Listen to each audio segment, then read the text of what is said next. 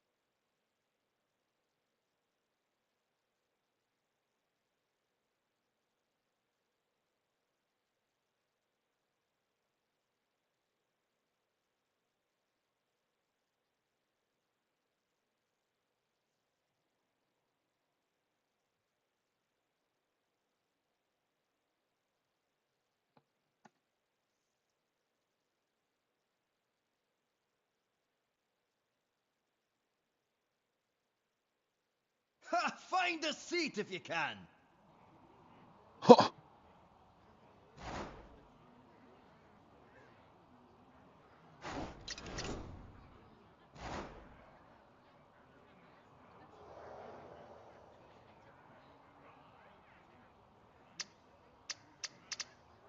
That's cool.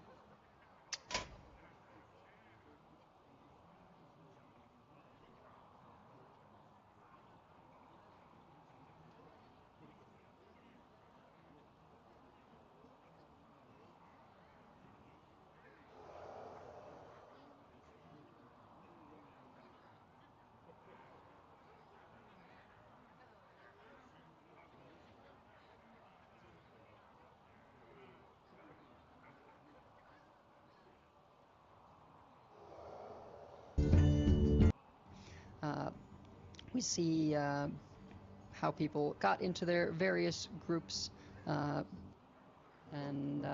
yeah, that could spell a rapid decline for Pocket with Shouty being on 40 health. Oh, and just in case, because we were talking about the fancy things we've got, we do have the ceaseless tracker on the right on the screen, as you can see, as cards are being played, drawn, and so on and so on. The reason Pockets doesn't match is because he got it from Wand, which has a extra reduction, just in case anyone was confused. Thought I'd just throw that one out there. Do see quest completion though, of course, from Shouty, and this is where the game starts to accelerate quite dramatically. Yeah, Sulfuras in particular can do that, but I mean, having access to Ancient of Yore to accelerate draw, pretty big deal. Devil Sore Mask is interesting.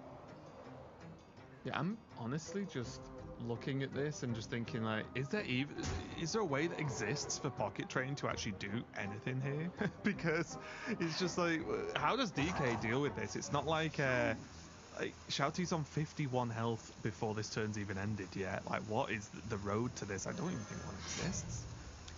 Yeah, I mean, it certainly seems like we may be in Kobold territory pretty soon. Yeah, Pocket. It's like, well, what am I supposed to do about that? Ceaseless. You know, cheap enough to be used this turn. Although if you Kobold first, you don't get to Ceaseless. Who needs Ceaseless? We don't need it where we're going.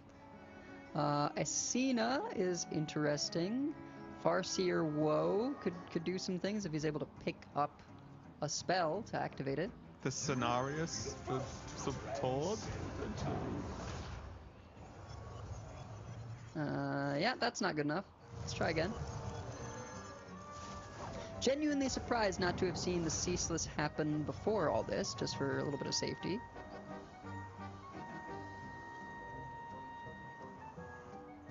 I guess the problem is it still costs mana, right? Yeah. So it's less safe because there's a weapon equipped. So if you didn't really get too much, the hero power and the weapon could become problematic depending on what the mana cost would be.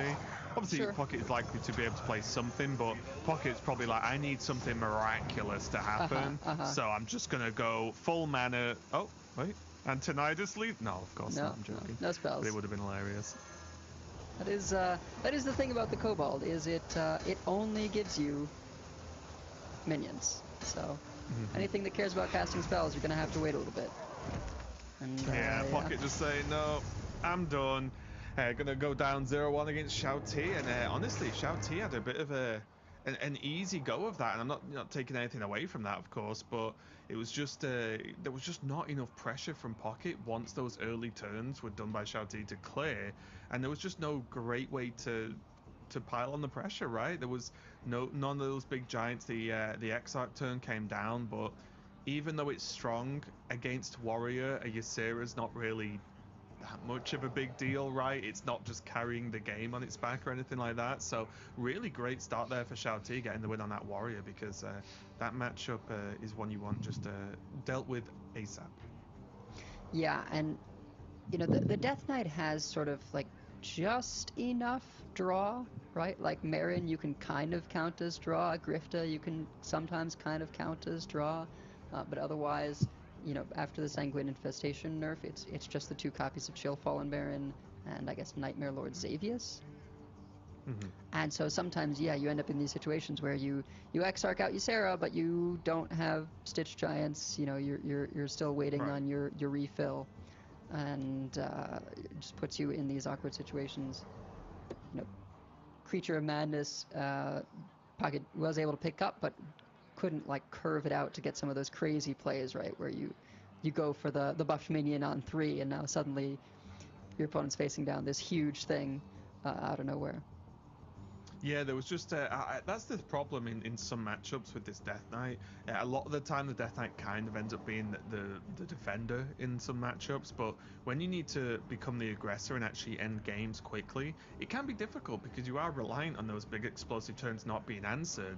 And I do think this Quest Warrior is built in such a way that you often have just about enough answers to get you there, right? I feel it feels very honed down to the perfect deck list, almost, you know, close enough, where you've got just the right amount of removal, because you've never got tons of it normally. It's not normally an extra line around, but the shield slams, the brawls, and then the invaders are often like enough to get there, right? And that because you've got that end game plan as Warrior to be able to actually finish out the game, so you don't need the infinite removal. We are going to be jumping very quickly into game number 2, though. Shao T jumping onto that Hunter, Pocket Train now onto the Dragon Warrior. Yeah, we'll have to see if he can get something going better for this deck. We have not had great performances out of it so far this weekend. But I suppose one potential way to snowball is going for double Pedal Peddler on the coin. Yeah, that's it. I'm not even remotely close to Pocket Train's level of play, but the only way I've had this deck work, the multiple times I've sat and done sessions testing it, is if you just go all in and snowball from like turn 1. There's a few different ways that can happen, right? There's a few different routes to do it, depending on your opening hand. But when I've been pushed off board as Dragon Warrior, in most matchups, it feels incredibly difficult to fight back on. Mm-hmm.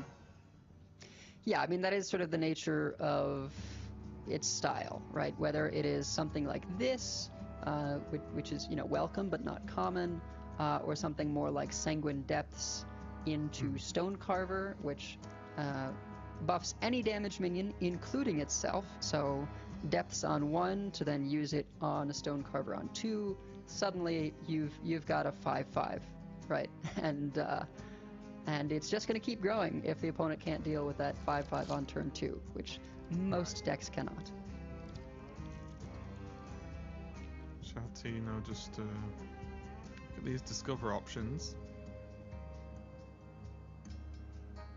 Already got an alien encounters.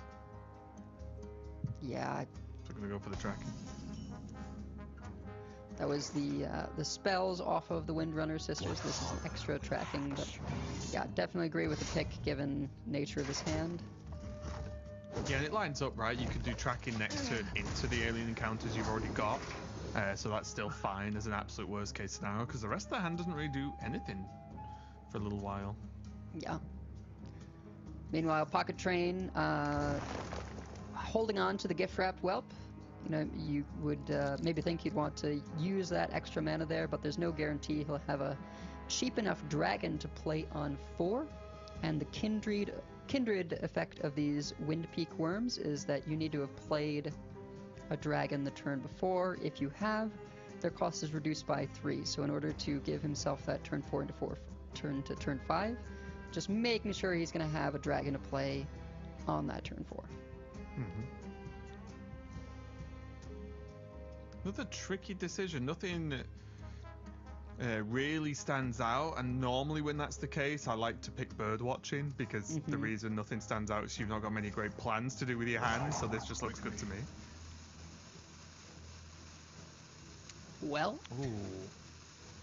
This is tricky as well, because Glacial Shard is just going to be useful, but also Grifter opens up some possibilities with like Steel, or even if it's just removal or heal potentially as well, depending on how that happens. Did end up going Rangari though. does have the Tidepool Pupil in hand. So, I don't hate this line, right? Figuring like, well, I've got a Rangari in hand, this buffs both of them. Next turn can really get some crazy value. Maybe even go for the alien encounters first. I'm not sure how full the pupil is.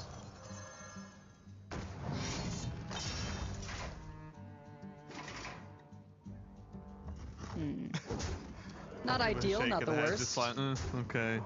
Yeah, just an absolutely just mid weapon. Still, though, Paladin, a ton of pressure on. He does have the 2 wind peaks.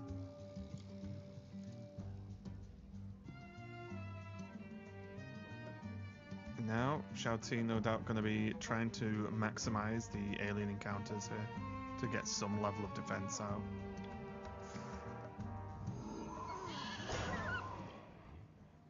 Yep, just gonna go ahead and get that in the pupil. Could now go for, double scout pupil to get even more alien encounters, but that is considerably all in.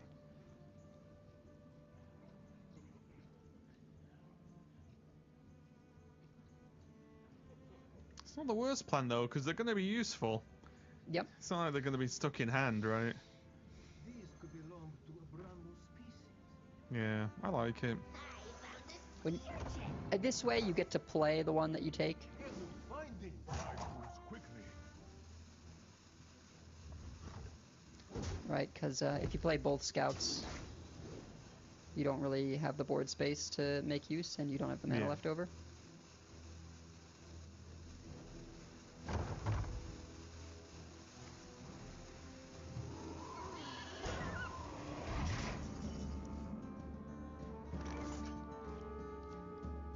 And this is where things start to get a little bit tricky, because it's just these encounters just soak so much damage. Like, the game would just be over, right, if there weren't taunts in the way. Yes. These are going to soak basically a turn's worth of damage, and then next turn Pocket's expecting more taunts plus the rest of a turn, right, for Shouty to start fighting back. And as I said, if you remove all the minions off the board of this kind of push, it is very difficult for the warrior to actually end the game. Now, Shouty is relatively low health on 16, so it's not like Shouty's got tons of health to play around with, but 16, I would argue, is enough to get the job done, right? As long as he can get these dragons off the board this turn. Yeah, Pocket was really hoping for, one more push, right, so that he could, if Shouty was at 10, then he could just chain Wind-Peaked Worm into Wind-Peak Worm. The only available healing for the Hunter, it comes from Grifta.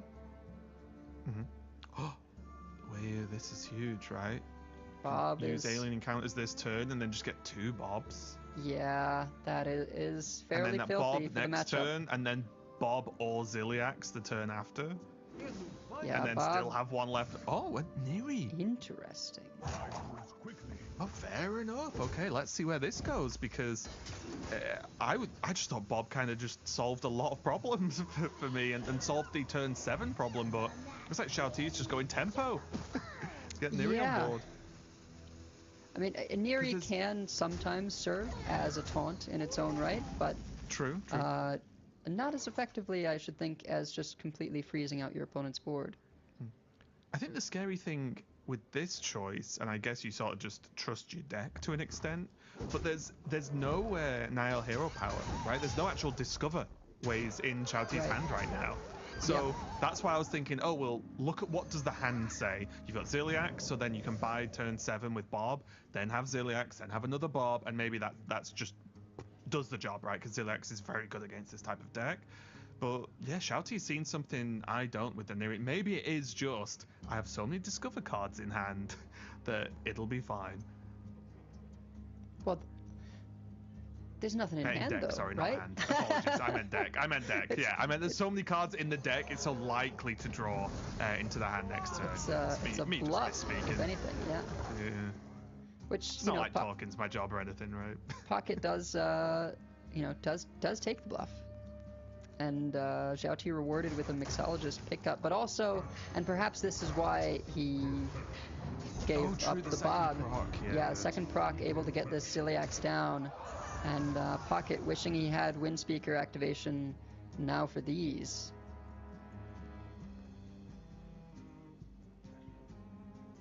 Is the advantage to Xiaoti having sort of the slower Discover Hunter list here?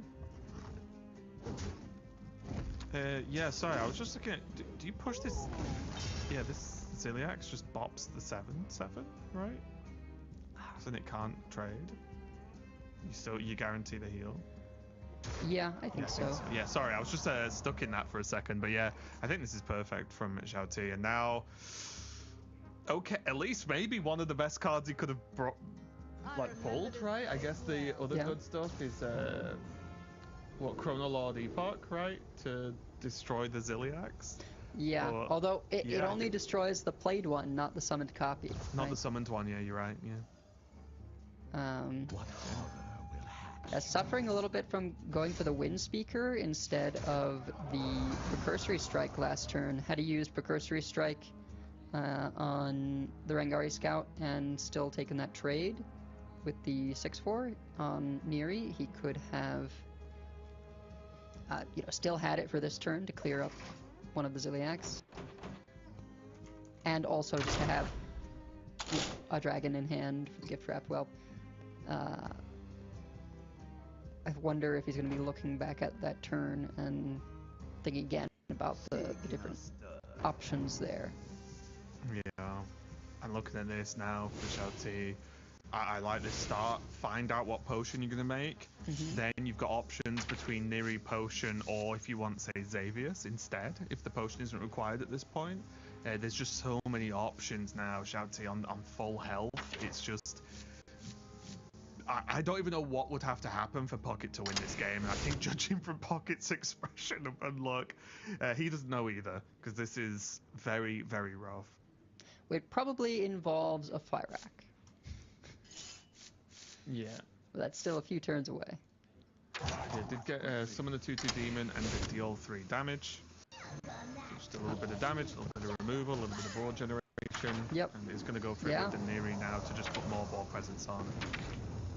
Yeah, Xiaoti really, just settling into control here, even trading with the Ziliax. Well, that's it, right? If the Dragon Warrior doesn't have any minions at the start of their turn on board to attack, there is very little they can actually do to you, right? Like, they're very limited in power level. So yeah, I really like this from Xiaoti. You can just sit back and just it sounds a bit silly, and we used to say this is a negative, but Xiaoti's game plan is to just not die at this point, because he'll just sort of eventually auto-win through sheer value. Yeah, however, still no... Oh, we'll see what this is. Okay, yeah, still no Niall, so there's no, guarantee of those continued discovers. We'll have another shot with Nightmare Lord Xavius.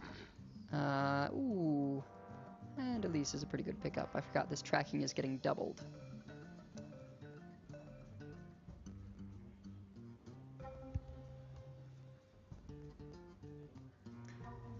Pocket did get pretty good pickups there, able to Ziliax next turn, and maybe follow up with summoning a copy of Stonecarver if you can get something damaged.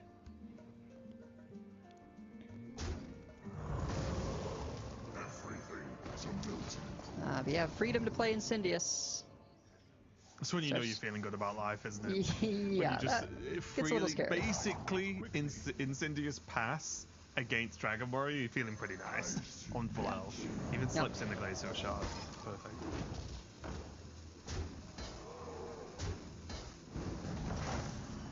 And this is what, Ziliax and a Dream at this point. There is going to be a Discover from the pickup there, next turn probably.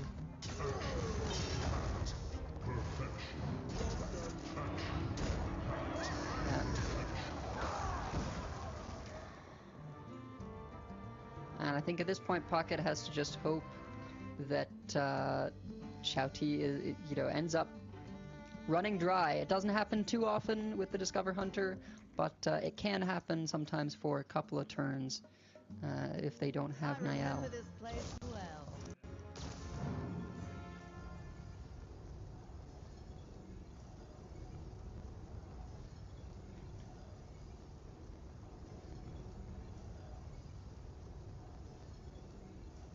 So my guess is Discover Spell, right? Shouty needs the value. Yeah. Discover plus I've been Raptors. tempted with Copy. I'm not gonna lie. Copy the Incendies. Get those Yep. eruptions even more upgraded. Yeah. Yeah, it's just tempting because it just feels powerful to do, right? Yeah, yeah. RC Rampage available here and playable. Spirit Bond allows a pretty nice, efficient clear, though. Yeah. And allows this to the Incendious not to have to go in, right? And just do it this way instead. Yep. So it retains a lot of the health, well, all of the health on the Incendious. Yep. I would guess Pocket will start with the either the Shadow Flame Suffusion or copying the Stone Carver. See what the discovered spell is. Proportions look good. Guard Duty is aboard in a box.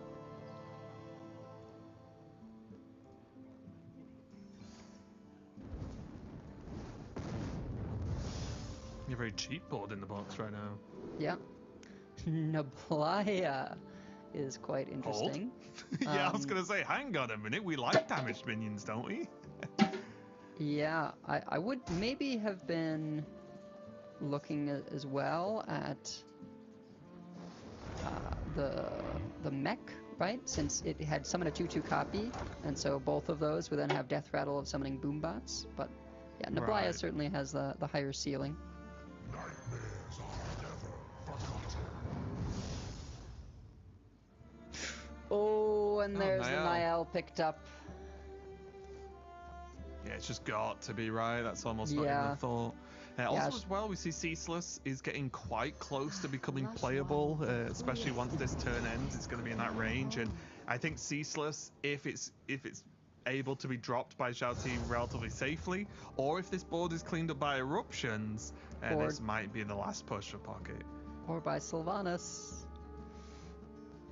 Yeah, is it 4 damage? I think it's 4. Yeah, there's still the +1/+1.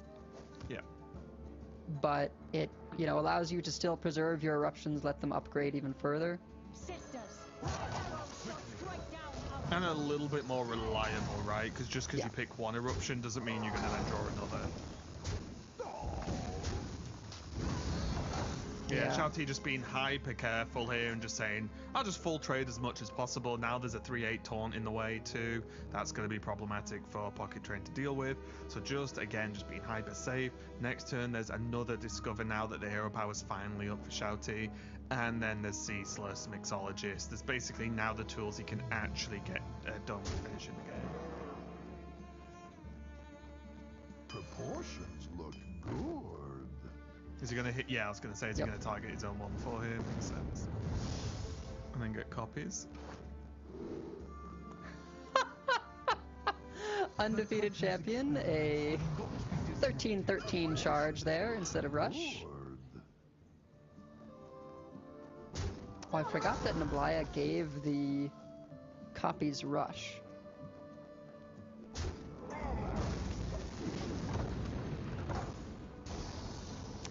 So yeah, well, there's one. Oh, there's 2. yeah. And Just Shouty too not at much. 13. Is it? It is summon a copy on this location, though. So, depending on what Shao Ti does here, if he's able to... Oh, never mind. That's just going to be lethal there with the Shaladra Cell. Yeah. Had Pocket made it to the next turn, there was a chance with the 13-13, summon a copy, right? And then the Stadium Announcer for a weapon. And Yeah, that was discovered a little bit spell. scary. I imagine if this wasn't a lethal turn, the Glacial Shard probably comes down onto Pocket there, but still a very tricky one there. I do think Shao Ti played that very well. I think he quickly got to the point of, okay, just stabilize. Most of that game was without Niall's hero power too. Yeah. So that was a bit of a tricky one to handle throughout some of those turns, but Shao Ti did it, and now it's currently leading 2-0, and Pocket needs something to start going right. I think that game wasn't bad at all. It's just that it's tough when Hunter has access to some of those tools, mainly when we saw the taunt wall come up, right, is the big problem, because then suddenly Pocket needs to take turns off just smacking through these taunts over and over again, and that's really what gave Shao Ti the time. Yeah, and then Shao Ti only has the Cycle Rogue remaining, which, of decks to have to win against 3 times, Rogue is not where I would want to be up against. Yeah, it's a little bit tricky, although it did happen yesterday, right? Yeah. On the last match of the day, and Kuro had just Rogue left and actually got reverse swept, which was a pretty crazy matchup. Both players doing very, very well. Recommend watching the VOD after today's stream, of course, if you're going to be awake for that many hours.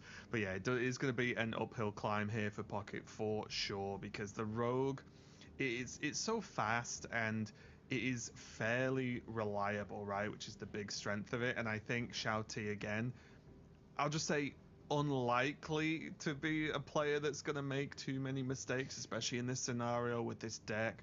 This type of rogue isn't really a new archetype. It's not like there was anything that new to learn recently or anything like that. It's kind of the players that have played rogue, and pretty much most of the pro players, just have this sort of stuff just locked into their mind at this point, right? They know the matchups, they know what they need to do. Let's see who can get it done for this game. Game number 3, Shao Ti going to be on that rogue, all he has left. Pocket gonna stick with the warrior for now. Yeah, gonna be looking for as snowbally a curve as possible. Even throwing away the Elise just to get that Pedal Peddler on something else early. Rock number 802, welcome to the collection. Looking pretty good. Does have access to Eat the Imp, although Pocket Train does have multiple options to counter this 2-1 with a free Eat the Imp available. And I think the coin play here, I think, is demonstrative of just how important the early game is for this warrior. It would be easy enough to go Sanguine Depths into Pedal Peddler, but there's just not really time, right? You want to get all these things down as quickly as possible and hope that your top decks reward you. Well, there's this decent curve here for Pocket. Not the ultimate curve, of course, but pretty good, especially with the weapon backing up. And we can see Shao Ti has a whole lot of nothing. It's going to be the forbidden button press of the hero power this turn, I imagine. Yeah, no matter what, it was important to kill that 2-1 on turn 1, right? Yep. Or else Eat the Imp would come out and it'd be a whole different ballgame.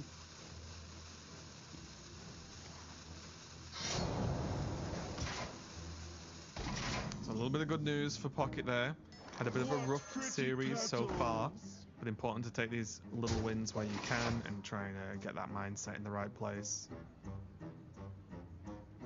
Oh, Shao Ti. Whole lot of nothing to do. No. Poke him in the face and then press the button again. Yeah. That's what's tricky. You can't even...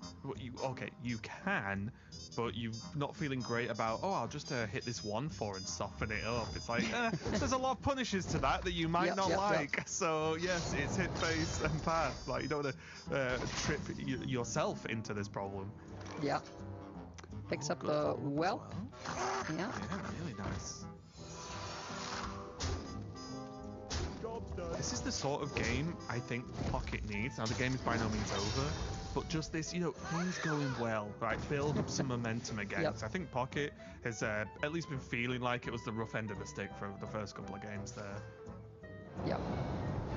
Shouty says, I don't really want to discard that, but I do sort of want to eat a minion this turn. Rewarded picking up the Wisp as a target for Eat the Imp, and now full board of with double Phoenix. Yeah, and that's regardless of what's drawn, right? There's still chance of ENG shenanigans. This is where Shouty's like, look, I just daggered you twice.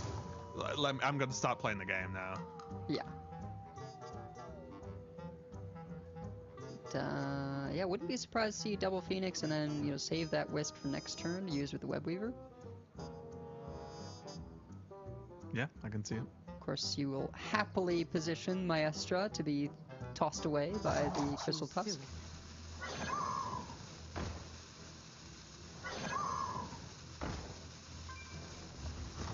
Yeah, this makes sense, right? Turn sort of.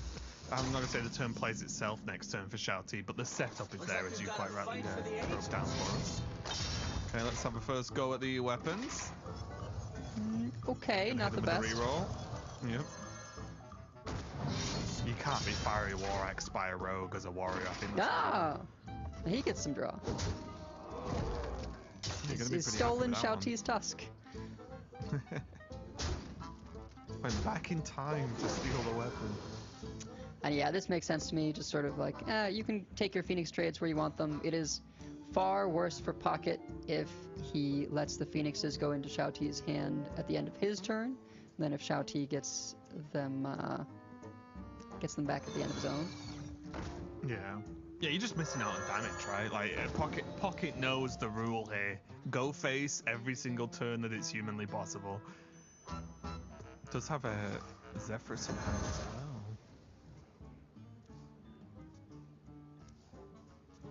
But we've already seen some pretty incredible EMGs this game. This tournament so far. They can really change the state of the game quite easily, but Shouty does have to get them cheap enough, which is a little bit easier said than done at the moment. Yeah, coming up, Pocket able to get some face damage into hand with the Dream Planner Zephyrus, and I'm not positive, but I do feel like of decks that Chrono Lord Epoch can be good against, barring EMG turns, of course, the Rogue is the one that sort of plays the most minions straight up from hand in a turn. And so I could see instances where they do a big Web Weaver turn and you just Chrono Lord Epoch and clear it all.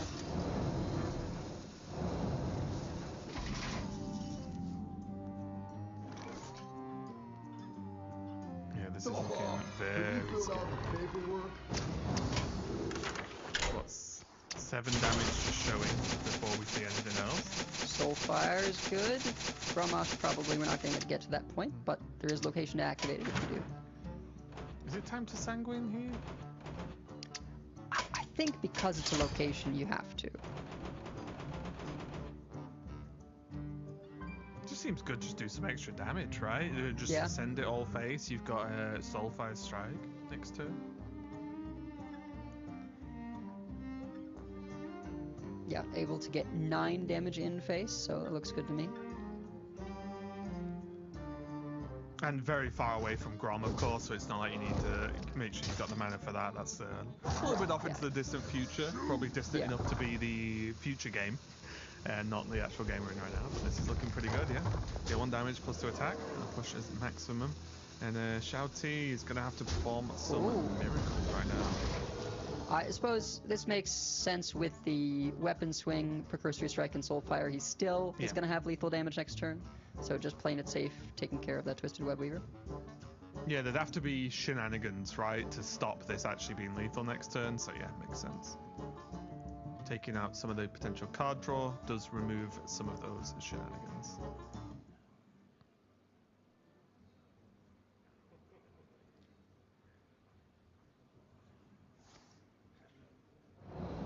What happened to the announcers? Is this actually live? Shouty is going to have to pull something out the bag here. Yeah, it might just be a scenario where it's just out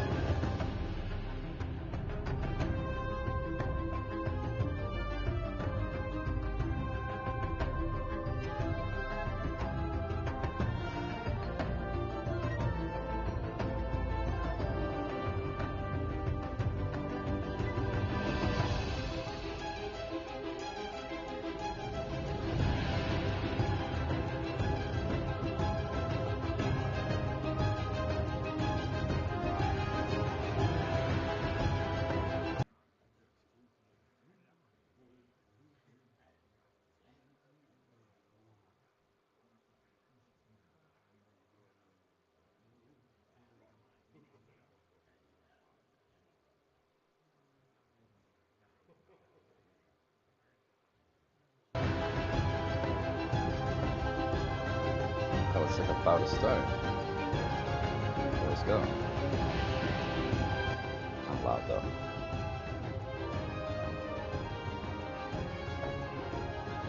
Demon Hunter, 1 main archetype. Paladin, 1 main archetype. Shaman, 1 main archetype. Warrior, 2. Mage, I still say 1. Death Knight, I think the Stegodon is the best. Priest doesn't really exist, but Protoss would be the one. Say Discover Hunter is the archetype. The Warlock, it's Rafam, which is 1. It's basically this Ashara taunt thing, though it's not completely clear what the build is supposed to be. Rogue, it's Cycle Rogue, I would say, is the good deck. I think that covers all the classes. 14 Hearthstone World Champion! For one whole year will call himself the best. Kaka will be your 2015 Hearthstone World Champion. Pavel is your 2016 Hearthstone World Champion. Tom 60229 is the 2017 Hearthstone World Champion. And Hunter Ace becomes your new Hearthstone World Champion. Lion becomes the first woman to reach the pinnacle, your 2019 BlizzCon champion. Glory from Japan is your 2020 Hearthstone World Champion. There, Possessi is your 2021 Hearthstone Grandmasters World Champion. World Champion of Hearthstone could be the best player of all time. Through 2023 for Pocket Train and the most deserving of Hearthstone World Champions. To Damn, no one's ever won our twice. 2024 Hearthstone World Champion. This is why we cast Hearthstone.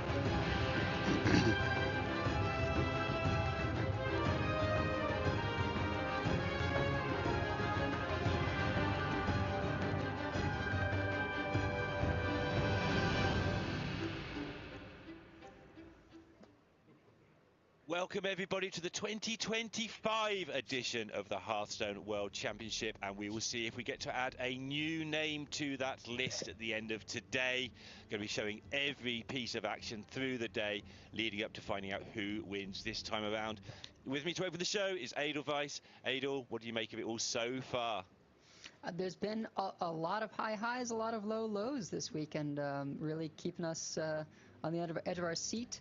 And I feel like this is really the APAC and China tournament, right? We see 6 out of the 8 top 8 players come from either APAC or China. Inkuro and Philfeel are the sole EU players remaining.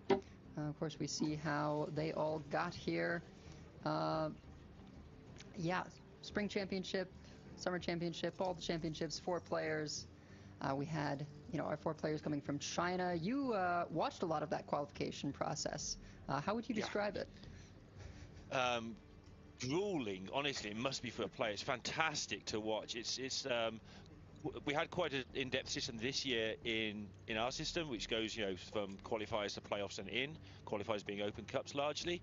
The Chinese system, they start off right at the bottom of the pyramid and just work their way up slowly but surely through all these different levels. Some of the first lower down levels are sort of invites as well, some qualifications, that's some points going to that, and by the end of it, you're still playing a group of 6 and you play all just to get into the top 8, and then how you do in that group depends who you play in the top 8. You get to choose your opponent and stuff like that. It was amazing to watch. It was fantastic, and I think at the end of it all, Banterface in particular, who watched even more than I did, was saying that I think Rekvam agreed the best 4 players from China did come through that system, and it's shown 3 of them have made it the top 8 here. Yeah, curious enough, the first place player is the one who has not made it into the top 8, but of course, Conquest as usual. Players will be bringing 4 decks of unique classes. You get to ban one of your opponent's deck, and you cannot win with the same deck twice. This is the prize pool they're all playing for, but if we're honest, it's probably that title that's on everyone's mind. I'm sure they'll like the mix of the two. I know we love to say that, they're playing for the title. I'm sure that is largely true. But $100,000, Sure, I wouldn't mind that as well. That's a large chunk of money to take home for a year's Hearthstone playing. So good luck to everybody concerned. There's the schedule, which is a bit late. I guess if you want to watch the VODs, this is important. Go back to Thursday, rewind all the way back there, have a look at these matches if you want to. But I would stay here and watch the live matches and see who's going to be the world champion. As you can probably tell, I am hyped for this top 8. It is absolutely stacked. Edelweiss, anyone stand out for you in that lineup? It's such a stacked lineup. Just on, sort of the past couple days of competition, right? Definition and Lovestorm, I feel like had sort of the smoothest journey into this top 8. Of course, there were 2 other people who made it out of groups, no problem, but I feel like they had 3 O's. Yep. Definition was 3-1-3-0, but yeah, near enough. Near enough.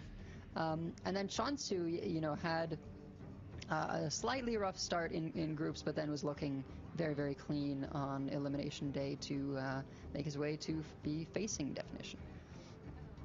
Well, this is awkward because the 4 players I would highlight are none of your 3, so we've got a good chance. Nkuru, for me, has looked like the best player in the tournament. I know he did lose a match, but it was a really tight affair against Maxibon. Yanming is the defending champion. You can't say much better than that. Shouty was my pick before the tournament started, though I would shift to Nkuru if I could right now. And it's the longest day of the year in the Southern Hemisphere, and what better for Maxibon than to spend that day winning the longest Hearthstone tournament he'll ever have played, a year-long series of matches to try and become the world champion.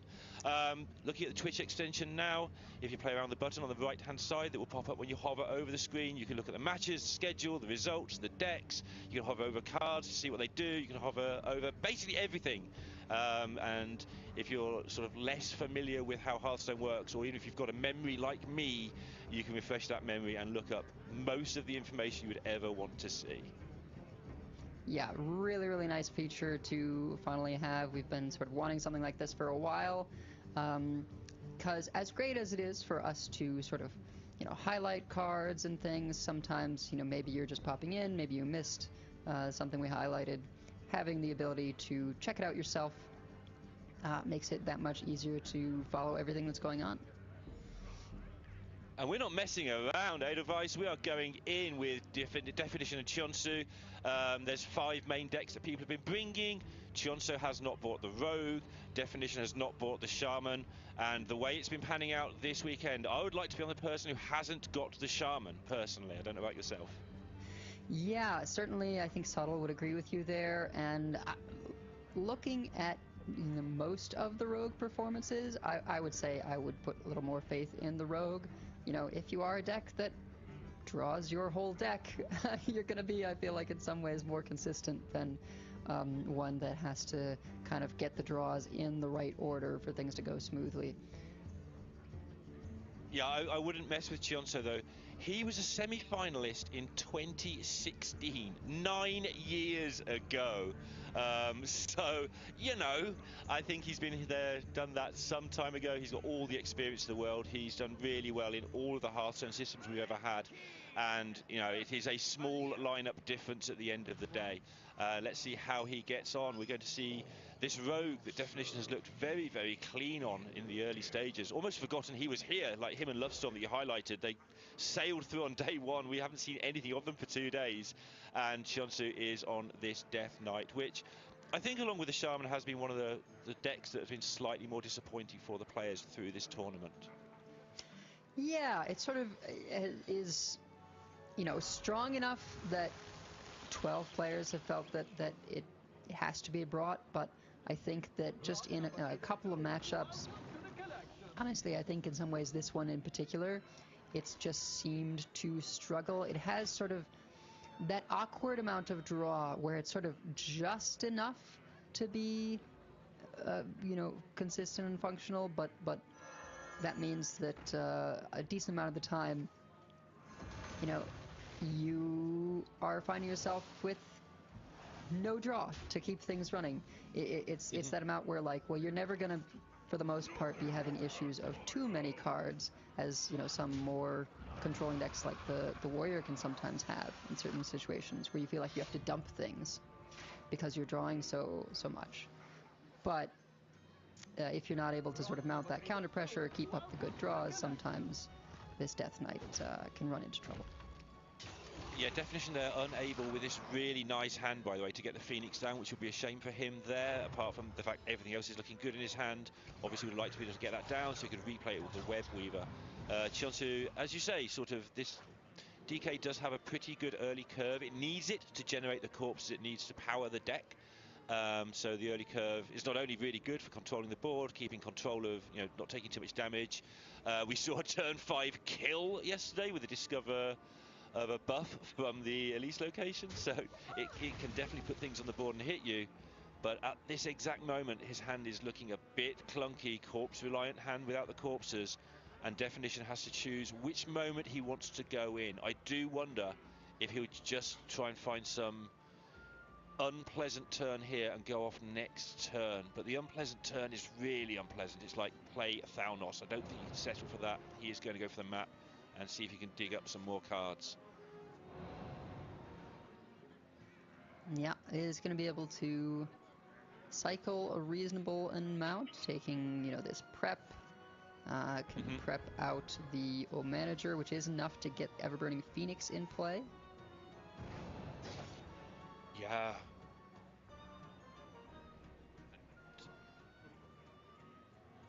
Has to stop and think, just count how many cards he has drawn this turn. I think the number is 6 or 7, which means if he does swing here and hits the MG, I think he can play it because he's got that coin. Yeah, it does Haven't petered out. whiff on the EMG, but yeah, I understand wanting to be able to clear up Xavius there, and he's going to be thinking about a Web Weaver turn next turn, so getting a little information on what minions, what plays they'll have access to be able to do that. Ooh. And yeah, just sort of throwing out the Web Weaver to be dealt with. Got to get this new Tusk equipped and hope that something better comes off the next two, because next turn is spoken for with Coin Insidious. Yeah, he's got the Coin Insidious, which is what we're looking at quite often in this deck. Again, just to reiterate, we have said this a lot over the course of the tournament. For those of you who have just joined in for the finals, I understand that. Some people like to do that. You want all your eruptions to go off first, clear the way for your asteroids to hit the face. That's not always possible, but in this situation where you've got everything set up so nicely, Definition does have a very good chance of just going through those motions. But first he would have a look to see if he can get an EMG down, get some extra chip damage. The DK is on 33, but as that draw step sort of peters out, he does just go for the old Incendious, leave it there, make them clear it up, and then see what he can do next turn. Yeah, and meanwhile, Chionsu, I thought it was interesting. The Xavius pick earlier went for Ziliax with extra Battle Cry, right, which can present a pretty significant board. Felt a little optimistic to me, as we've seen a lot of these rogue games kind of be decided well before Ziliax would be able to come down. But this has been a slower start from Definition, so maybe a bit of a combination of that and a hope of, hitting an Exarch Maladar or something later on. Maybe Chionsu is figuring, okay, maybe I take some damage, but then there's a board that I need to deal with while healing up, and then he'd have the opportunity to have that big game-ending swing with the Ziliax. Yeah, the reason this has been a bit slow for the Rogue has been he sort of got, I want to say baited, but it's not that because it was probably correct, into the good card draw he got very early on, leading to more good card draw, made him have a look for the EMG early. And when you miss, you burn a lot of card draw, you then do have to take a turn or two often to recover that, get a new weapon in play, that sort of thing. And so he has ended up being just a little bit slower in the, the turns 4, 5, 6. But not the next one. And now he's making up for that lost time, and hopefully for him drawing through a lot more stuff. Yeah, has to use the Shadow Step on Platasaur there, just to kind of keep the draws running. This is not a spot the Rogue wants to be in. Usually you have so many instances of draw 3 that you don't have to rely on that line. and you want to save the Shadow Step for Moonstone Mauler, but decent size board here. No eruptions though means that 8/8 sticks around, and Chonsu, if he can like clear while pushing, that counter pressure could really mount up. Yeah, I mean, it is doing, right? We can see 11 on board. The Leech can, if it was one off lethal, you can make the Leech go face by being the last point of damage. So there's plenty there, but it needs to be more than plenty. There's a very good chance from where he's sat, we can see it's not quite that clear cut, that he's dead next turn. Mm-hmm. Yeah, it's that tough spot. If I have an 8/8, my opponent's at 20, I really, really want to set up a 2-turn. But, yeah, so many things on board. Throw a wrench into those plans. Chillfall Baron coming out. Another unplayable card. Looking like just Hero Power and Vested Breath. Yeah, do you want to take 14, leave your opponent requiring 20 to win, or do you want to set up a lethally, make your opponent beat you? It's often a tough call to make. Oh, you have to wince watching that 8/8 go into a 3/6. Surely that makes any Hearthstone player's eye water, I think, there. It has to be done, though, right? It's so frequently, you know, if you are in this dominant position that Chonsu is in terms of having these leeches going, right, up to 36, I suppose 34 with you factor in the 2 minions that can swing. It's just important to try and get out of range. Has already seen one Shadow Step used, here a second Shadow Step used. That reduces significantly the damage that can be done. Thalnos, I think, Thalnos was shuffled away, I believe, actually. Yeah, he really, really needed to hit card draw from that Shadow Step Platinum just to get this rolling again, and he has hit it. So he did manage to get rolling again. Chonsu won't be killing him next turn. The location is a small one. Just show you what that is right now. That's the location that is in play. So the Discover might be handy. See what he hits with that.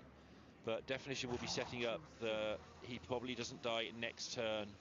Maybe considering playing the Maestra down here.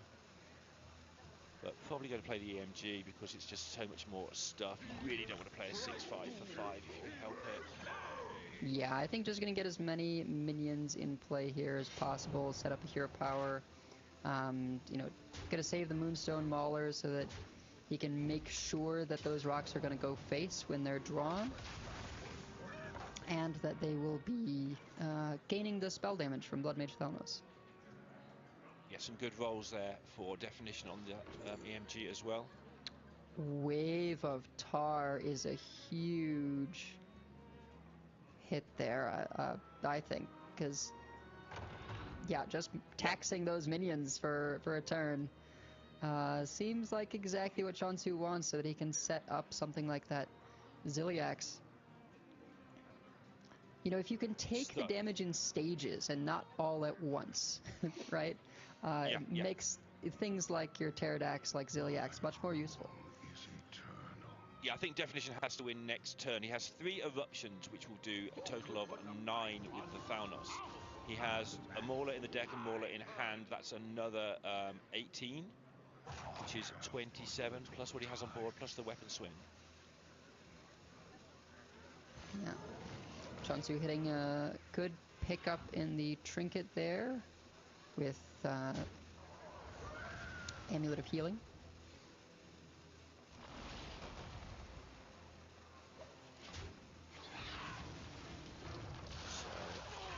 Ordering absolutely crucial, but he won't be able to play all of the Maulers probably. And with only 27 damage left in the deck plus the weapon swing, there's no O manager, so a total of 28 available. He's going to need something on the board, and with that he decides to go for the Maestra and say, okay, I can't win with the damage left in deck, I have to find something else.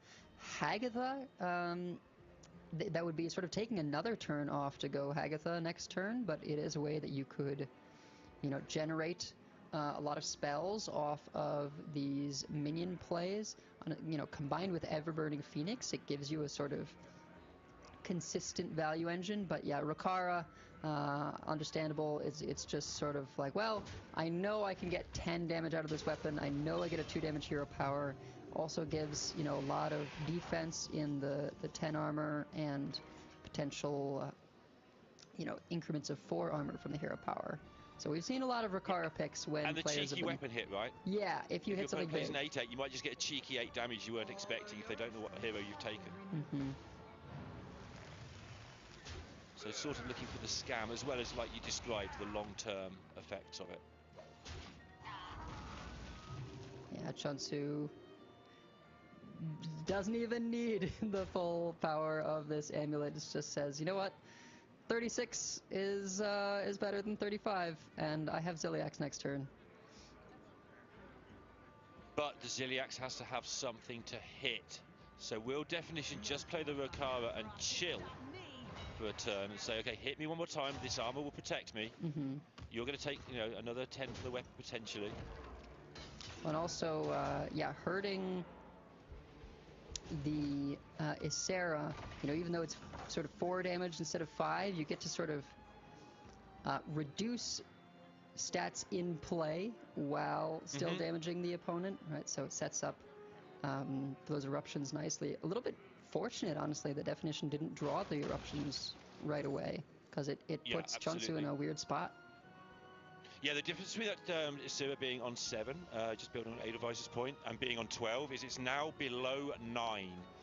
Those eruptions, if he doesn't draw one off the top, will do 9 with the Thalnos. There are 3 eruptions and 1 Mauler, so he's likely to draw 1 or 2 of them first. But in the world where he's going to win this, he's going to need a little bit of luck. So he's setting up that to take as little asteroid damage as possible after the eruptions hit it. And at the end of the day, let's say he hits 2 eruptions, they do 4. You play your Thanos, you draw your last cards. That's another 3. That clears that out of the way. Then you play your asteroids. Then you eat the imp and eat it into all those asteroids you put in your deck. That still is 27. Everyone he draws off the top will lower that by 1 because he won't have a Thanos in play. 5 from the weapon. It is going to be close. Oh. Not so close now. Interesting. A little bit surprised to see the Ziliax just come down here, but I guess it's the best way that Chunsu can soak. But there's It's the last turn, yeah. They're gonna take a lot from the eruption, so you know, it leaves you with 6 ones, but he lost them all. He needed to get the Thanos down before drawing the Mauler so that he could clear this board with eruptions, and now basically he can't win in any real world. He needed the eruption to do, one of the eruptions to do 3 to clear these up.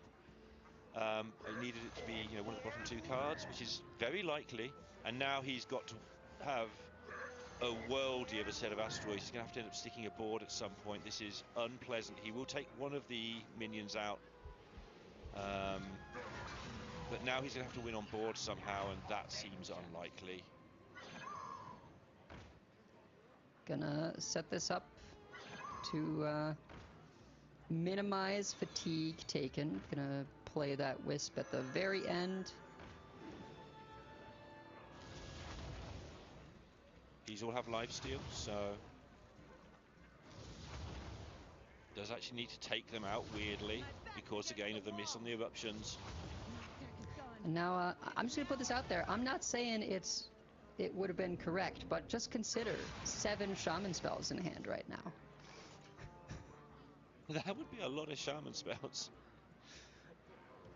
But Corpse Explosion ends the game, I'm pretty sure. Don't see any way back from it. He's actually just making sure he hasn't got a lethal immediately rather than the Corpse Explosion. Because there's worlds where you can play Maladar into Shaladrasil, into Awakens, your opponent's fatiguing as well. Maybe he's added that up. Maybe this is Awakens, Hero Power, Nightmare. The opponent takes things and gives up. Definitely sees the lethal. Chunsu sees the lethal and takes a 1-0 lead to build on the amazing day he had yesterday. I do think that, you know, with some of the things that have happened this weekend, I would not have pressed that concede button quite so quickly. Same. You know, there's a 14-12 in the pool of minions there for Chunsu. I guess maybe it was high enough that even 14 damage wouldn't have been enough. You know, you can get up to 16 with the hero power hit, but you know, just maybe let it pan out. Just see. Yeah, I must admit, it's a little bit of a meme, but yeah, also, yeah, let's just see it's the World Championships. But he was so far behind. I think he needed so many. I think Chionso could have let the cat play that turn for a turn or two and probably would still have won the game. But yeah, takes that early 1-0 lead to settle down. Not that Chionso needs settling down. He's just seen this so many times now. But yeah, getting the DK, which has been one of the worst performing decks in the tournament, you know, for everybody, out of there. He gets to play some Hunter. He does have to play some Shaman, but Definition will be ruining the fact that he doesn't have a Hunter and Chionso does, I think, right now, because it's been banned. Yeah, every time we get to see a Hunter, it's sort of like, hang on, how did that happen? What what was the line here that we left Hunter up? Yeah, I mean, the Warrior with the 4 good deck lineup, if you like, the one without Shaman, the Warrior is pretty decent into that. It tends to beat the Rogue, it tends to beat your Death Knight. You don't want a 50-50 mirror if your other 2 aren't favoured, so I get it. But really, the Hunter deck is so powerful, and it is the powerful version. It's not the version with the Asira and such stuff that seems a little bit slower, a little bit less dangerous early on. It is the powerful version. I see you have a preference in your Discover Hunters here. Oh, I do, absolutely. So there's 2 versions. There's the version with Asira, Elise and stuff like that, which is much better built to go against Warriors, because the mana you get from the Asira allows you to save up loads of damage, and the Warrior can't really get away from you like you can the 10 mana version. But you do pay for it in early games. Sometimes you just get run over a little bit. So yeah, it is a preference, but in terms of these matchups, I think I would rather have the slightly more aggressive version. There's a lot of lip service paid to both versions. Like they both play Incendious now. I think both players in their Hunters in this match are playing Bob as well, which is sort of always makes me wonder, well, why don't you go the whole hog and play an Elise then? You're nearly there. You might as well carry on. But yeah, it is a slightly quicker version for the early game.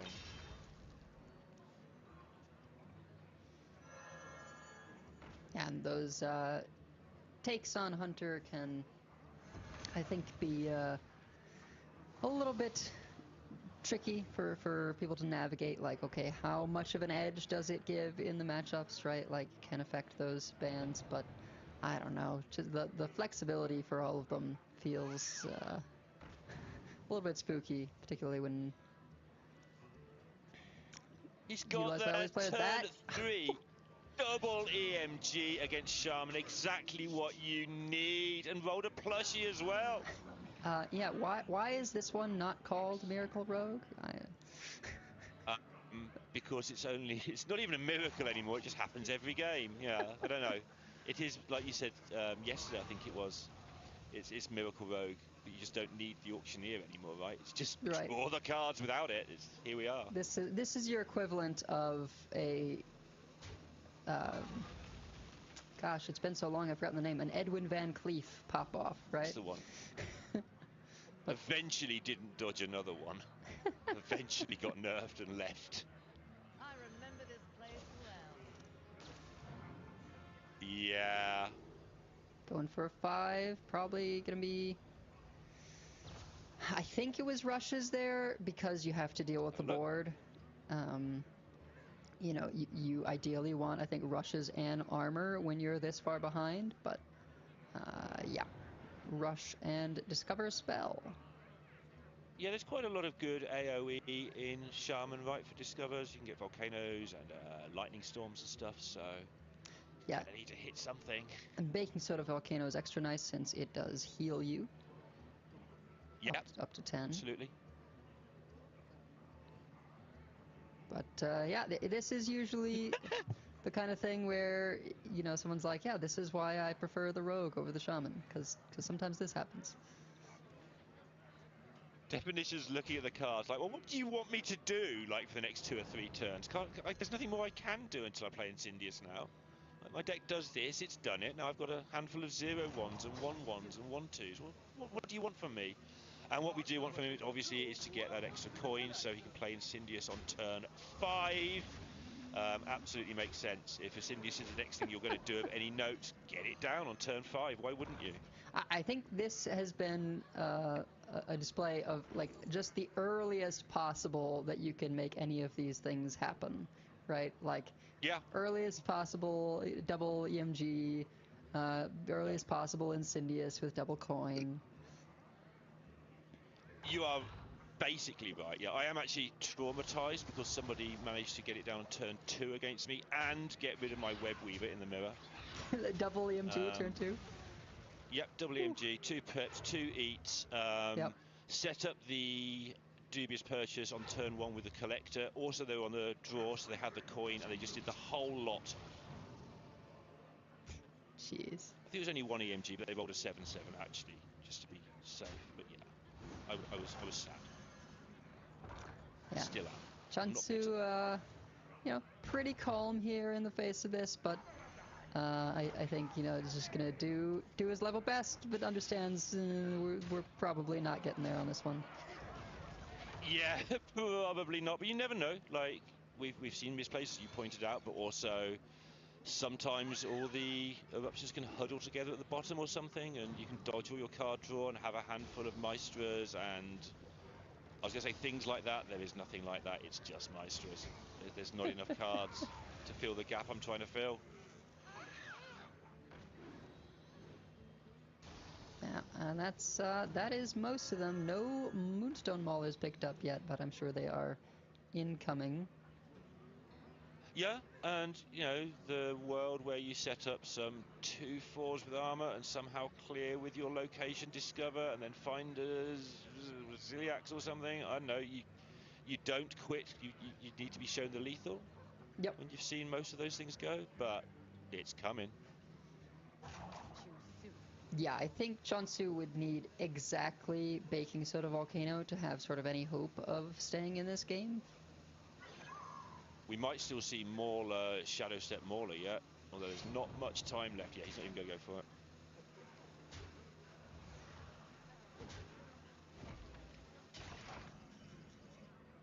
Some mana short, I think, for doing that. No healing.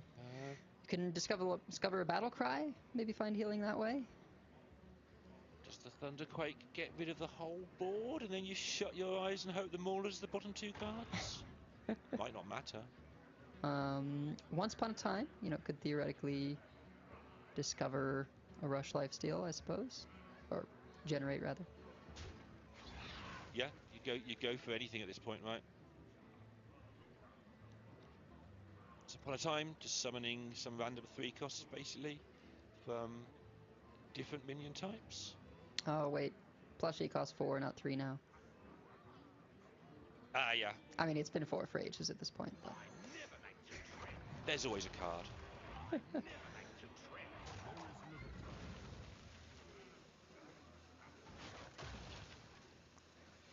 I guess the thing going for Chonsu in this moment is that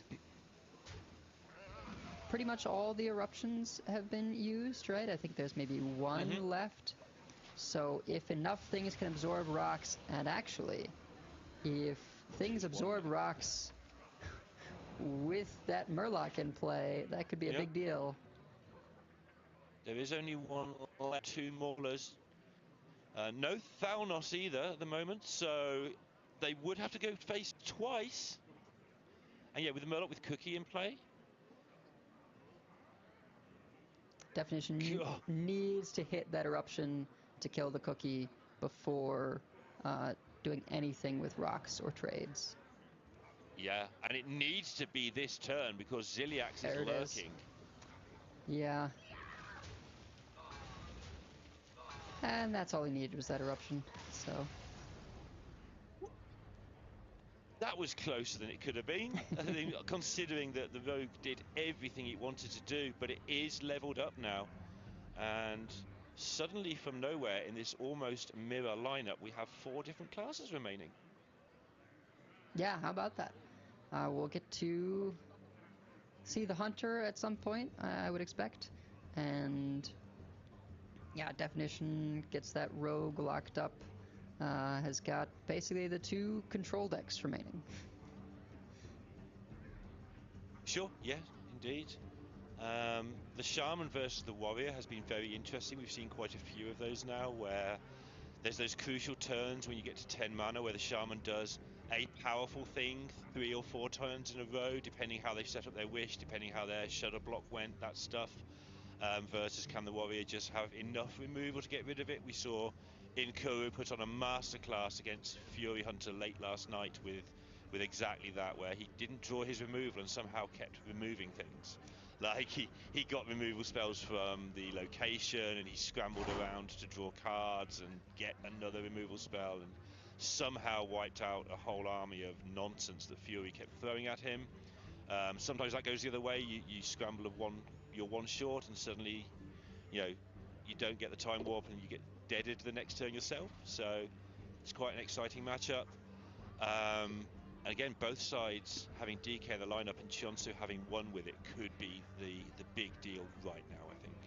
Yeah, I mean, I called DK a control deck, but it has just got sort of the one Corpse Explosion, relies on rush minions in Pterodax, Dreadhound Handler, and sort of other discovered things to kind of keep up that controlling element. Leeches, I think, really are just such a potent part of that package, being able to remove while gaining you life.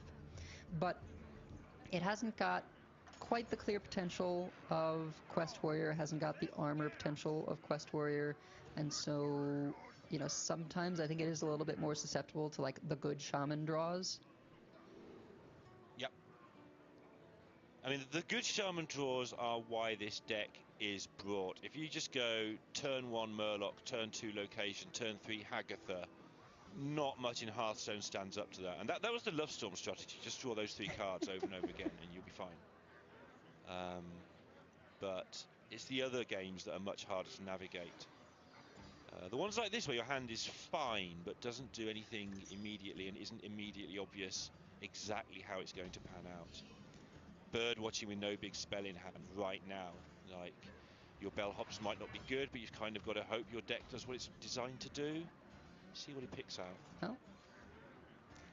There we go. Oh, gotta take the Hagatha. Yep. It's the name of the deck. It is.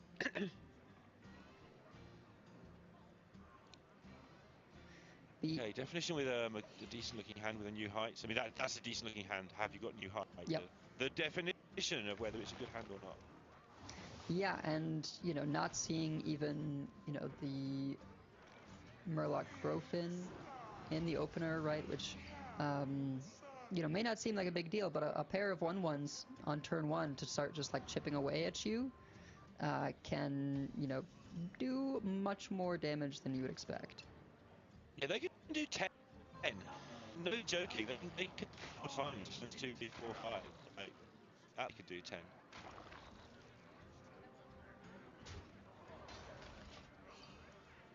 And Chonsu has the very powerful turn 5 of, Fairy Tale Slime with Frosty Decor. Yeah. We've seen Warriors struggle to get their Ancients down early in this matchup as well because they're under so much pressure, and Definition's been able to take a turn off to do that, which is a big deal for him. Oh, and going for the high risk, high reward, but well, I guess not really high risk, just do you have it? And if not, yeah. High reward play of Muradin.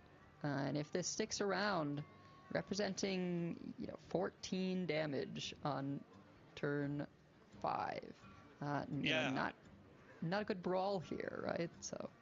No, it's a great board to present to a Warrior. They need Shield Slam really here. Because all the other stuff is, like you say, brawl. Well, we're having to do this, but don't want to brawl here because there's a good chance it just doesn't win. And 1 in 4. Obviously the 3/5 not useful against a 7/7. Okay, yeah. If you lose that 1 in 4, it's potential you're just losing on the spot. Chonsu is going to burn a Furious Fowls, but you're somewhat okay with that. A little surprised to see this Wish Upon a Star just get turboed out there. No Shudder block in hand, right? So it's now or never in a way, or now or wait and hope. So it is a 9/10 in its own right. So I like it. I think it's unfortunate you'd rather have the shutter block, but you haven't got the shutter block, so. Yeah, I guess I just am used to more like, trying to get that board set up with things that summon, right? Maybe you play the slime that makes the Frosty Decor. Maybe you wait until you can play the Growfin on the same turn, so you get the buff on both the front end and the back end there. I imagine his thought process was, oh, Definition just had to brawl my king, so didn't necessarily have a good position to get rid of a big minion, so here's another one. Let's see what you can do now. And to his credit, I mean, Great Draco Rex is a nightmare for this deck, right? And the board that he made was not very good to Draco Rex into. The fact that Definition did it anyway, I think, kind of tells Chonsu that, okay, he's really not got a lot going on, in terms of clearing big minions. So ability to not sort of fall into that trap of making a board that's perfect for Draco Rex to attack into, and is going to be able to clear it up pretty nicely. Yeah, absolutely. Just trying to work out how hard he wants to go here. Obviously, he can get 9 in the face, but it's how much does he want to put out there? And he's decided, you know what? I'm going to put it all out there because this is a Ziliak's turn coming up, and this board is not going to be. It's almost going to be not impacted at all by Ziliax. We're taking armor off you, not health. I don't care. Yeah, that's one of the sort of weird things about Ziliax for the warrior is like the sheer amount of armor gain means that very frequently it's used just for the rush divine sealed, and the lifesteal doesn't always come into play. Yeah, this might be one of those weird turns. I'm not saying it is because I haven't looked at the rest of the options. It's probably a brawl. Sometimes the turn is Ziliax, your go. Not even attack with it, just leave it there. Does look like a brawlable board, but you know there's more coming. This is where that wish has come in handy, right? It's not the great, a massive wish that puts things in, but it has put your minions just out of the range of Ziliax and Draco X and those cards. So it was enough to put that little bit of elevation on the health totals, and the power that they're representing is a lot. Yeah, just having to throw out the brawl. Hope that something smaller wins. Kinda doesn't. Nope, that's still 9 damage.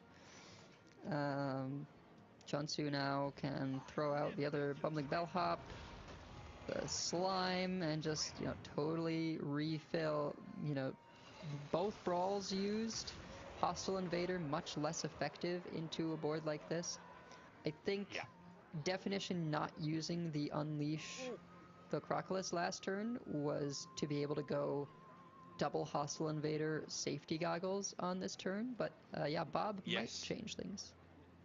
Yeah, that's a good spot with the invaders. That's a lot of removal. It does 8, right? So that's perfect here. Let's do that. Save the Bob for the next emergency, which you know is around the corner with the Growfins. And each time you tick off one of those turns, that quest is getting nearer and nearer. That Ceaseless is ticking down. You've just got to hang in there and see if you can get there.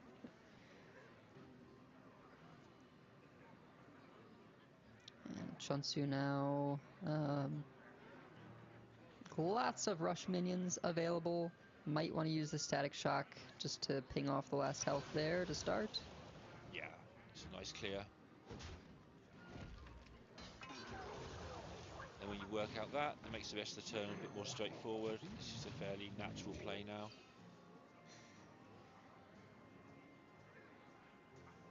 Definition trying to work his way towards that Ceaseless being playable. A lot of times that is the point where you've turned a corner, is when you're able to drop the Ceaseless safety. And for now, just has to get the Ziliax down, probably clear up the smaller minions, and then try and block out the others. Yeah, if he decides to attack at all again. Yep. Plenty of options here for him. Yeah, I think Chuansu and We do. perhaps most of the Shaman players, I don't think have Hex here. Haven't Yeah. seen one, doesn't mean No there isn't one, Hex. but Yeah. Definition is at the point now where he's going to get to play Bob Elise on the same turn, possibly Right. look for a 10 to buff them the turn after, or to do some good stuff, and then obviously he will get a chance to quest reward on top of that around that time. Yeah, he does take down one of the bigger minions. Yeah, Shutter Rely Block. on 4/5s being smaller than 6/5s. Yeah, not not great trades here unless Chuansu wants to use Furious Fowls or his own Ziliax, which is a common response. There we go. We've seen it so many times. Yeah. Makes sense. And yeah, definition now. I think you put it correctly. It's gonna Bob Elise or Bob Latorvius. My guess would be Elise for a 10. Yeah, could look for a 5. The fact he's playing it first means he might be looking for a 5 to play alongside the quest reward next turn. He's gone for the 10. Yeah, and my best guess would be Raptors.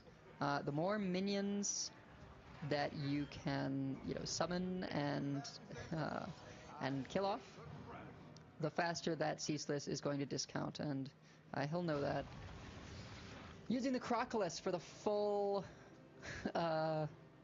board freeze, making sure Chuansu can't, play anything like an Alakir, forcing him to have the hammer, which he knew was there, but, hammer at this point, it's not been upgraded. It's a couple instances of 6 damage, but not nearly as scary as what's in play. Yeah, and the other part of this is the spell. It's tempting to take armor, but look, what's 12 armor doing against this? When discover a spell so frequently, you saw the insta pick there of Heavy Plate, so frequently just is armor, right? Yeah. But has that flexibility of, maybe giving you additional removal tools, right? Yeah. Particularly when you've used both your brawls. We've seen like executes and things come in big handy as well from there at times, so. And yeah, we're at that point where Ceaseless is going to come online next turn. Chuansu had a pretty decent draw, able to pick up the Hagatha early, but not sort of the best draw. And yet, even with what seemed very, very solid, all these minion buffs, these huge boards after a huge board, Definition has just managed to keep up. Yeah, I'm going to add so far to that. This hand still has some mileage, right? It is starting to run out, but there's still stuff there. Ceaseless is only a 10/10, and in this world of Shamans, buff minions, who cares? Not who cares, obviously you care about it clearing, but he does need to find time to get the quest reward down. And I think that partly is why he'll be thinking so long here, because he'll have a Ceaseless tracker, he'll know it's at 14.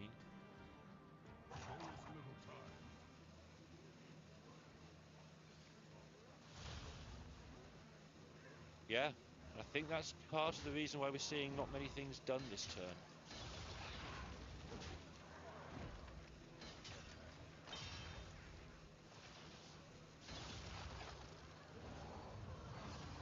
Yeah, I always wonder about, Shutter Block being held for so long.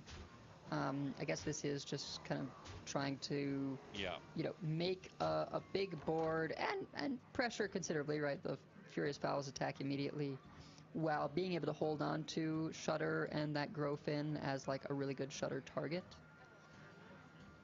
I think this was deliberate, by the way. The Ceaseless is on 9. He knows the quest reward is in hand on 5. You can't do them both. You have to do them in the other order, so it's not deliberate. But you'd have to blow up your own 8/8 if you did it. Sure. I think that was part of the thought process there, just counting away. I might be wrong, but these players do factor that sort of stuff in.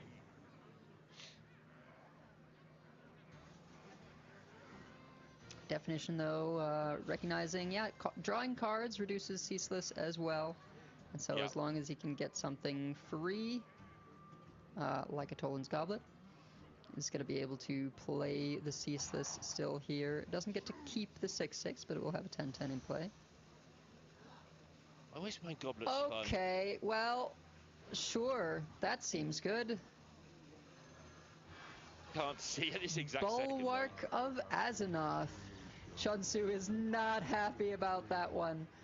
There's That's 4 ridiculous. more boards that you have to go ahead and hit a little bit of hot next turn to come onto the torpedo. To face, but he still has 5 bulwarks.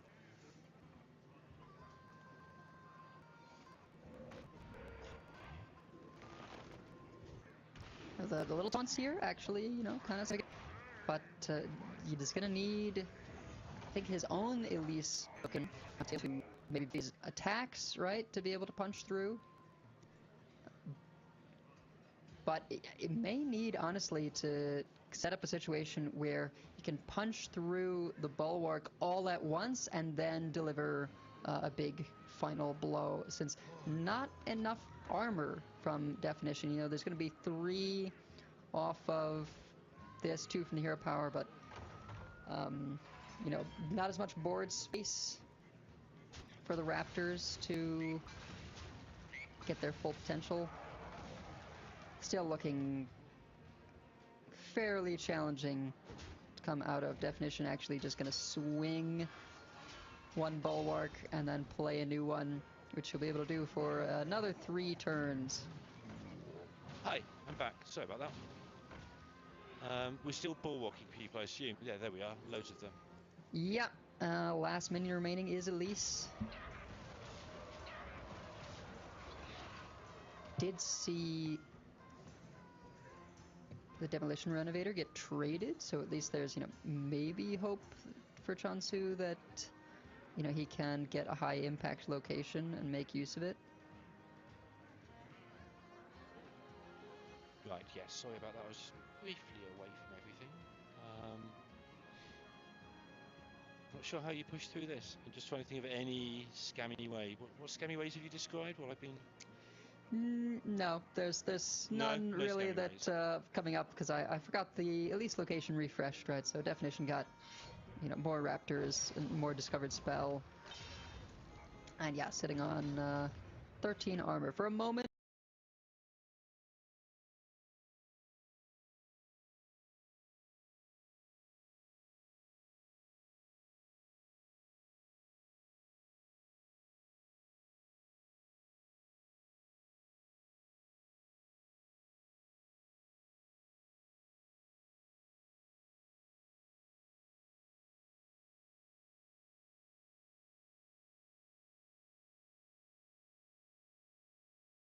I thought, you know, maybe there was a way to buff up the little taunts in play and whittle away the bulwark, but now Definition's gone into sort of attack mode.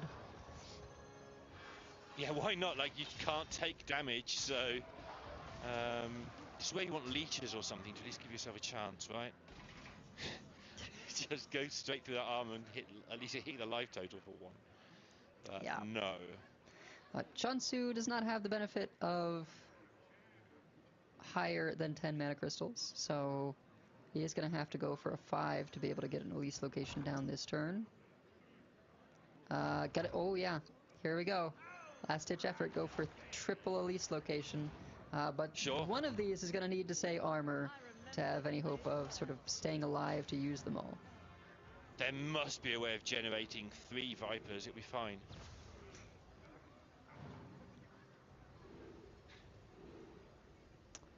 There's some armor. So the first is gain 6, deal 5 to all enemies. Okay. The 10 mana one.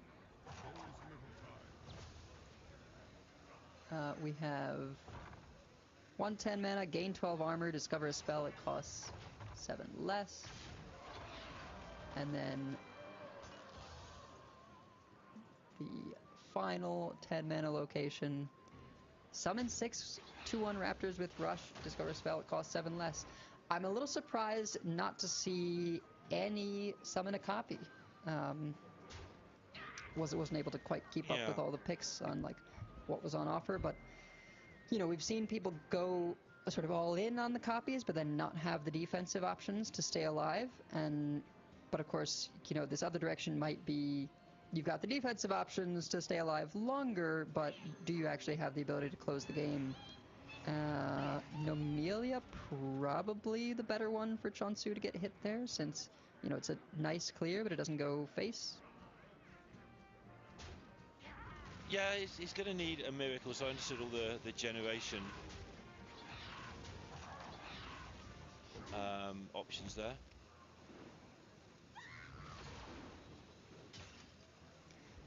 Now, if there's something in Chonsu's favor here, it's that Definition has been quite liberal with just sort of refreshing the bulwark every single turn, doing things like that there where you sort of used one as a ping, which eats 2 charges, but then setting up a fresh one.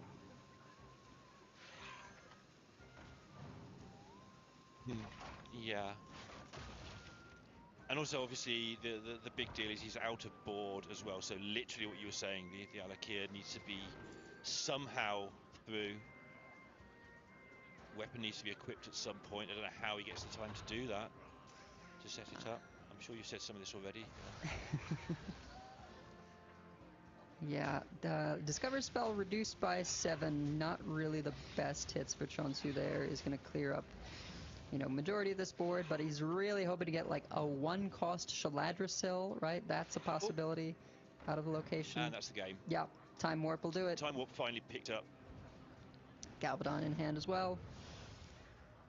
Doesn't even really need the Galvadon with the Ragnaros hero power. It's just super lethal. We had one yesterday with Inkuru. Took quite a while to calculate the 12 plus 12 plus 10 was more than 32, which was quite amusing. Yeah. He got there. He was just naturally, instinctively drawn to, you know, what's the most damage I can put down. Because you play so many warrior mirrors where you need to get all the Galvadon stuff worked out and everything. Actually, it was just there. It was just lethal. Yeah. Like, he shook his head a little bit after. So I was like, oh gosh, I'm silly. Yeah. Definition. Kindly playing the Time Warp first so that Chonsu can go ahead and concede and get things moving. Yeah, absolutely. Just that DK left, but it has been running at a very low percentage. Banterface provided us with Onkrad's post with Onkrad doing regular stuff now on social media for stats out of the kindness of his heart and his interest in the game. And let me have a look. Yeah, DK has been running at an adjusted win rate, which accounts for bans and stuff, at 36.3% in this tournament. Way below every other deck. Yeah. It's below Dragon Warrior. It's not below Protoss Rogue, but we don't talk about Protoss Rogue in these parts. Those are too small sample size to matter. I'm curious how it compares to Shaman. Shaman, apparently yesterday it was doing badly, but because yesterday it had a really good day, Shaman adjusted win rate is 48.1. It's actually winning slightly over half the games, but when you factor in other decks getting banned and so on, it brings it down. Yeah, and I don't think we've seen any Death Knight bans. No, I don't recall any. We have seen a Shaman ban or two. I think Pocket Train banned a Shaman in one of the rounds, possibly twice. Again, a nod to that lineup not quite being where they wanted it to be. Definition has got Creature of Madness, Exarch Maladar, always an interesting keep question, right? Because it's nice to have, but you need a couple other things to go right for you. You need enough early game to give you the corpses, and then you need to have something worth sort of corpse ramping into. Definition keeps the Exarch just because of the power potential, but yeah, throwing away Fyrakk. Dreadhound Handler, great early removal tool and ability to generate some of those corpses that he'll need. So. Yep. So yeah, we are going to see the curve I was trying to describe the other day, but in a slightly different situation. And you have to evaluate each situation on its merits, where you can go coin 2/2 into the 3-drop you get from this. There's some interesting options there.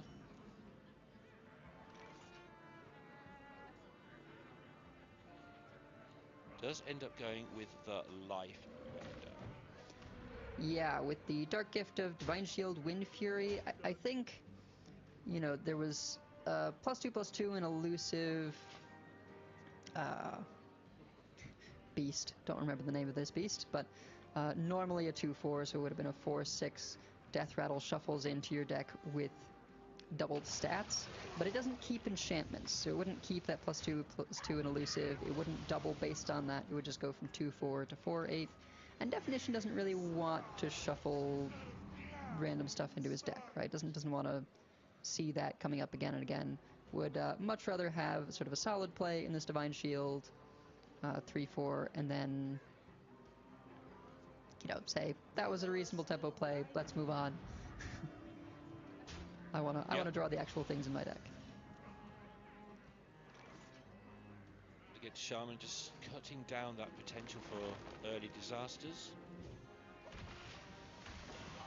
which has been largely avoided here. Obviously, the 4/4 bellhops are kind of a staple of what you expect to see, but nothing, no Hagatha. You feel like if you can't deal with no Hagatha Shaman, then your deck's not good enough, so you'll be fine with this. You'd rather not be the bellhops, but they're okay. Well, and they're crucially, you know, with the +1/+1 buff from Turbulus, they negate somewhat the Wind Fury effect here on this 3/4. You know, you can clean up an extra frog, but prevents Definition from trading into the Turbulus and then something else. Looking at the hand, though, he's up to 4 corpses. 3 more on the board would be 7 when these trade through, and 1 turn to find some more. He'd love to go Maladar, Hysera, Double Giant, whatever you get. Yeah. But more likely it's going to be the Husk first.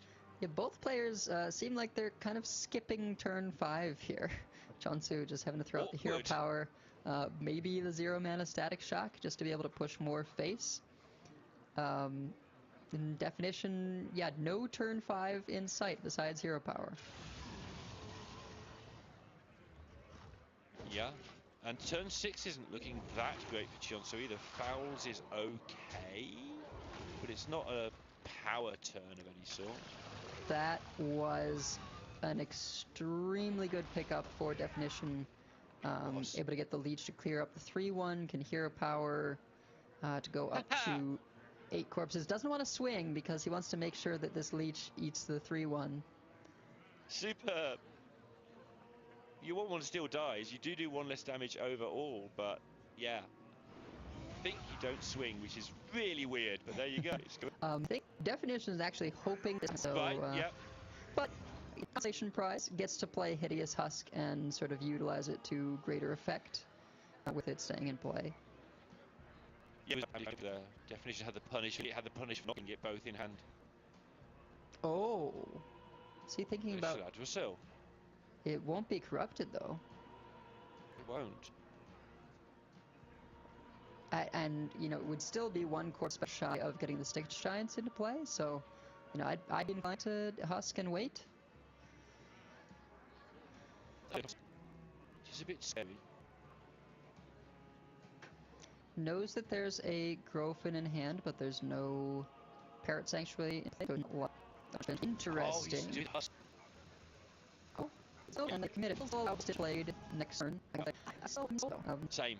If you wait 1 turn and just play the Husk, you can basically assure that you're going to gain 1 corpse somewhere, right? A Leech is going to get killed, the Husk is going to get removed. And then you can start into a both, and now actually corrupted your Shaladril. For those. Yeah, with you. And yeah, your Giants, if you're playing them next turn as 3 mana cards, 1 is getting Griffin, so allow the Shaman to be able to do something about easy. They've got to have something out. I don't know, let's see how it works for him. He's only on the hero power. If he goes Pterodax to spend 5 corpses, play both Stitch Giants free, we'll end up floating 5 mana. It's quite amusing, yeah. Gotta be done though.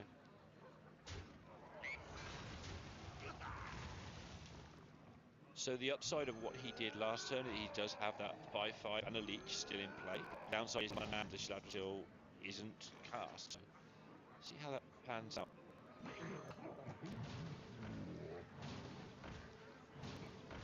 I suppose maybe the thought is, so like this turn that just did in the turns Exarchus, so be able to add the dust now.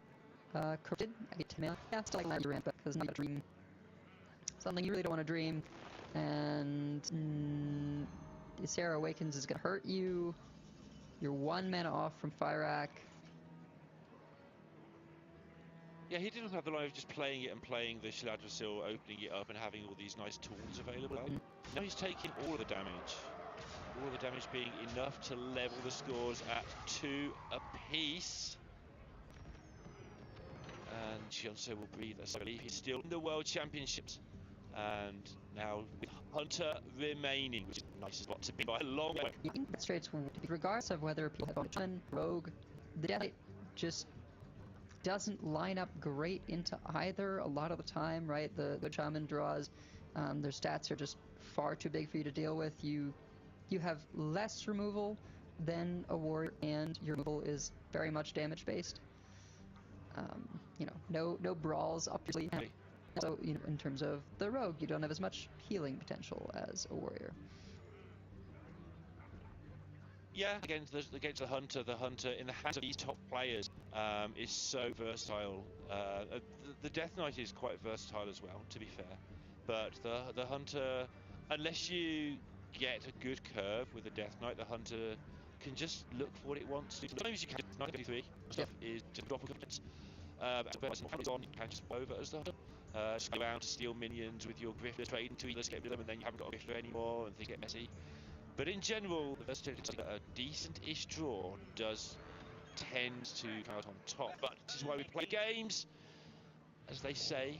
And Definition will be happy to see that Morbid Swarm. Might keep the Baron as well. Yeah, there's not much else happening on 3, so let's do that.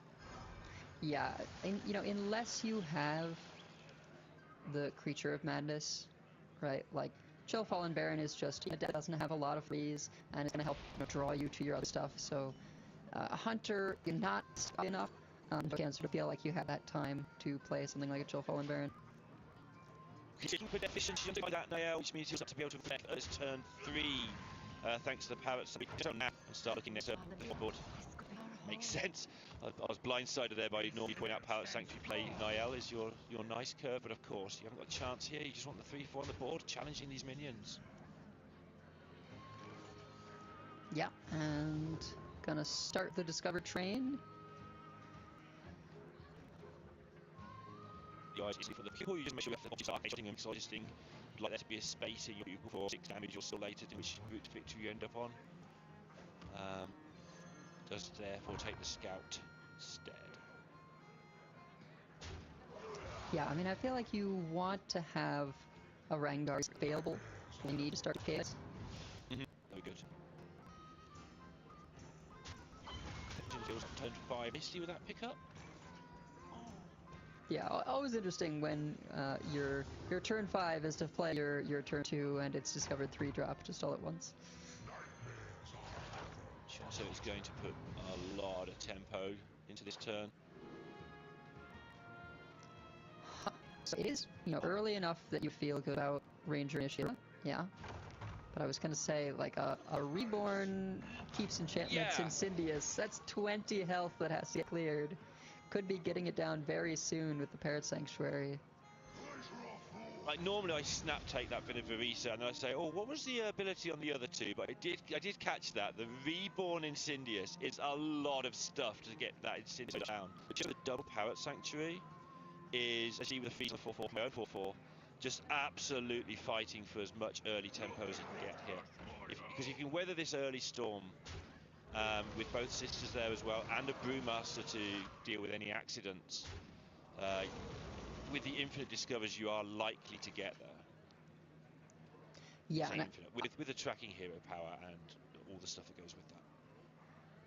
Yeah, before you Incendious, you've got to make sure that you're in a safe position, and so having the Windrunner sister to power up the Sylvanas already in hand just sort of keeps things a little bit safer. Can I interest you in reducing a lot of mana on your minions? How does that sound? It sounds very nice, thank you. Yeah. It does, doesn't it? But now again, he's set his stall out very early on here that he's just going to play for as much tempo as possible. Not messing around trying to protect the Sylvanas and bouncer again. Like, that is something that is quite often a trap that you can fall into. Is, yes, it's lovely to do 4 damage with Sylvanas 3 turns in a row, but it is kind of negative tempo sometimes. Yeah. Definition spending just enough corpses to get this Stitch Giant down. I feel like this is always a little bit tricky and awkward sometimes, as you have bird watching available, but you'll be getting 2 of them because of Rangari Scout, and these are the moments where you sort of can end up with hand space issues.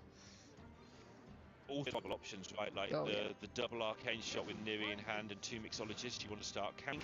Obviously, the pupils, sort of I think I mentioned earlier, you want to get those build up, start using them in the game. But there's an immediate problem of an 8/8 you can't deal with. So to look for some solution to that. And double bob is a very good solution to that. And you know, doing the thing that he's doing, generating even more tempo as he just goes freeze into hit you for quite a lot of damage. An arcane shot and mixologists already in hand. Yeah, that is, gosh, just such a powerful tool. The ability to, you know, make a minion while freezing your opponent to do their end of turn effect, but certainly a nice tool to have in G2's back pocket. He hits. I nearly mentioned this. He's got the Brewmaster in hand, just in the. So that's kind of amusing. Might not have to go there because he'd probably be just bouncing back the bot. But it's for him. Oh, but this is a nightmare in terms of leeches into Bob action, right? To, you know, really hoping to kind of do something sneaky with the freeze into freeze, and then Brewmaster to do it a 3rd time. Definition can instant breath this turn, putting to 4 leeches in play with 2 husks. It's a lot. Is that clear? That is a clear, right? I might be just shy. No, 3. It is just shy the way it works out. I was thinking 4 for some reason. I can't. It's actually quite rough. It leaves them with still a big bob.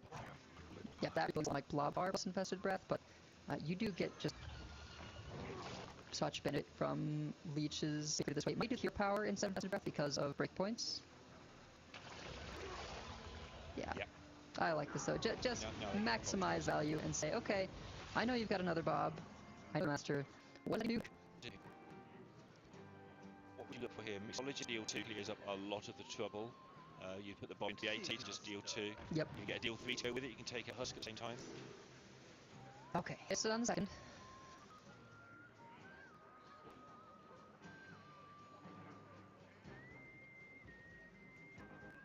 Freezes, which is fairly handy when the husks aren't doing that much anymore. Yeah, with this many leech cards being played, it basically doesn't really have to worry about the husks for their effect anymore. Just in terms of them being minion. Has to be, I think, one of the things you do in that spot a lot is you can hold your pupil. If you cast a pupil, gets a bad spell in it, because it's not a useful spell for later. A lot of the time, you'll start damage in there, but yeah, that was an emergency and dealt with it as. Foam Render, potential way that Russian can turn up a pressure. And this Bellhop, I was wondering if the Dark Gift was going to copy with Dark Gift. They both had that gift, and it is charged. Now, I was really going to need alien encounters. He wants to protect himself while getting this Incendius down. May have to just go. It's not enough. Yeah, I mean. There's Shladricel and Awakens in hand, which would clear the aliens and allow the Foam Render to go face. Yeah. Might have to hit gain 12 on this Grifter. He won't have knowledge of the Shladricel. We'll know it's a possibility, but may have to do some determinations on whether he can afford to play around it at all. Very, very true. Definition has been very emotive through this game. Looks quite nervous for a lot of it, whereas on the first obviously he was just destroying people and didn't need to. But now he must be feeling this. He's a moment away from a shot at the semi-finals. Gets the deal 6, but not in an offensive position. Gonna have to actually use these defensively. Oh no. But it is in the pupil now. Doesn't matter though, right? We can see it doesn't matter. He doesn't know that, but it's the best he can do. Is going to be lethal. He's ready, he's braced. Yeah, and Definition takes the first quarterfinals 3-2 to advance to the semi-finals. Chionsu was here first time 9 years ago in the semi-finals. Doesn't quite get there this time, but as always, it's been a delight to have Chionsu here. But Definition now just 2 matches away from being the world champion, Adol. He must be absolutely buzzing. That was a tough series. Yeah, very tough series. Came down to the wire, right? Full 5 games and very close. You know, with a little bit more breathing room there on Chonsu's side. Already had the Neri, had a pupil. Like getting the 6 damage trinket could have set up for lethal over, you know, just a couple of turns. But the one thing that the Hunter doesn't have is a lot of native defensive tools, and so no alien encounters that whole game to sort of set up these big taunt boards, and not a lot of opportunity to, you know, gain a bunch of armor off of mixologist potions or anything like that. So yeah, Definition had to fight a little harder than in groups, but still looking pretty rock solid. Yeah, absolutely. Chionsu threw a lot at him there, and as always, it's so great to have him here. He came through the last chance qualifiers to get here and got himself all the way to the quarterfinals. Another fantastic year for Chionsu. Definition, I mean, the Definition joke came around from a Masters tour where the caption was sliced off. It was just, he has the most, which was the most APAC rank 1 finishers, but it just said Definition has the most. He might have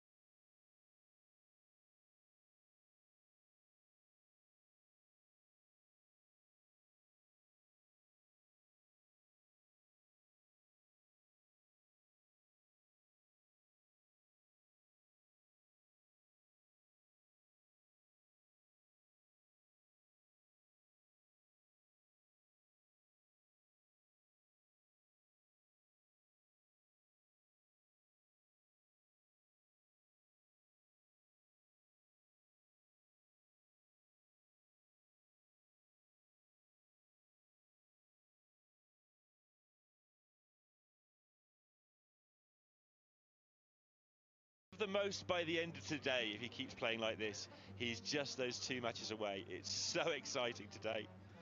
But at some point soon we are going to find out who he will be playing. And the next match up will be Lovestorm and Inkuru, 2 of the players who have been playing incredibly well through this tournament. I'm going to shut up. I'm going to get out of here.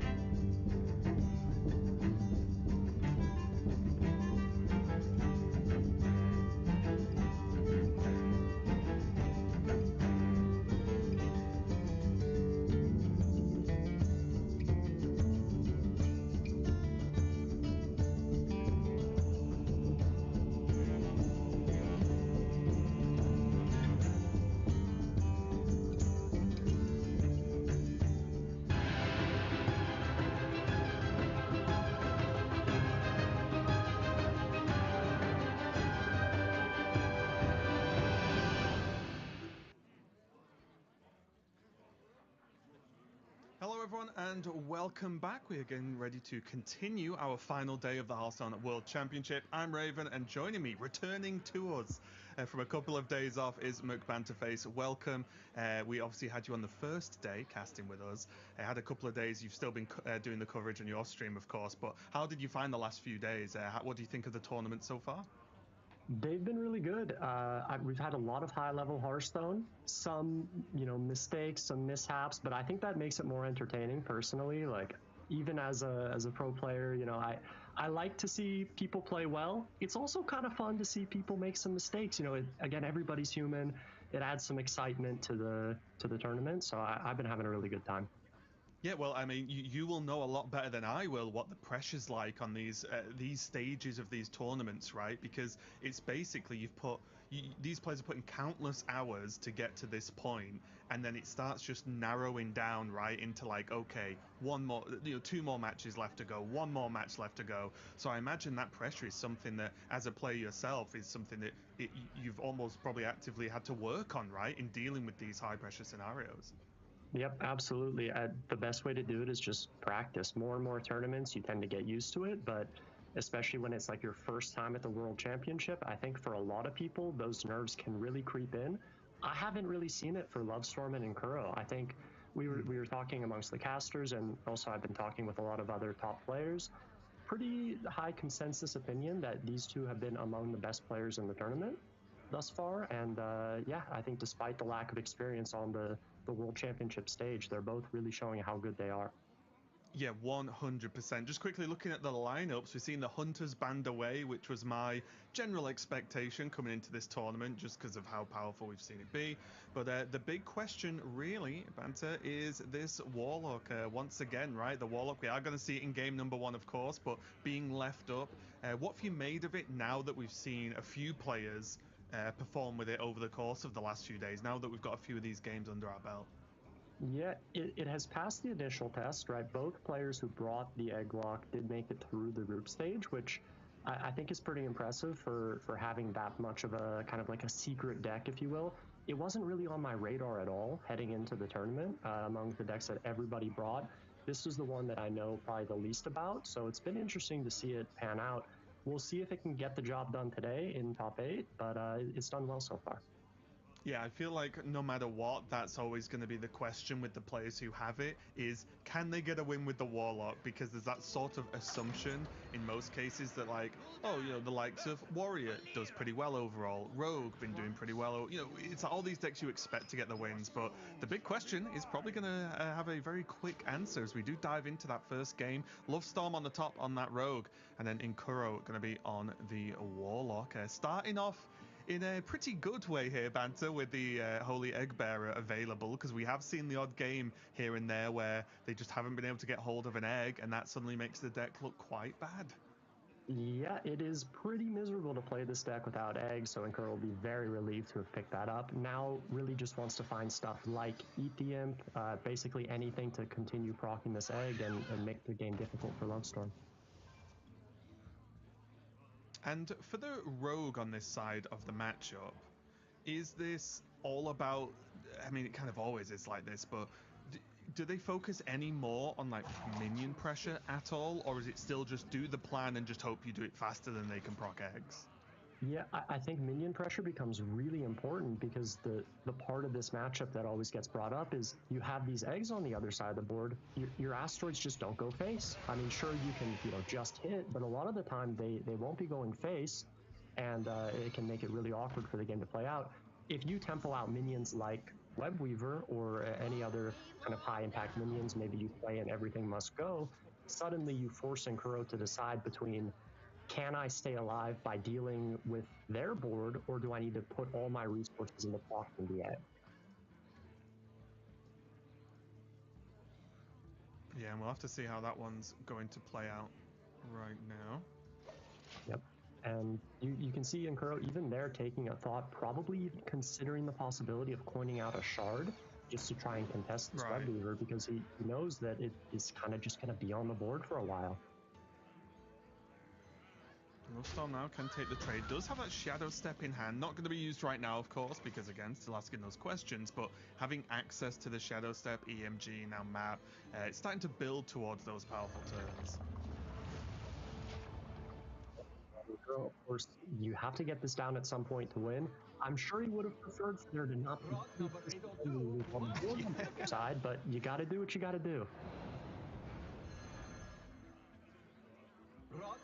Lovestorm getting off to a good start now, getting that card drawer, and now this is where Inkuro, I imagine, is holding his breath a little bit, thinking, right, what do I have to deal with right now? Because so far, there is no real good way to deal with any AoE on... sorry, so far no access to any AoE to deal with the board here, so this could be a little bit troubling. Yeah, absolutely. Some of the cards that can deal with this board incredibly well, though, could come out here. And Kuro's going to be hoping to pick up something like a Hellfire. Table Flip also playable at this stage of the game. Really needs one of those because I don't think you can afford another turn with these Webweavers being left up. Or you can, but you'd certainly feel a lot more comfortable without. And he does pick up a Table Flip off that Eat the Imp. Yeah, absolutely huge. It is amusing as well because both decks just go so heavy on card draw, right? That both players flying through the deck, so that you always assume they are likely to have the answers they want, or likely to have access to the cards that they want most of the time. And freezing out the attack on the weapon is going to be pretty nice. Weapon can also always be procced with Aero Power, of course, but that is 2 mana that you do not want to spend if you're Lovestorm. Yep, absolutely. That 2 mana is a big deal. That is often the difference between being able to play something like Everything Must Go or getting that additional card draw. And not just this turn, Inkuro also has another weapon for the future. Lovestorm does just over-equip here, allowing him to get the draw. But it does mean that the second weapon kind of unlikely to get the second swing anytime soon. Yeah, and the draw's not the best either. There is, of course, Collector into... Okay, he's going to go for it. Collector Prep, eat the Imp, and just basically smash everything down here.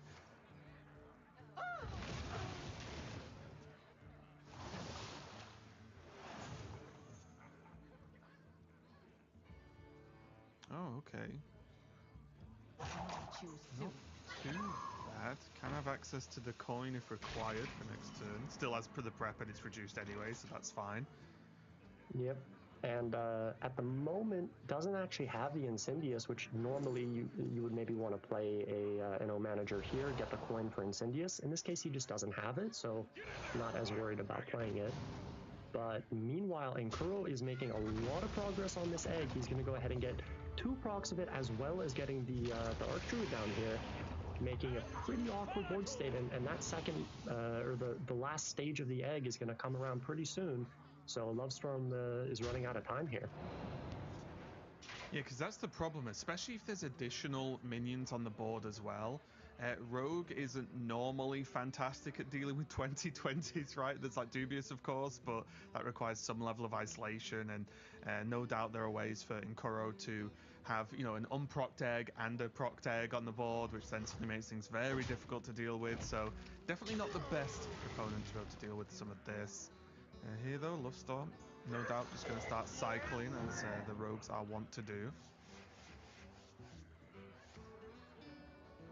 Yep, really needs to pick up the Incendius soon. That damage will be pretty important for being able to actually close out the game at this stage.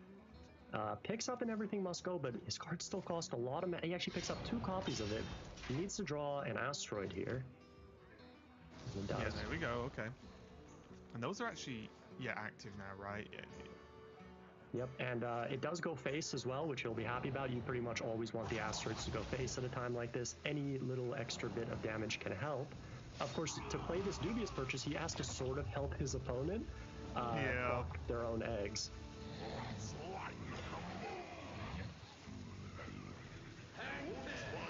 Okay, pretty interesting taunt there, right? If there's going to be procced eggs, like not the worst at all. Yep, not at all. Sleepy Resident can make it a little bit awkward for your opponent to actually get through at some point. Of course, it might end up off the board later on, but you do have to deal with it before trying to actually push that 20 or even 40 damage face.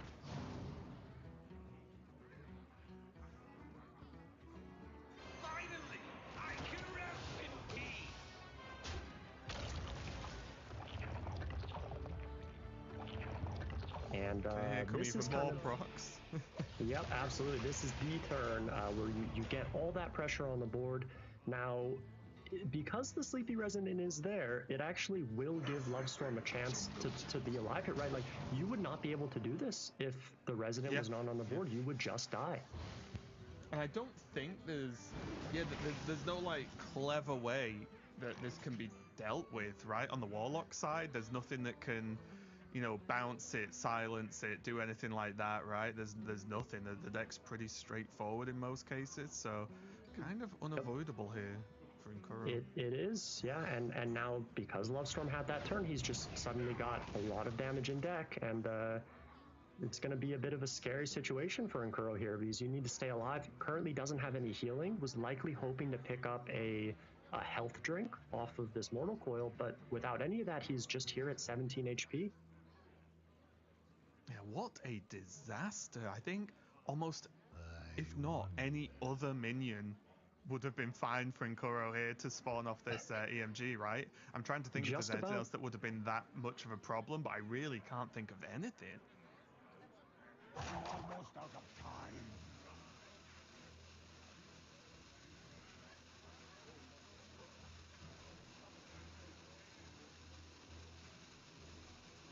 Yeah, there's Thalnos still in hand here for Lovestorm as well, which is going to be pretty nice in proccing some extra damage as long as everything's not chain drawn.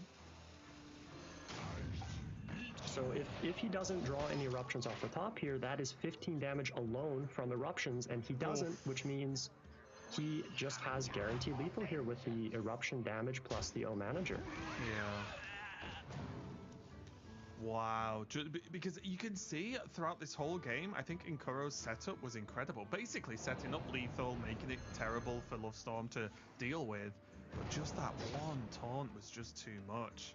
And that's going to be game one. Lovestorm very happy with that, because I think up until that EMG turn, Lovestorm might not have been feeling overly confident because the eggs were coming thick and fast from Nkuro. Absolutely, yeah. That was the turning point in this one. I think Nkuro would have felt really confident, really comfortable about the way the game was going, especially after turn 5, where there was no coin played from an O manager.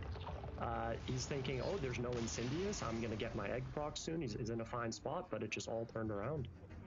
Yeah, and honestly, moments like that, I'm sure the chat will love it when they see it, but moments like that are the sort of things you might need that push you over the edge in a given match, or even in a tournament, right? I think however much we talk about luck versus skill or whatever you want to say, but I think anyone who goes deep in a tournament has probably got inherently a little bit lucky, because that's just how the game works, right? But it's making sure that lucky moments are rewarded through good play up until and after those points.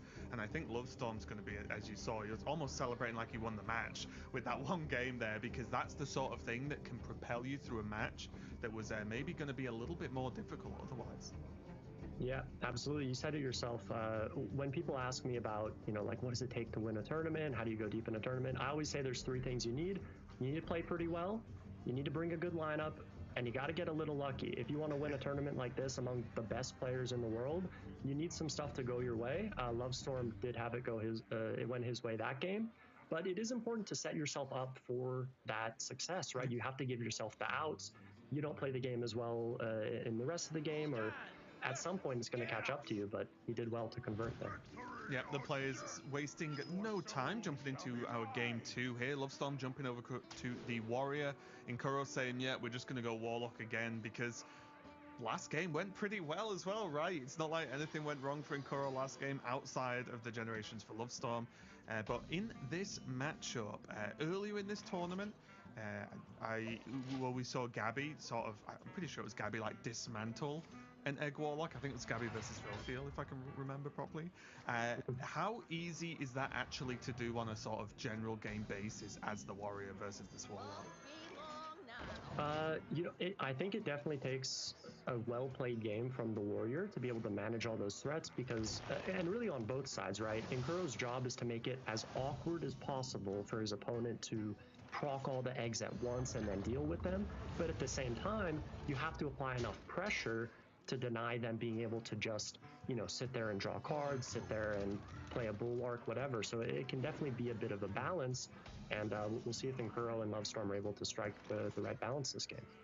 Yeah, this matchup feels like the final boss of the playing around brawl style of game, right? Where you need to just keep doing just enough for it to be a problem, but then not enough to just throw the game. So we'll see how it goes. Nkuro, though, of course, getting access to the egg once again very smoothly. So 2 pretty good starts, accelerating those procs, and then we'll no doubt be looking to duplicate them very soon. So they're close to fully proccing, but not too close to be cleared in one go.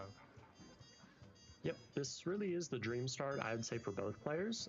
Lovestorm able to open up with a New Heights. That extra mana is a big deal. It let him play this Yor 1 turn earlier and start to get this card draw. Meanwhile, Nkuro really just wants the egg and those extra procs for it. At this point, he is probably going to be looking for an Archdruid.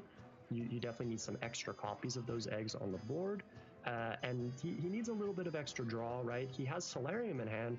That is not a card that you want to play anytime soon against a Warrior.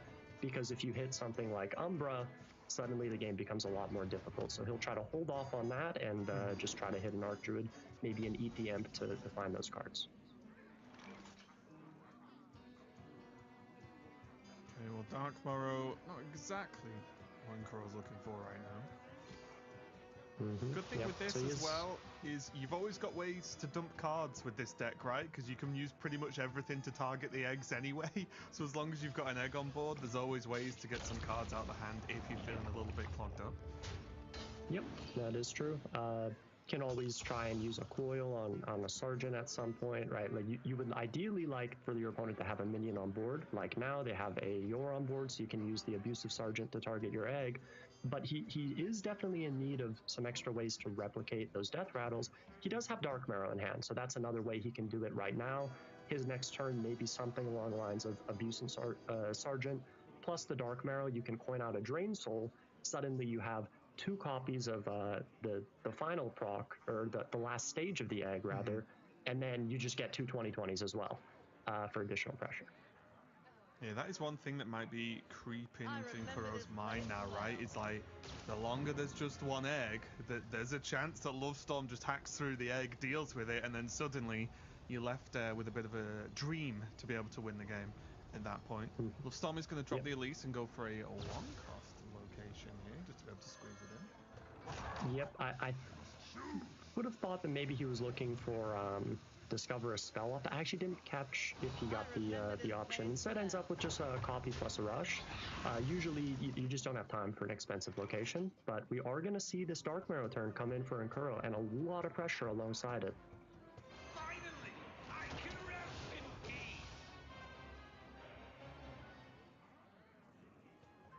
Will maybe end up trading into... Just trying to work on sequencing, right? Just trying to work on exactly what you want to do and when, and what the trades are, how to utilize all these tools. But you are completely right, of course. These double procs are going to be absolutely huge here for Inkoro. Just a board with 2 20/20s, this Dark Marrow, which can provide even further issues, and it does make it a bit awkward for Lovestorm to deal with. Now, he does have access to his Brawl. He has 2 copies of Shield Slam that he just drew in back-to-back turns. Those are going to come in handy for sure, because that's how you actually deal with the remaining 20/20 or 2 that sticks.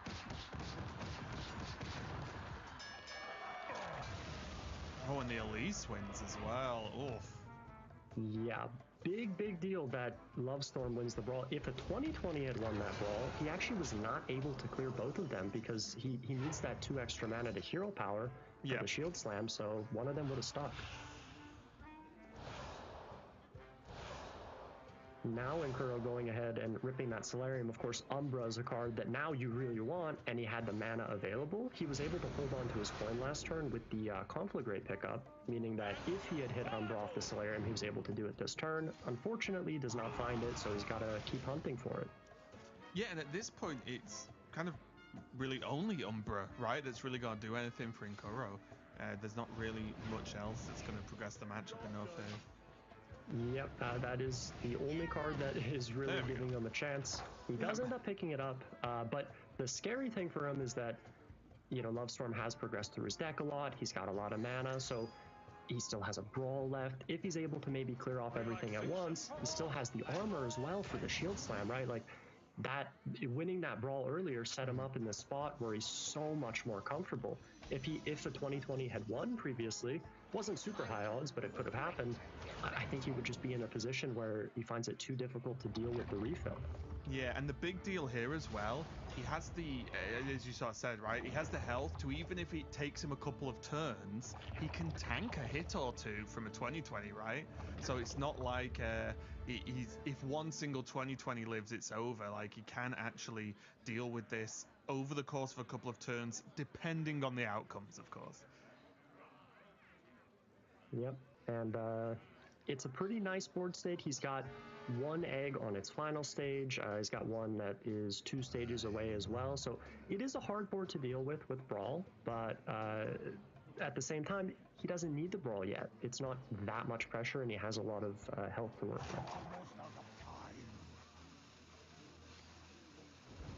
Okay, it is going to accelerate a little bit here for Inkoro and saying, you know what? One of these is an easy Shield Slam. 2 slightly more difficult to deal with, makes the brawl a little bit more awkward because now there's more chances of a 20-20 living, and so on. So I do like that conflagrate there from Inkuro because, as I said, like Lovestorm could just take a hit from 1. It's not really the end of the world at that point. So yeah, just panel on a little bit more pressure. Yeah, and not just that, but also Lovestorm had previously played his card draw, the all-you-can-eat, meaning that Inkuro should have a pretty good idea that there's a Ziliax in hand, and with the location on the board, it's a copy and a 2/1 Raptor. If he does not conflagrate his egg there, Lovestorm can just play his Ziliax, clear it off the 20/20, and say, okay, you're now forced to proc a bunch of stuff. Right. You need to make your eggs, and then at that point, he just has time to draw through his deck and maybe brawl that future board. Relaxation for all. Gonna go for, yeah, summon the extra copies, more chance of winning the brawl here for Lovestorm. Still has the death rattle from the invader. Yes, so that's something that could potentially start tickling these. This is an incredibly scary spot for him. Once again, if a 20/20 had won this brawl, he was just dead. Because he would have the 40 on board, and then he can deal an additional 20 with the ooze. So had to once again dodge an unlikely but very possible outcome. Of course, Inkuro does still have one 20/20, so here I think you can do, what, 45 damage with Abusive Sergeant, Hellfire, and the ooze, but it's not quite enough. Yeah, I feel. Do you think this is a time to crack another egg for another 20/20? Because you still know that there's no armor, of course, but again, as you mentioned, there's potentially likely Ziliax. Or do you think 1 is enough at this point? So it's a little hard to say. What he needs to count, and I'm sure what Inkuro is counting, is this cost of Ceaseless. Because if he makes too many eggs, he'll replace too many cards, which I don't think he will, but if he does, suddenly the cost of their Ceaseless becomes a little too low, and maybe they can open that final egg and then Ceaseless. So he has to find the right balance between enough pressure against stuff like Ziliax, or maybe just one Shield Slam, compared to going a little too wide on the board. Does have the second Archdruid as well, which is going to be pretty nice here. It's a couple of procs. Yep, that is very key. Again, just trying to make it as awkward as he can with all these death rattles.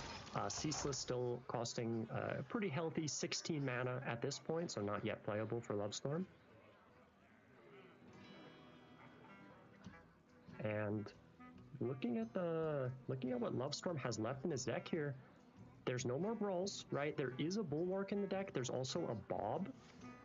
And as well as some card draw, so probably looking for the Bob from this Precursory Strike, and he does pick it up. Very important here to buy himself an extra turn. Yeah, I think this has so far been just a really solid display of what this Warlock can do, because Lovestorm has had some fantastic brawl outcomes, right? And some really good removal turns, and Inkuro is still piling on the pressure somehow. So it's definitely cool to see. Lovestorm, though, he's going to buy that time with the Bob. Hasn't got much of a follow-up. Does have Crown, but going to choose to hold on to it.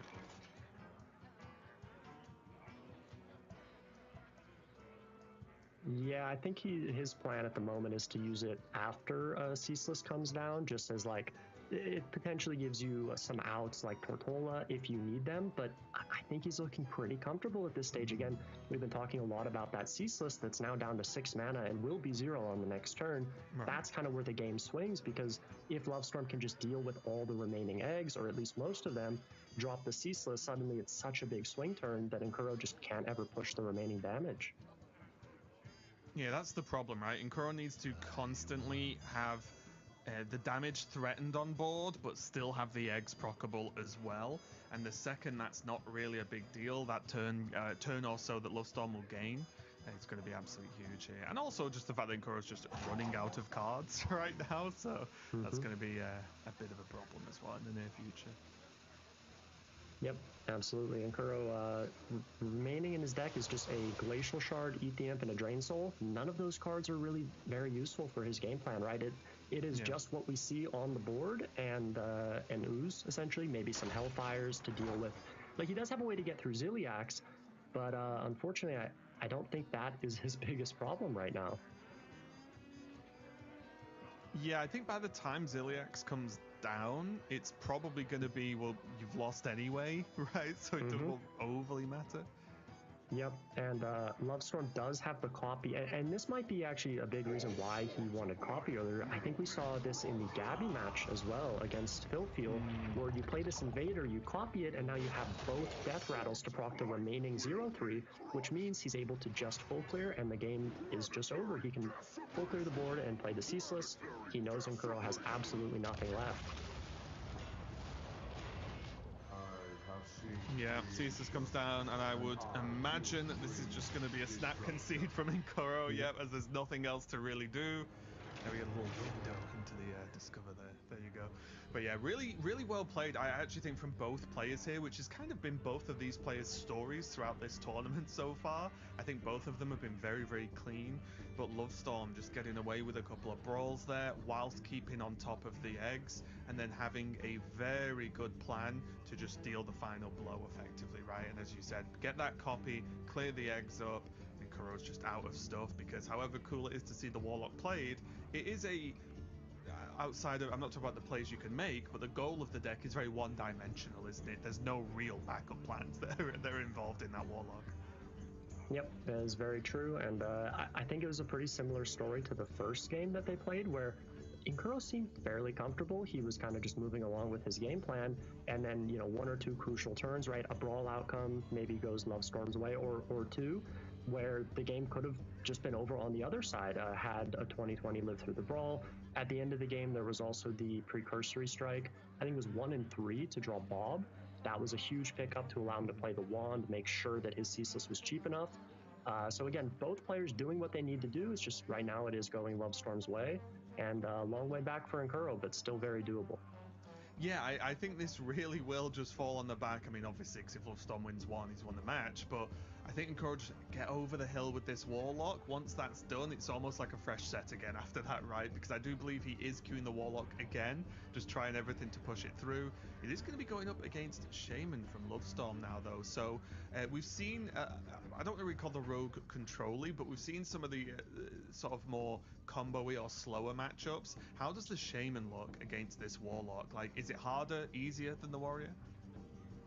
You know, I would imagine that it's a bit better. This Warlock deck has been one that's been a little kind of like secretive. I didn't know much about it in the build up to this tournament, at least, just due to the previous nerfs. It wasn't really on my radar.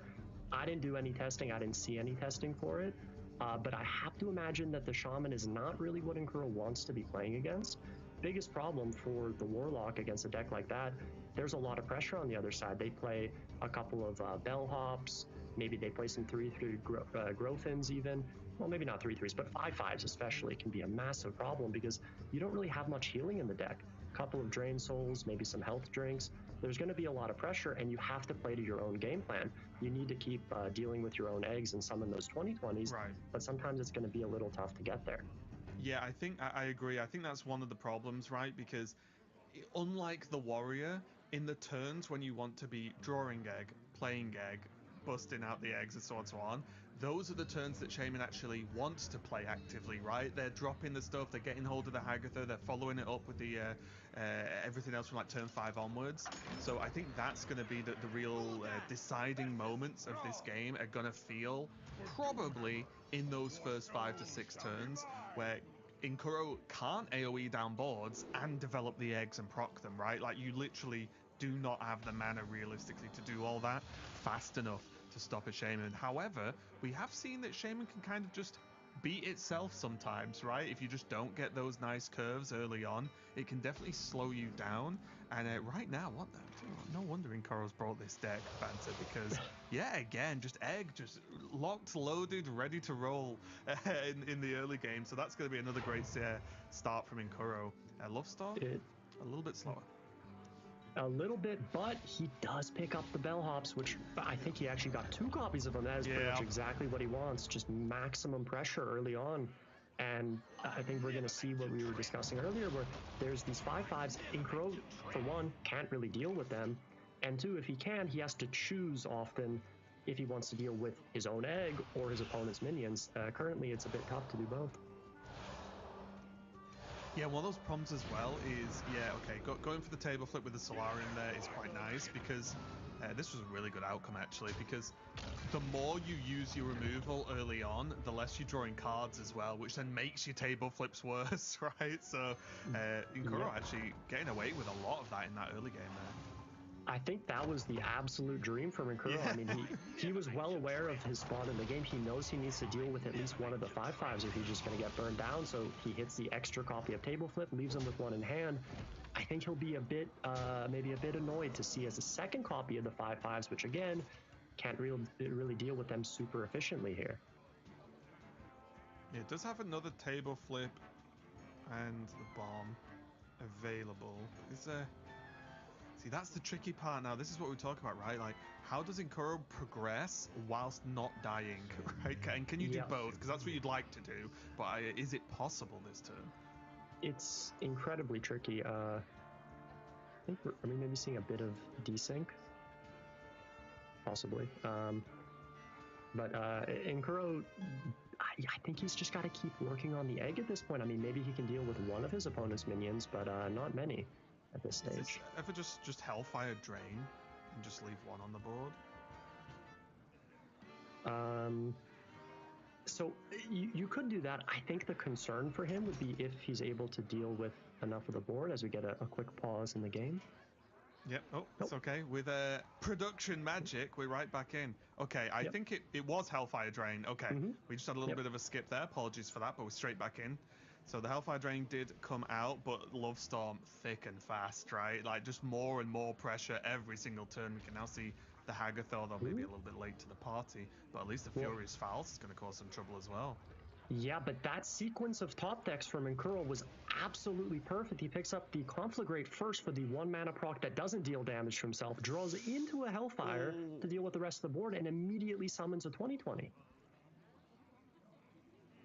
That would have been exactly the way he would have drawn that turn up. Yeah. And sure, he doesn't have any extra copies of it at the moment, which could prove to be a problem if the game doesn't end anytime soon, which we can see Lovestorm has some defensive measures.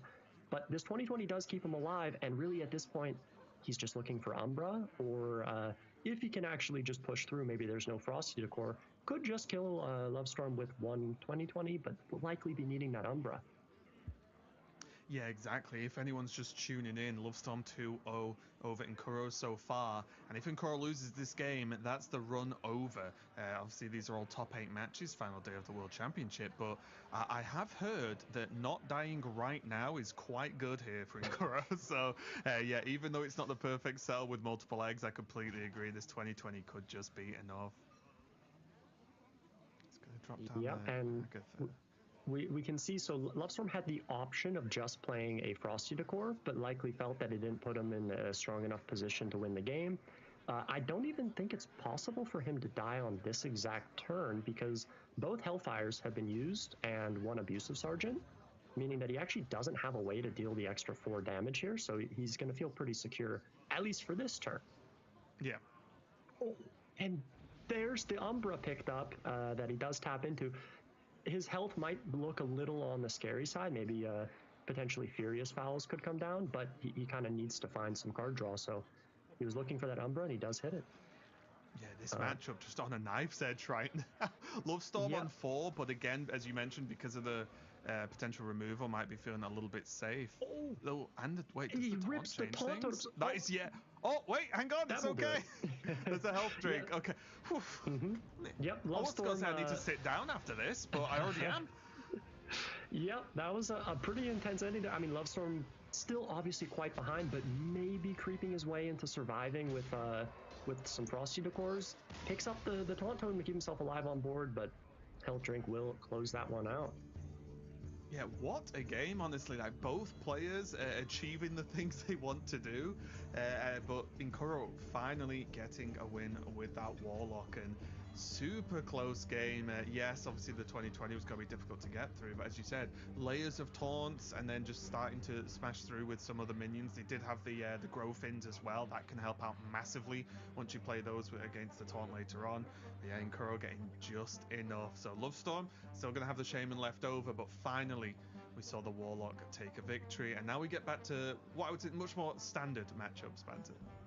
Yep, definitely. It's going to be a big relief to see that Warlock through. I think if he played that game, at least from what I can tell, I'm no Egg Warlock expert, but seemed to play it super well. Knew exactly what he needed to do. Took about 3 seconds to play the Solarium on that one turn, knowing that he at least had like Table Flip as backup, but he hit the stuff he needed to off those draws and piloted it very well. Oh, jumping straight in again. The players just not messing around. They're just like, let's get this match done. Jumping over to the Rogue for Inkuro now. Obviously, Lovestorm only having the Shaman left over. Lot number 802, welcome to the collection. Yep, and a nice start with that Space Rock Collector. Of course, Lovestorm does have the Murloc Growthman to answer it. Not the best hand I've ever seen for Inkuro. He's got a Maestra, he's got a Thalnos. Not really the cards you want to see early on. Yeah, this is tricky as well because is there a moment where you play that just the Thalnos, just take the card draw? Yeah, like it does feel a little bit bad, but it feels worse having a bad hand, right? So you sort of take exactly. Yep, it's not ideal, but at the same time, this is not a matchup where you always need that damage. It can go a bit longer. Let's say Lovestorm pulls out something like, you know, Double Frosty or maybe even Shutter Block into a Hagatha Frosty, but you have to play to what your hand gives you, and he pretty desperately needs this extra draw, so it makes sense to just play it. Really wants to pick up like an ETM, maybe a dubious purchase at the moment. Oh, a bit of a rough one off the Platysaur there, honestly. Yeah, Can just Shadow Step it and do it again, but it's just a little bit like, ugh. It's certainly not ideal, but he is going to need access to this draw, right? He's just not given any choice. He needs to find something like Dubious or ETM. Is this... Do you ever hold here? Like, hold the Platysaur, I mean? And just wait till next turn. It costs 0, right? You can just deal with the draw next turn and go. Yeah. Yep, that is what he's going to do. Spends the mana on O Manager. Sometimes useful for dealing with their minions, but I think he feels probably more pressure to just get his mana spent because he's maybe not in a great spot this game. Does also give him access to Coin Maestra if he wants. I cannot imagine he would be thrilled about that play, but it is available for him. Okay, well, let's see what this draw is, because EMG solves all problems, right? Yeah, maybe not this problem, yeah, though. Not now, but... Yeah, I think he probably... Oh, it's just such an awkward spot, because now, all of a sudden, if you want to try and get this Everything Must Go to be playable, you would have to swing twice into these taunts. Super painful to do. He has the option of just redaggering to destroy his weapon, but that costs 2 mana. Yeah, there is prep in hand and there is coins, so you've got the potential to do things, right? The potential's there. It's just whether Inkuro feels the need, I guess, to actually go that hard this turn. We're about to find out. Yeah, I mean, bit of a long shot to actually... Yeah, I would say this turn, it's a bit of a long shot, so I think waiting makes a lot of sense. The problem is just if he gets pressured harder this turn, maybe with something like that Flight of the Firehawk that was picked up, there's also just a Shutter Block available for Lovestorm as a 5/5. It's going to be a lot of face damage heading his way. Right, and yeah, Coin Shutter Block looks very good right now. Not only, as you mentioned, for the 5/5, but also locking in that effect, right? The Battle Cry going off. Now, if you're in Inkuro, you just sat here thinking, oof. Lovestorm just deciding if he wants to trade, right? He essentially knows at the moment that Inkuro's hand is not too great. I would be a little surprised to see him trade the Wisp at this stage. Not sure that really makes a lot of sense to be missing the damage. He could consider trading the Platysaur just for the second copy of Shadow Step. Not quite sure that it's worth it for him, though, because Inkuro does have his weapon equipped, meaning these minions are both effectively dead on the board anyway. Right. It does choose to trade the Platysaur, or just the Platysaur. Probably won't trade this Wisp. Yeah, I'd be surprised. I think the Platysaur definitely can understand because there's potential. Like, this is one of those potential of, like, smell blood scenarios. There's the draw from the weapon, but you've seen the early game has not been draw heavy. So you think, okay, well, if they have another couple of whiffs on the draw, then suddenly you can just overwhelm them and win so quickly. As we can see now, though, Web Weaver picked up, it's going to be mapped into the Dubious. Okay. Yeah, these are certainly not whiffs. These are the cards that he wants to see, and this will be a big turn for Nkuro, able to clear up the entire board. He will get this Everything Must Go Down alongside some other minions, right? He has the Web Weaver, which is going to draw several more cards here. And this is the swing turn that he needed. Another Phoenix is good too. Still has three draws remaining for the second copy of Everything Must Go. The Maestro on the Platosaur as well, perfect. Yeah. Doesn't actually have the board space because he needs to play all the other minions. Doesn't roll the best 4-drops, but it is still a large board. Now, Lovestorm in a spot where he's suddenly very far behind on board. He does still have a copy of Murloc Grofin from this flight, and the Shutter Block was played, meaning if he hits Grofin, he can just make a ton of extra minions. There's also the Bellhop, right? Second copy of Bellhop. Those would be 5/5s. That's a pretty big board to deal with for Nkuro.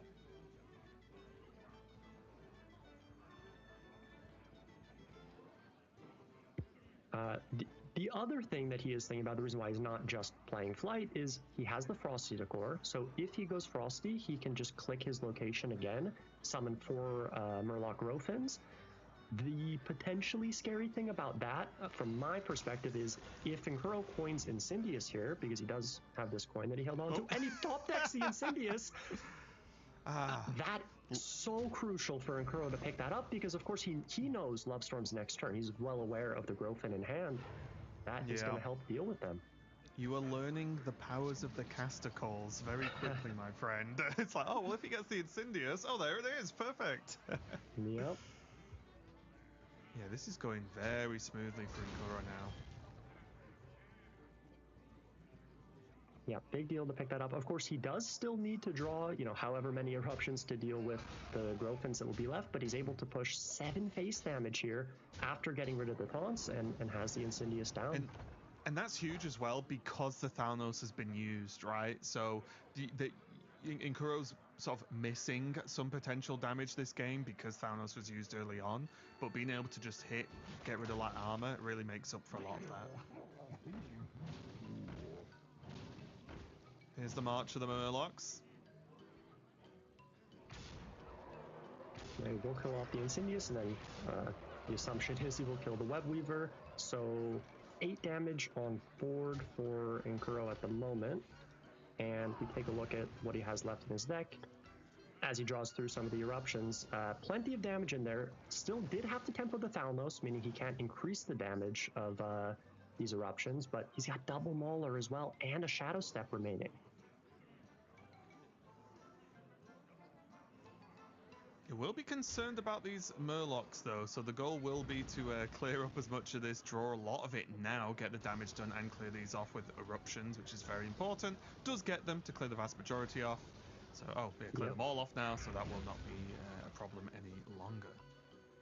Yeah, and just doesn't quite have the mana to actually kill Lovestorm on this turn, but he shouldn't be too concerned, having seen there's no Hagatha played, meaning Lovestorm can't do something like Shutter Block into a Frosty Slime. There's no Ziliax available anytime soon, so he'll be feeling pretty comfortable with the situation.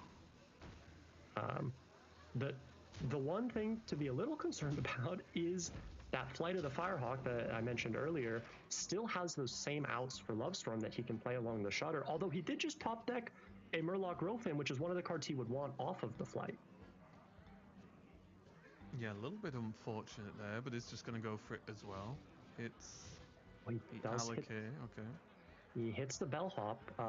Big deal because Nkuro only has 1 eruption remaining, so those 5/5s may just about keep him alive, but it looks pretty close right now.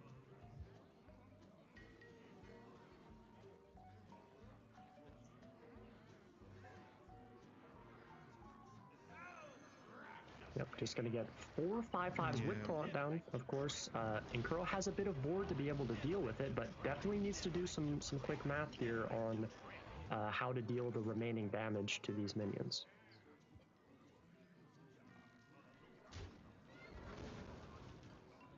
Yeah, Yeah, remaining and deck, again, just one dubious purchase and one eruption left, just to remind everyone, of course. So Yep, and he does need to get to that eruption before shuffling in all of these asteroids, of course, so he'll make sure that he does that in the most efficient way. In this case, can just go with the map and then end the turn on Webweaver, Mauler, Mauler, Step Mauler. Looks like it should just about be lethal. Yeah. It is indeed. Yeah, just having this much damage just made the trades, and again, I think the just sticking minions being the heroes of this game, honestly, because yes, there's all the eruptions, yes, there's now the maulers, but these minions pushing through some armor early on, them still existing to make these trades even easier on the bellhops, all of these things stack up to just making the game that little bit easier for Nkuro. Yep. Nicely piloted game. I think he had a bit of an awkward starting hand, but nice spot at the end here. Of course, not the most difficult lethal turn that he will ever do, but there's a lot of pressure. We talked about it earlier. You know, it's a bit tougher to stay, cool, calm, and collected with the stress of your tournament life on the line. So just had to double check this turn, make sure he had just enough damage to get the job done. Yeah, and I think that's been something I've seen the most people talk about when they talk about Nkuro, is just been steady as a rock in the matches, right? Just been sitting down, playing the games, whether they're going his way or not, particularly on any given game. Even we've seen those first 2 games in this series where he was losing with the Warlock. There were some rough outcomes from there, and just getting on with it, right? For want of a better phrase there, just getting on with it, keeping the play strong, and is being rewarded for it right now as he's managed to fight all the way back up to a 2-2 score, which means we're going to get Warrior versus Shaman as our last game of this series. Yep, I think it's a fitting end to the series. My take on this matchup, and I think just reasonably given the decks that they have, right? Both Hunters banned away. They both have Cycle Rogue. We've seen it perform pretty well. We've also seen both these players, be capable of piloting it. Quest Warrior strong, right? So all that leaves is Warlock versus Shaman. Those are kind of the big question mark decks for them, being the one unique deck in their lineup. And we're seeing those decks struggle. They both lost twice for each person now. Of course, Nkuro got his Warlock through. Can Lovestorm get the Shaman through against the Warrior? Yeah, that is the big question, and that's the thing, isn't it? I feel like Shaman's one of the classes right now that can look the best and the worst, right? Depending on which game you're looking at, because it can look absolutely miserable. Sometimes when the curve isn't great, you look at certain game states and think, how do you even win from this point? Is there even a chance? But then you see it have a clean curve to Hagatha and then think, okay, yeah, anything's possible at this point, you can just win. So the Warrior does have the tools to deal with some of these big boards that the Shaman can generate with like the big Growthins and so on, and all the taunts. So those tools are available, but it's just, I think, all going to be on how fast Lovestorm can just get that pressure down and keep the foot down. Yep, absolutely. We've seen some games in this matchup, actually plenty of games in this matchup in the tournament so far. We saw Chonsu have some horrible draws against Warrior with Shaman. Lovestorm will be hoping that is not his point of view this game, trying to get some early minions, a Flight of the Firehawk, Hagatha location, all of that going to be pretty crucial in the early game. And is this a matchup where Warrior generally holds the quest, or are they going to throw it away? Because that's something that we've seen, obviously, the mix. Maybe players that haven't played too much of Warrior, or playing at certain ranks where Warrior always holds the quest. What are we expecting to see here? Yeah, so with the current versions of the deck, you basically always hold on to the quest against Shaman, with the theory being if you toss the quest, Shaman can play a really long game, right? That you don't put a clock on them if you don't keep quest, so you have no access to Time Warp, no Sulfuras, and they can just take their time. They go Shutter Block, Elise, and they have all the time in the world to play, they could maybe even play 10 mana locations. The quest allows you to actually get that counter pressure going. Right. Oh, okay. Well, early on, birdwatching into the bellhops is close to as good a start as you're going to hope for Lovestorm right now. It is, yeah, it is a lot of early pressure, and something that is a huge deal in this matchup. I mean, you could say really every matchup for Warrior, especially this one, is do they have New Heights on 3? Because if you have New Heights, even just looking at this hand, right, you can go New Heights and then Invader Goggles to clear up the board. Without it, you may have to coin. Sure, you could coin an Invader and Goggles, but that's pretty expensive, right? It does cost you your coin. So no early ramp, not exactly what Nkuro was hoping for. Yeah, no Hagatha on the Lovestorm side here, but Turbulus is often a good consolation prize for this scenario, right? You can just drop it down, get the buff done, and just keep on trucking. And funny enough, in this exact circumstance, it's just better than Hagatha. It might feel kind of unintuitive, but it buffs these bellhops to 5 HP, which Incuro not happy to see at all, because all of a sudden this Invader Goggles just won't clear the board.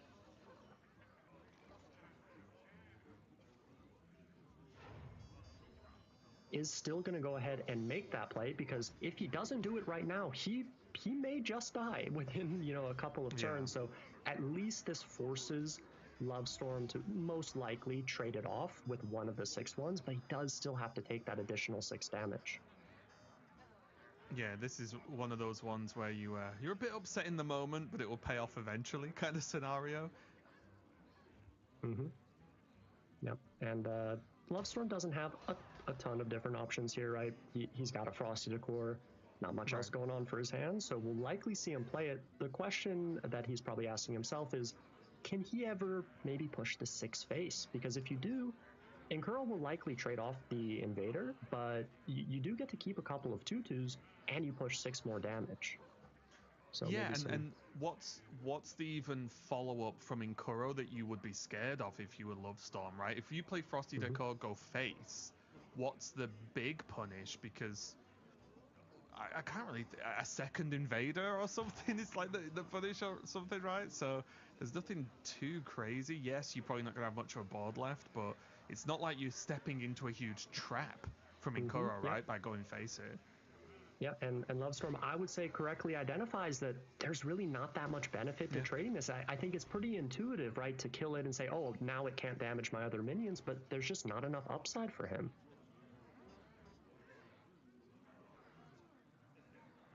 Here's the punish. For glory's cheaper. Done. It is. I mean, had this not been the case, Incuro would have comfortably just played a Yor this turn. Instead, you can see him shaking his head.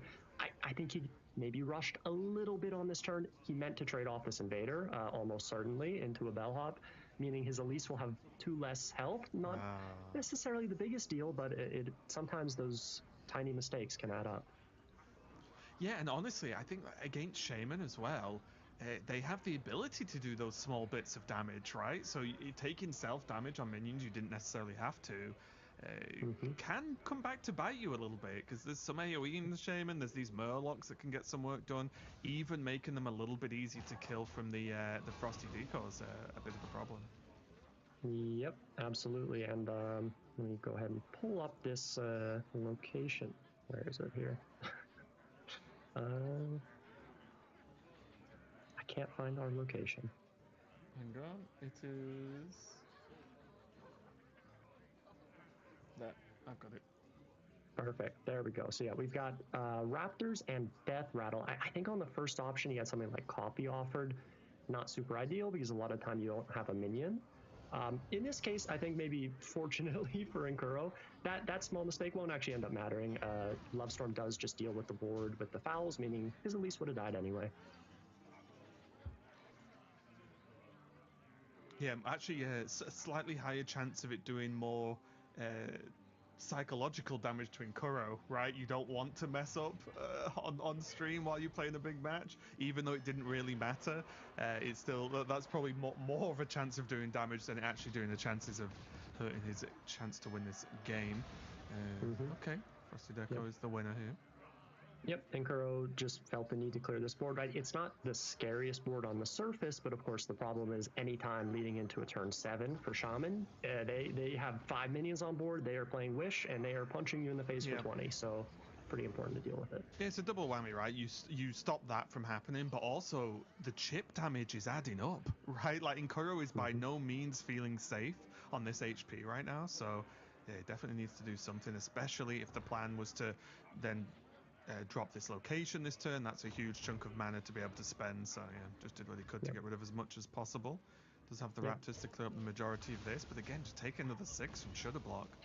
Yep, and kind of a nice optimization you could say here from Incuro is he is pretty confident that Lovestorm is going to be playing 4 8/8s this turn. Now, for one, he doesn't actually have a clear answer in hand, but he was able to just weave in that hero power for the extra 2 armor, knowing that this 4 glory almost certainly going to be 0 mana on this turn. Yeah. Oh, did pick up the second Brawl as well, so can Brawl could just play Bob this turn? Mm-hmm. Yep. The only problem with Brawl... Go on. Go ahead. No, you go. You go. Sure. So, yeah. I think what you were going to allude to, the problem with the Brawl is he does leave up a big minion, right? At best case scenario, is leaving up a 6/6. Maybe not super ideal. The upside for him would be that he can fit in a copy of New Heights and start to do more stuff. But we may very well also just see him go Bob, maybe throw in the Strike. And he does have his location opening next turn. So maybe he can deal with the remaining minion. He actually could even go Bob and hold the Strike, right? So that next turn he can go Brawl, Strike, plus the location click to deal with the 8/8 that probably lives. Yeah, it is.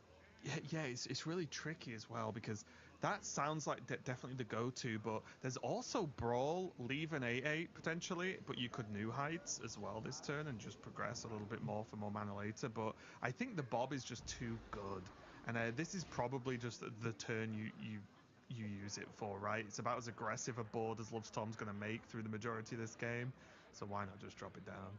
Yep. And he does choose to part ways with the Strike, which I thought he might hold on to just because there are so many 8/8s and he's got these 2/1s coming out. Of course, the upside is he does just cycle his deck, right? He could find maybe Dracorex, maybe Ziliax, right, will be useful at some point. So he values spending the mana a bit more than maybe the possibility of an 8/8 living here.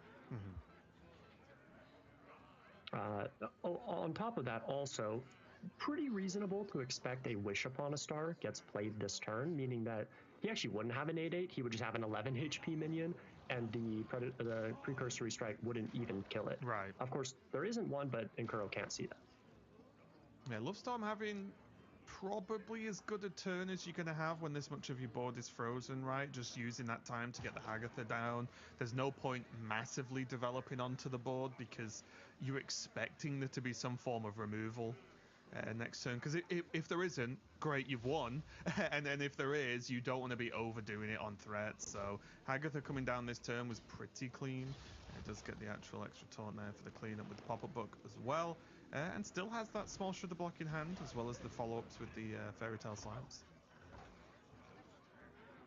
Yep, and Lovestorm does choose to invest a little bit of damage into just clearing off that Bob, maybe making his Brawl odds better, making it a bit tougher for Inkuro to actually clear. We will see the Brawl come out. The Frog nearly got there, but in the end, an 8/8 does win out. Yeah, I was thinking that would be typical, wouldn't it? So, okay, we'll clear the Bob so we can make a board. Oh wait, the Frog won. Yep, and bit of an awkward spot for Inkuro now, right? I mean, he did pick up Bulwark, which could potentially be a big deal. That allows him to maybe gain the HP necessary. But one of the things that he may be pretty afraid of from Lovestorm is anything off Hagatha terrifying at this point, right? He saw Frosty played, meaning that the Hagatha was either going to pull, like 2 copies of Wish or maybe even a Furious Fowls. And Shudder Block plus Fowls is a ton of damage even through Bulwark.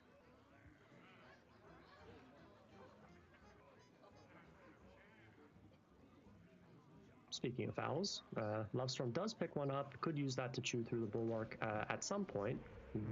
Possibly not now, but in the future. Yeah, this is definitely going to be scary. Looks like he's going to go for the Parrot Sanctuary as well, just to start cashing in on that value from the location. Yep. But yeah, that's it. The Bob's gone, the Brawl's gone. Like, just get everything in at this point and just try and end the game, because Inkuro is creeping towards that quest completion. Yep. And this is the issue for Inkuro, having used those removals earlier, maybe felt forced to use the Brawl on kind of a smaller board due to the possibility of this coming a few turns ago, now has to deal with the reality of it, and he doesn't have a great way to deal with it. Like you said, the best he can do really is like Ziliax this turn, try to stay alive. He has his location click to deal 5 damage with the Death Rattle next turn, but 5 damage is not even that much. Yeah, I was going to say 17 HP. Yeah, 5 feels quite low, doesn't it? Like just sitting there. We'll probably get the lifesteal guaranteed from the Ziliax, which helps, but it's just how are these moons going down? Ceaseless may as well be in the next game by now because it's still on 41 costs, so that's quite a while away. Obviously, it will tick down pretty fast with these kind of board states, but it's just it's not looking great. And I think something that must be really hurting in Kuro is just how long these new heights have been just chilling in the hand and not being able to cash in on that potential ramp because the pressure has been so much from Lovestorm all game. Yeah, absolutely. That's why it's so crucial in the early game, like on turn 3 specifically, to get it down, because that's kind of the one turn of safety that you have, right? They have no real pressure. At worst, a couple of 5/5s. You can tank 1 hit or 2. Then all of a sudden you face these boards with 35 power or whatever, and of course you just don't have time to play them. Yeah, there's Furious here. There's no melee options. Yep. Static Shock, pretty nice pickup. Yeah, the Nomelia super key here to push through the Ziliax, and it will also actually it won't push the 2 now because it's just too big. Yeah, it's too big. Yeah. Nomelia will die, so it won't quite proc the Bulwark. However, he can still get the 14 damage through this turn. Yeah, more, right? Oh yeah, sorry. Yeah, still got 1 charge. Yeah, 14. Yep, and massive issue for Nkuro is his Ceaseless is too expensive.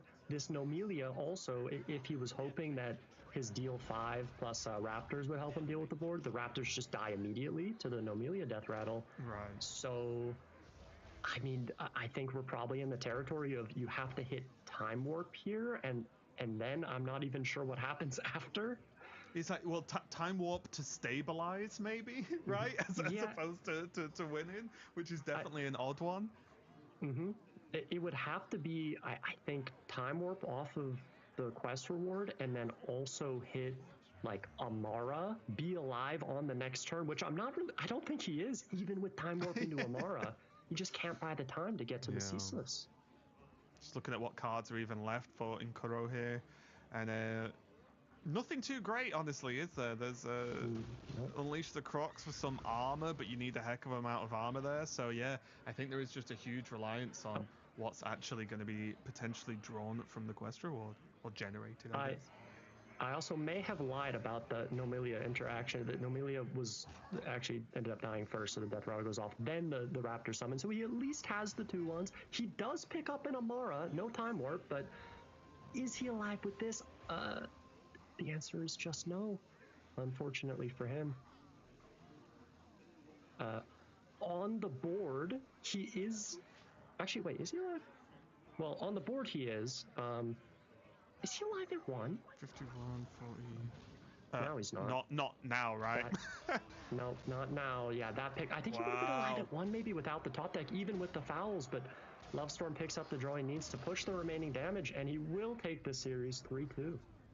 Yeah, what an incredible series overall. I think both players, again, I think these were 2 of the names after the first couple of days that everyone was talking about of like, wow, these 2 played some of the best out of everyone, which is quite a compliment when you're looking at the World Championship, and arguably one of the strongest World Championships we've had in general. So yeah, a huge shout out to Nkuro. I think he's played super well, bringing the Warlock and making the Warlock work. It wasn't, it struggled a little bit earlier on, but the Warlock got over the line in this series once again. So great play from Nkuro, but unfortunately for him, it wasn't enough.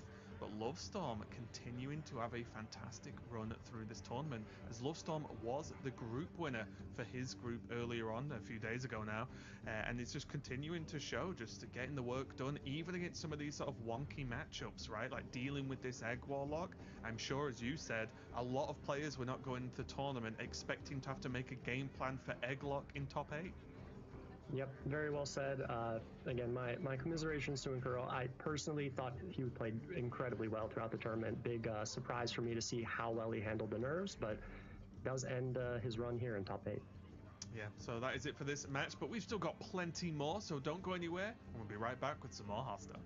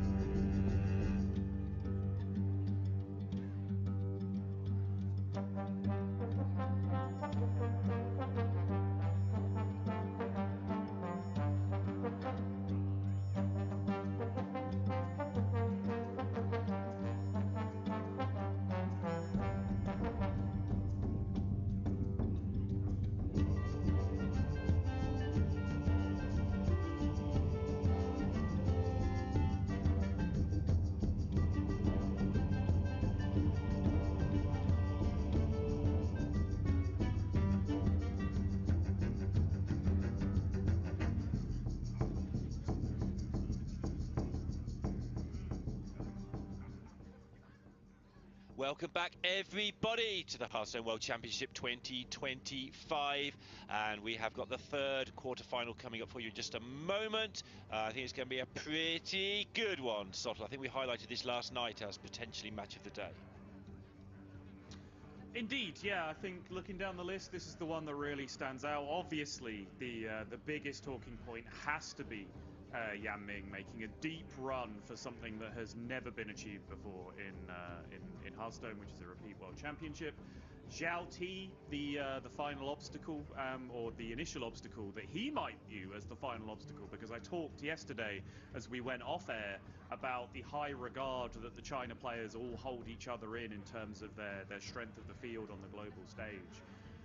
We've seen two excellent performances from Definition, I think particularly Lovestorm going into this one, trying to stake a claim that their respective regions are still the strongest, but Zhao Ti and Yan Ming will probably be really put in the prep for this one. I know was it you talking to Rekvam? Might have been Raven talking to Rekvam about, how much you plan in advance when you have prep time. Yeah, that's me. Do you just prep for the match that's in front of you, or do you try and prep a little bit more and more throughout the field? I think both of these players will have been absolutely laser focused on the initial challenge in front of them. Yeah, and it's not that many days ago that they're both competing for the qualifiers for this. That was still in December, and in that one, Zhao Ti won his group 5-0, and Yan Ming scraped through 2 and 3 into the top 8. Then obviously won the top 8 match, which is why he is here. So recent form, Zhao Ti, got the nod, not just a little bit of an edge on it, like 5-0 straight through, no worry. Well, he had some worries in the quarterfinal, but no actual worries. And Yan Ming, just getting here, screaming, hold on to his world title, which he is still doing now. Zhao Ti, an uncharacteristic mistake, I think, in the first round, but looked a lot better yesterday.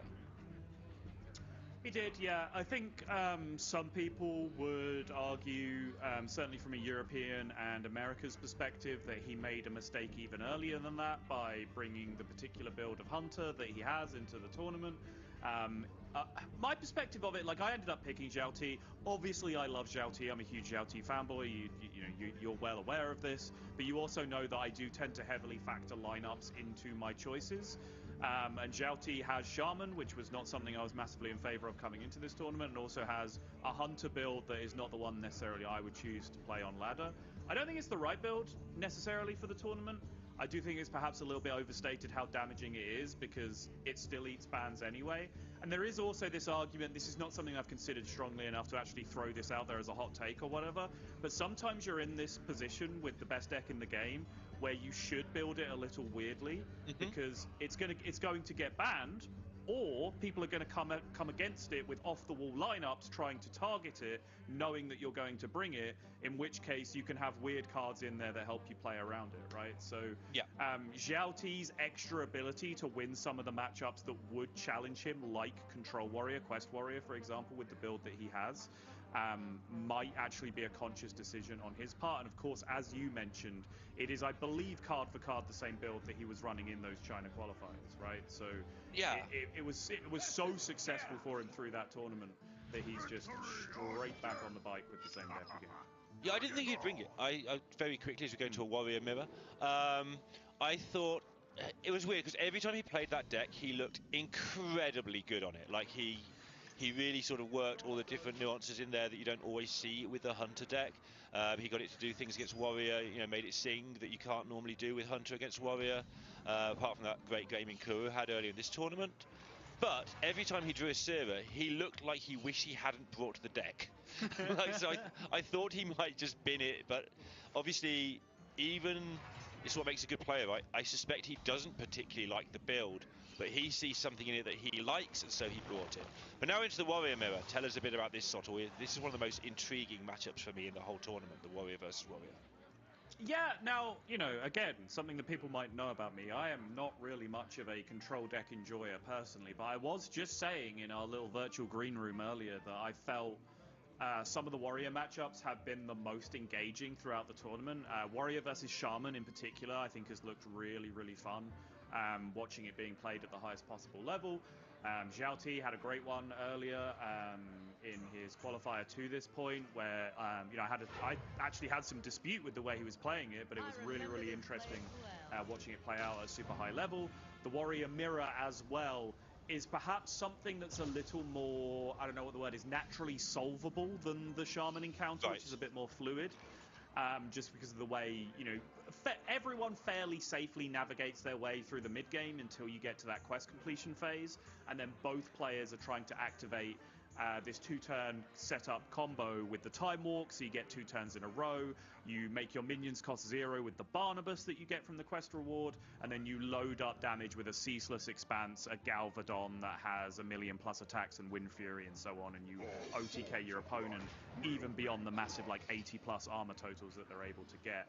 What makes it really interesting is all the little wrinkles that you can throw together in getting there.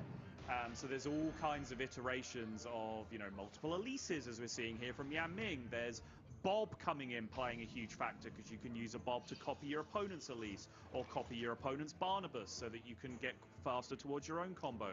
Copy your opponent's quest reward. If they're playing Steam Cleaner, they can Steam Clean away all of your quest rewards. You can then Bob their quest reward to get your quest rewards back. They can have a Youthful Brewmaster to Youthful Brewmaster their Steam Cleaner. All of these things are very possible and can kind of mess with that late game scenario.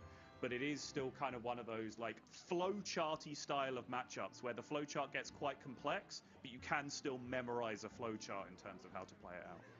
Yeah, we were joking around yesterday as well in the virtual green room, as you call it, quite accurately. This would be a fun tavern brawl if it just started on turn 11. You've got 11 mana, a Silver's been played, and off you go.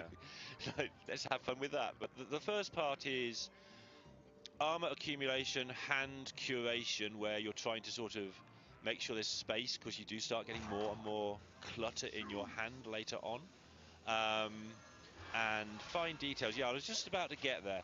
Shouty, you quite often use this bullet later on. It might save a hit from an 8/8 or something, but it generally doesn't tank as much as you would expect. And it gets replaced by Sulfurous. It's a bit of a mana sink later on. You just 3 mana that you don't really want to spend, but it's sitting in your hand being annoying. So with not much else to do on that turn, Shouty decided, you know what, I'm just going to spend that 3 mana now and have it spent, even though it's not going to really protect that much damage. Yeah, that's the big deal, and I remember asking Rekbam about this yesterday or the day before, and yeah, his answer was exactly mana efficiency is just more important. Hand size and mana efficiency and being able to get cards out of your hand so that you can cycle through more cards into your hand, just more important than having this bulwark in the late game where it's just not going to save you at the end of the day anyway, so you might as well just get it out. Yeah, and also now I see it in play this early, which I never have in the mirror. Honestly, most of the mirror minions are quite large anyway, so it's still going to tank a 3. Hey. I love it when my hand costs 317 mana. Well, the good news is that it is getting cheaper 3 times as fast as usual. Yeah, it's just pie now. Here we go. Wow. Oh, okay. Jump scare from it. I thought Dracoax mattered. So, Ceaseless Expanse, as I mentioned, is quite often a card that you save to use for the final OTK, right? So, even if your opponent has tried to put up a wall of taunts somehow, you can go Ceaseless Expanse, Galvadon, take all your adapts, attack Wind Fury, then play your Time Walk, and your Ceaseless is also functioning as an extra minion, pushing damage on the next turn, right? It's a huge 10/10 minion that gets to attack. Having the luxury of actually being able to use ones to make tempo turns in the turns leading up to that actually could become a huge asset. Yeah. But also, furthermore, it's something that gives you a plan that you're going through, some security. It's the first time in this tournament I think we've seen Bob used for triple minion. We have, I think, exclusively seen Bob being used to steal specific minions from the opponent. Particularly because that comes with the additional upside of when your opponent goes into quest mode, Like when they actually have the rewards in their deck, you fill their hands up with coins at the same time because of the way that Bob effect works, and then you can potentially burn their Time Walk or their Galvadon off the top, which makes it very difficult for them to win the game from that position. So triple ceaseless, very exciting. It could land anywhere from being incredibly impactful to having no effect on the game whatsoever, but I think the really interesting part is that Zhao Ti just continued to spend his mana and slammed Bob on curve and just took triple minion instead of looking for some kind of cute setup with it. It was also interesting that that was his chance to kill this ham. He could have hero powered, shield slammed, used the weapon, which was a terribly inefficient turn. But now, this ham, if Yan Ming chooses to remove it, it's going to become a 7/7. It's going to continue to eat useful minions up. And at the moment, Zhao Ti has no way to remove it apart from Ziliax. And, well, Ziliax killing a 7/7 isn't much fun for you. But the bluff isn't called, or the bluff is called, whichever way you look at it. It is traded in, and the ham off has come to an end. Yeah, and I think both players just kind of agreed there that ham is not actually super disruptive, really, in this matchup. You're not reliant on minions that start in your deck, really, right? Like Bob and Elise are the big two, and Zhao Ti's already played the Bob. So Marin's kind of a thing. Kind of like your Marin. You kind of like your Marin. Yeah, Marin's a good point. You're right. That's very fair. But weirdly, the hams being in play also thin out your deck to the point where, you know, when you get to a smaller deck size quicker, so then when you play the quest reward, you're more likely to pick up those combo pieces you need to win the game in a rather strange twist of fate. Yeah, when I first saw this matchup, my instinct was, oh, save your ham and then eat the quest rewards later on. But most of them aren't that great. You don't mind them being eaten. Obviously, Barnabas and Galvadon being the exceptions, but the others you don't mind if they're eaten, really. So it's all about, as we've discussed, spend that mana, get it out your hand, does a thing, move on, do another thing. Side note, of course, these turn 3 bulwarks still in play, still fully protecting, still all 4 charges, which is handy here. Like, armor matters a little bit. It doesn't matter anywhere near, like, I made the point on day one, and I think people may have taken it as a hard and fast rule, but anything, I word it differently today, anything under 80 health doesn't matter unless they miss Wind Fury on Galvadon. After you get over 80 health, you might buy yourself 1 extra turn in which you get your Time Warp before they get theirs. Can I still nitpick and offer a little bit more correction on that as well? Go for it. Nitpick away, just knock yourself out. Health under 80 does matter because it makes them draw Galvadon. If your health is somewhere between 30 and 50, they can kill you. They can kill you with just Sulfura's Ceaseless Expanse and Time Walk, right? They don't have to draw all of the minions to be able to do it. Which is a very, very big deal. You do notice it. I've made the point a couple of times when you're playing against a shaman or a rogue or something. Suddenly the health totals just doesn't matter. We actually saw Nkoru take ages to spot a really easy lethal yesterday. Because he was used to looking for how do I do 60 and he had to do 32. Like, if it's under sort of 45, then literally doesn't matter. But yeah, I was assuming a fairly high amount of armor on both sides. But yes. If you've got none, like Yan Ming currently has, you're struggling. So I did just have some momentary issues connecting to our dashboard that does all these fancy things. We can take a look at the 2 locations in hand now. That is the first one. 12 armor, 10/10 copy. Very nice. Armor, as we talked about, a huge asset in the matchup. And then presuming this works, there you go. That's better, though. Savage Roar and the deal 10. And that's a huge one because later on you do get the portal that generates the imps. And if that is on board every single turn while you're still scrambling to find your Time Warp Galvadon stuff, your opponent's constantly counting, hang on, 2 imps, plus the thing they just played, which might be a Ceaseless or whatever, plus some stuff that's on the board, maybe a Bob, and every turn you're suddenly thinking, hang on, there's 5 minions, they're all going to come in for, they're probably all 5/5s because you played the rogue reward as well. That's like 6 lots of 9. Actually, that hurts. I've got to be careful. So that matters a lot in the grindy ones where the combo pieces are right at the bottom of the deck, where you can threaten lethal in other ways.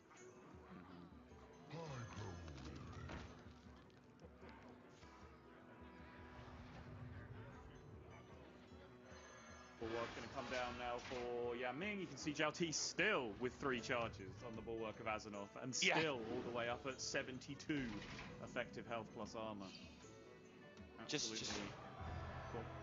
Just to cover some sort of clerical matters, both sides do have a Renovator in their deck, and both sides don't have the Steam Cleaner, just for the reference of the deck lists. Yep. You see one of the unique cards in hand for Yan Ming. He has that 1 copy of Sleep Under the Stars in his version of the deck, which is a little bit unusual. He does also play a copy of Youthful Brewmaster, in case he runs into any of those Tech Lords who do want to try and Steam Cleaner him on the other side, but probably not going to be super relevant. You sounded like Crane when you call them Tech Lords, honestly. Imagine Crane saying that as a phrase. Alright, there's the Time Warp. Obviously not useful just now, but nice to have it at any point now. You can just win the game from nowhere. I mean, not now, until Wednesday. You know what I mean? Before you get nitpicky, Sottle. I've seen what you do to Raven. Not having it. What?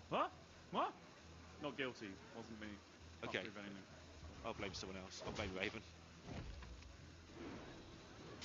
Swings with the weapon because he's the one who's got the Time Warp in hand. So he's the one who doesn't want those up on the board at the moment, just in case. Yep. Sort of thing that I would definitely miss, by the way, if he hadn't done it. It's so obvious when he does, but no way I spot that.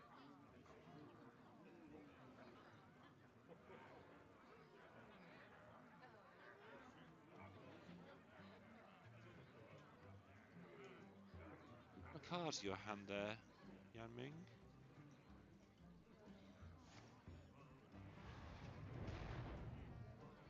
Okay.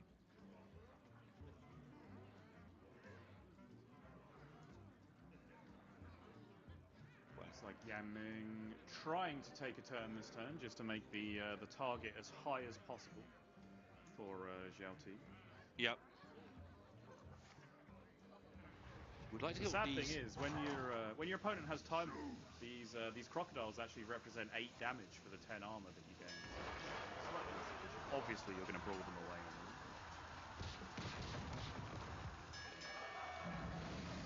Yeah. Okay, well, we got back to where we started after all that. What a wonderful piece of Hearthstone that turned out to be. 12 mana, gain 20 armor. Not the most effective Hearthstone turn I've ever seen in my life. But okay. Especially we've got 2 10-drop locations. I thought he might just shut his eyes and take a turn to play a location there, gain the 12, get it rolling, and get it out of his hand, because those 2 10s are going to get more and more cluttery. The downside, the counter side to that, of course, is he'll get to 15, 16 mana at some point, and then he could drop them alongside another card on the same turn. But I did wonder if he's just going to get one of those out of his hand there. And Zhao Ti is getting kind of close to be able to take some level of control over this, even though he's not going to get the lethal just yet, most likely. Yeah. This board, this recursive board, these Ceaselesses are coming into play, the Time Warp in hand. Just starting to look okay for him, but this matchup does just swing on its head sometimes for no reason at all. Yeah, for sure. I mean, you can see that a little bit in the health total discrepancies, right? Like, there was a point not too long ago where Zhao Ti was like 40 armor clear of Yan Ming, and now that's just turned the corner immediately as soon as the other bulwark came down from Yan Ming. It's 2 ahead. Zhao Ti has now just chewed through that. There's the Sulphurus. Sulphurus knew the mission. So okay, just wait till this is ticked down, then I want you. It's Yan Ming's turn to get the quest rewards. Quite a lot of cards in his deck still. Yep. Bob's the Barnabas. This is the interaction I was talking about at the start. So he now has his own copy of Barnabas to make all of his minions cost 0. He also fills up Zhao Ti's hand for a burn of... Okay. Oh. Totally irrelevant. That was definitely the wasted countdown there by me. Well, not totally irrelevant. Ancient of Yore is a nice card to just have here, just to be able to pull through the rest of your deck a little bit quicker, but not one of the actual relevant win condition cards. So Zhao Ti has to be a little careful. Obviously, he knows there's those 2 10 cost locations in hand. So at no point is he going to feel particularly safe, but does get the Sulfuras, which will largely be useful. I mean, 8 to face is pretty useful. Killing the minions is more useful. Does become a question of how eager you are to maximize your odds of getting that damage to go face. Whether you're going to go brawl before pressing the hero power. Looks like he is going to do that. Press it now. Shield. The minions are missing. Can shield slam away the final minion if he wants to as well. If he loses, which he doesn't, saves himself a shield slam. And there's the importance of damage, right? We're talking about there are levels of armor that matter in this mirror. He didn't new heights there. He chose to get the 8. Oh yeah, 100%. So in a matchup where you don't think the armor matters, not you, but it is tempting to think the armor doesn't matter because the combo does a lot of damage, he did still choose to do damage over getting new heights out of his hand and getting more mana. Less of that accusatory tone. Well, I have to be very careful, otherwise you might waste the whole broadcast telling me about how wrong I am, and I couldn't have that every day. No. You gotta have a day off sometime, right? Waiting, can't wait. It's scheduled in 2026. That's going to be our year. Yeah? Cool. Yeah. Maybe if I got more things right, you would pick on me as much. I don't know. Anyway, Portal with a 10 drop location with +4 in hand. Situation I was on about earlier. From now on, Zhao Ti has to be very careful. No, he doesn't, because he picks up the Galvadon.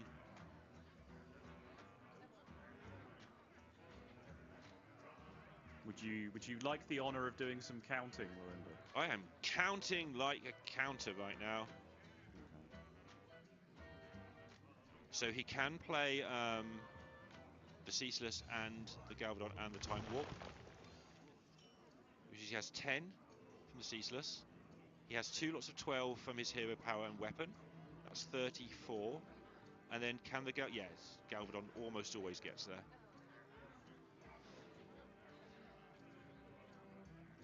Of course, Zhao Ti doesn't deal in almosts.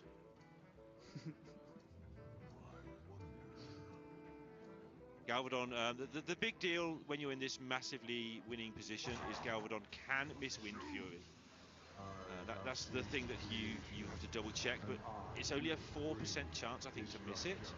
And even if you do, it's often missed it because it's really, really large. He waits one more turn.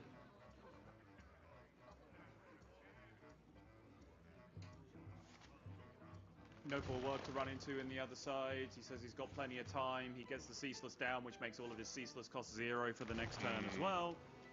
Means he can play a 0 mana Ceaseless to start the turn. That turn he couldn't get the Ceaseless down alongside everything else because he would have to play other cards first to make the Ceaseless cost 0 by the time he does that, and then he's got those cards on board, so he'd end up blowing them up. So he's just taking the slow route to the same location. Have another minion in hand potentially next turn as well, so yeah.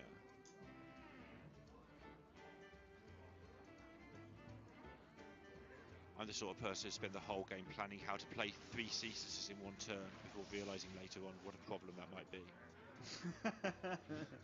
I did think that earlier when he drew 3. No, I caught it very quickly. No, I didn't do it. Oh, he can play 3 Ceaselesses on the Galvadon turn. No. I was on it for once in my life, but certainly if I was playing, it's the sort of thing I'd end up planning for. You are safe now. Okay. So now has to do more damage than this time last year. By last year, I mean last turn. Yeah, he's not messing around. He's worked it out.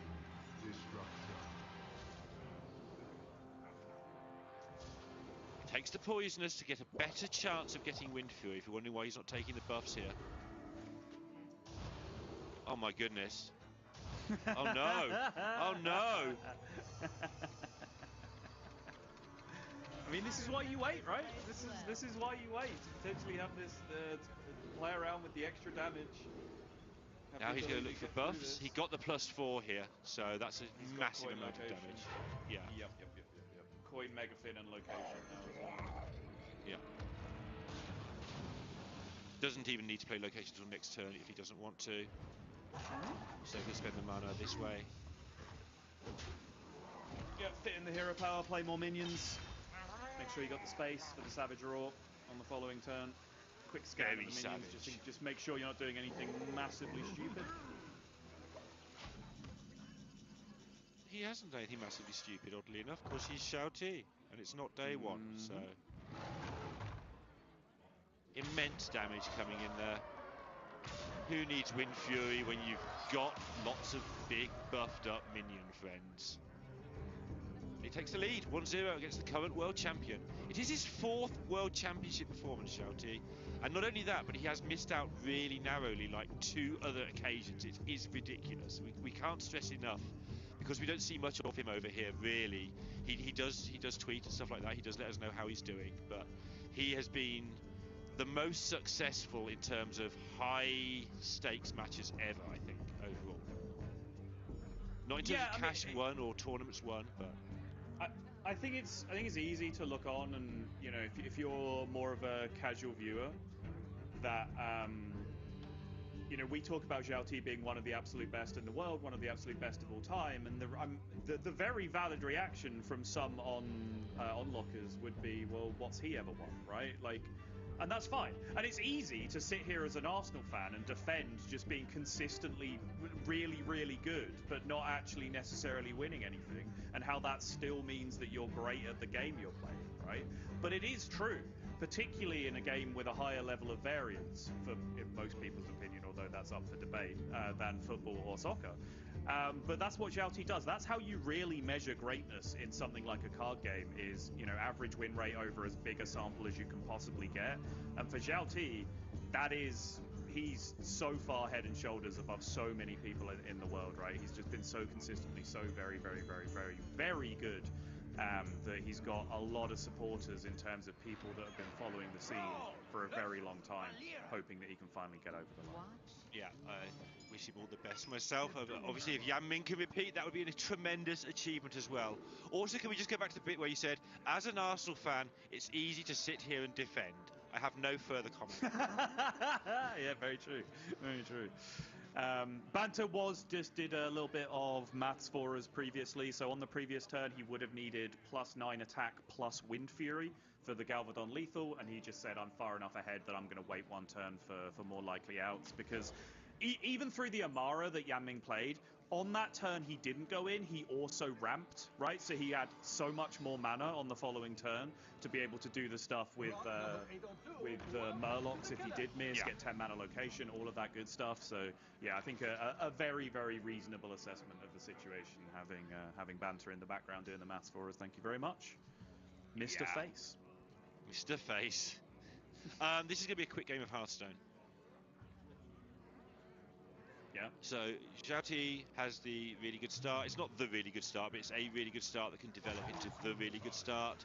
Yan Ming has 3 cards that say draw a card on them, which is also really good. Technically, Matt does the same.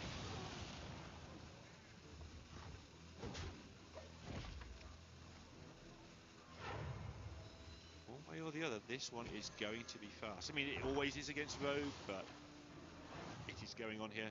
Zhao Ti decided he just wants that turn 2 Turbulus. Yeah, I mean, he can play the growth in for 0 as well, right? Like after it's a super high tempo opening for a coin Parrot Sanctuary on one. Oh, it's going to pay off as well. I know it's not quite the card that a lot of people think it is.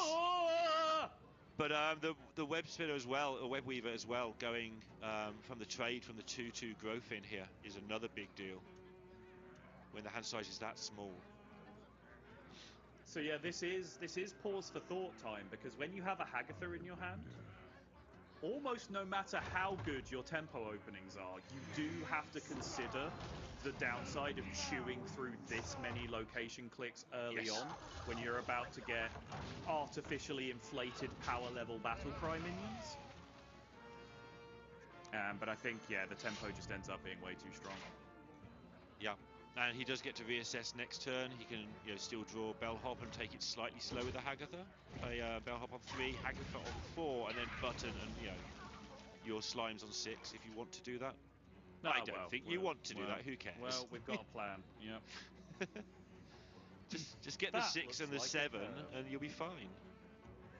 I think you actually want the other 5, right? Like it just you just get to play a whole extra 5/5 on the Frosty Decor turn instead of a potential. I mean, it depends what location you end up hitting with the Elise, I suppose. But Zhao thinking, why is my hand so good? Now I have to consider everything again. So many decisions.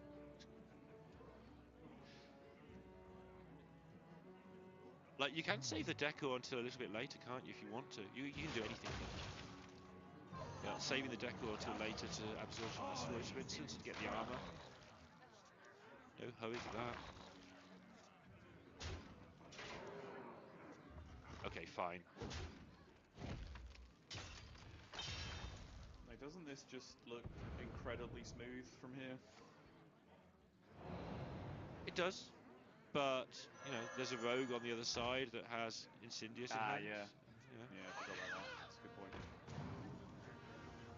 It's worth noting as well, because I am a journalist of such great repute and in such high moral standing, and how my levels of objectivity have never been called into question, that despite a lot of naysaying from the casting team, myself chief among them, Shaman had an incredible day yesterday, which actually pushed it into positive for actual win rate, even though it's still a little bit below 50% on true win rate adjusted for bans. But it is no longer really anywhere in the conversation for the weakest performer of the broad decks. Like Death Knight is now much worse performer than Shaman based on the results from yesterday.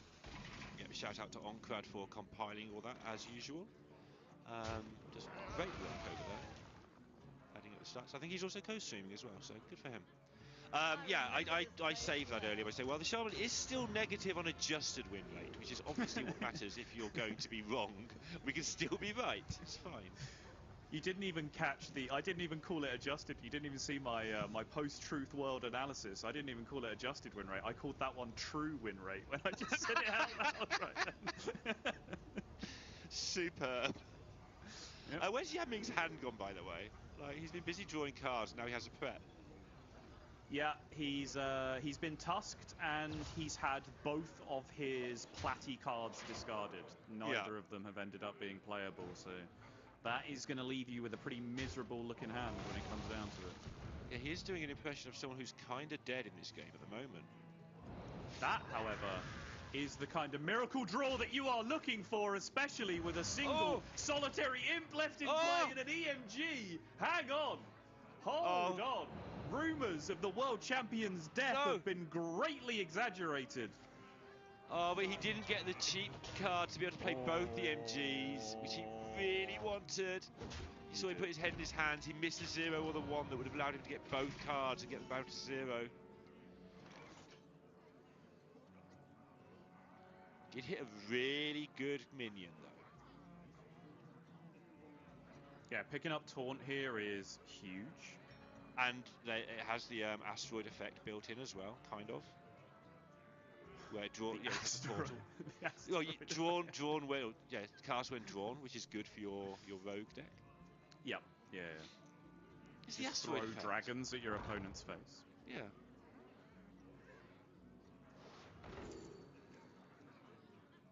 Oh.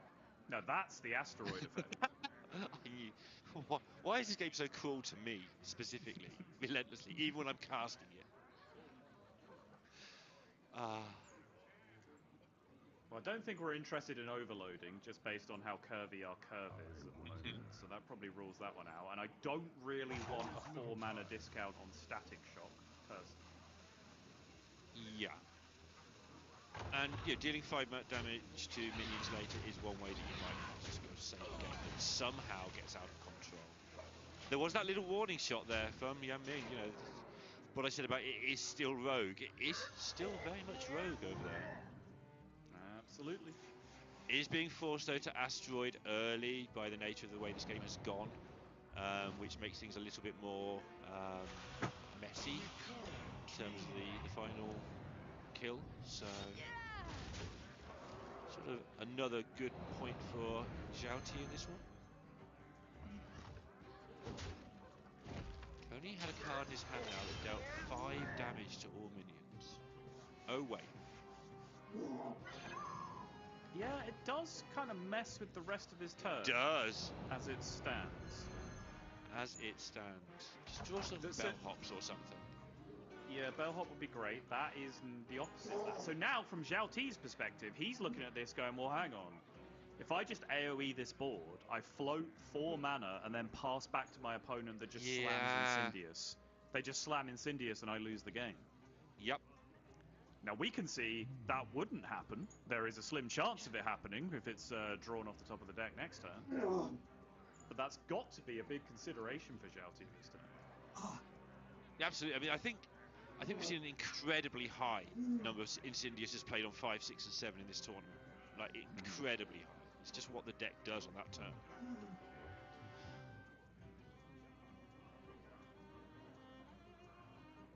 And no Hearthstone player wants to float 4 mana.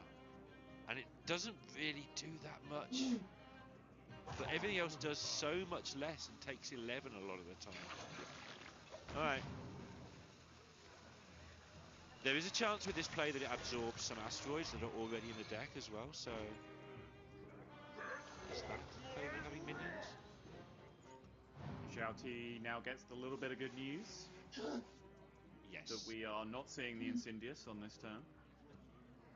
I think also deep in his considerations for that Meteor Storm is that he knows that there is a second EMG left in the deck that he still has to deal with, right? And that's his one AoE card available. So if this were to be a big swing turn with or without the Incendious, he wouldn't really have any way to answer that second EMG coming down. Fascinating, by the way, that he did go for the mana inefficient play, using the 5 slime instead of the 6 slime, so that he can't go 2+5 on the following turn. Yeah. He can't play the Meteor Storm with this 5 on 7. Yeah, I think he was hoping to some of these asteroids, there's a lot of them in there, he was hoping to hit some of them. That works out okay for him. For a very loose term of okay when your opponent has this hand, by the way, but yeah. I guess his plan here is he just wants to play all of the defensive cards over the course of a few turns here, right? So the Furious Fouls slime ends up just not being played. He just wants to make sure all of the Frosty Decors get played for maximum armor gain to give him as much survivability as possible. Yeah, it's very unlikely he gets the Ziliak's turn. Next turn, Yanming will set up, and then he'll try not to draw anything next turn, I should imagine, so that he can set up for Thalnos, swing, try and kill you the turn after. Yikes. These are rough. They suck. 0 mana deal 8 to a minion is a very efficient card, but I'm not sure if it's one that Zhao T particularly cares about. 1 mana, have less mana next turn, doesn't seem ideal. 1 mana kill your opponent if you're a few damage short of killing your opponent seems quite good though. It does. And I'm not reading all that. The other card did something, I'm not sure what it was. Yeah, there was some card on the left-hand side, but no one read it. Don't worry about it. Okay. 2, 4, 6, 8. Alakia, Lightning Bolt. Who do we appreciate? Zhao T! Looks like it. Oh, sorry, was that not what we're doing? Okay. It is, because the Lightning Bolt is lethal. Yep. Alright, Alakia, 3, 6, 9.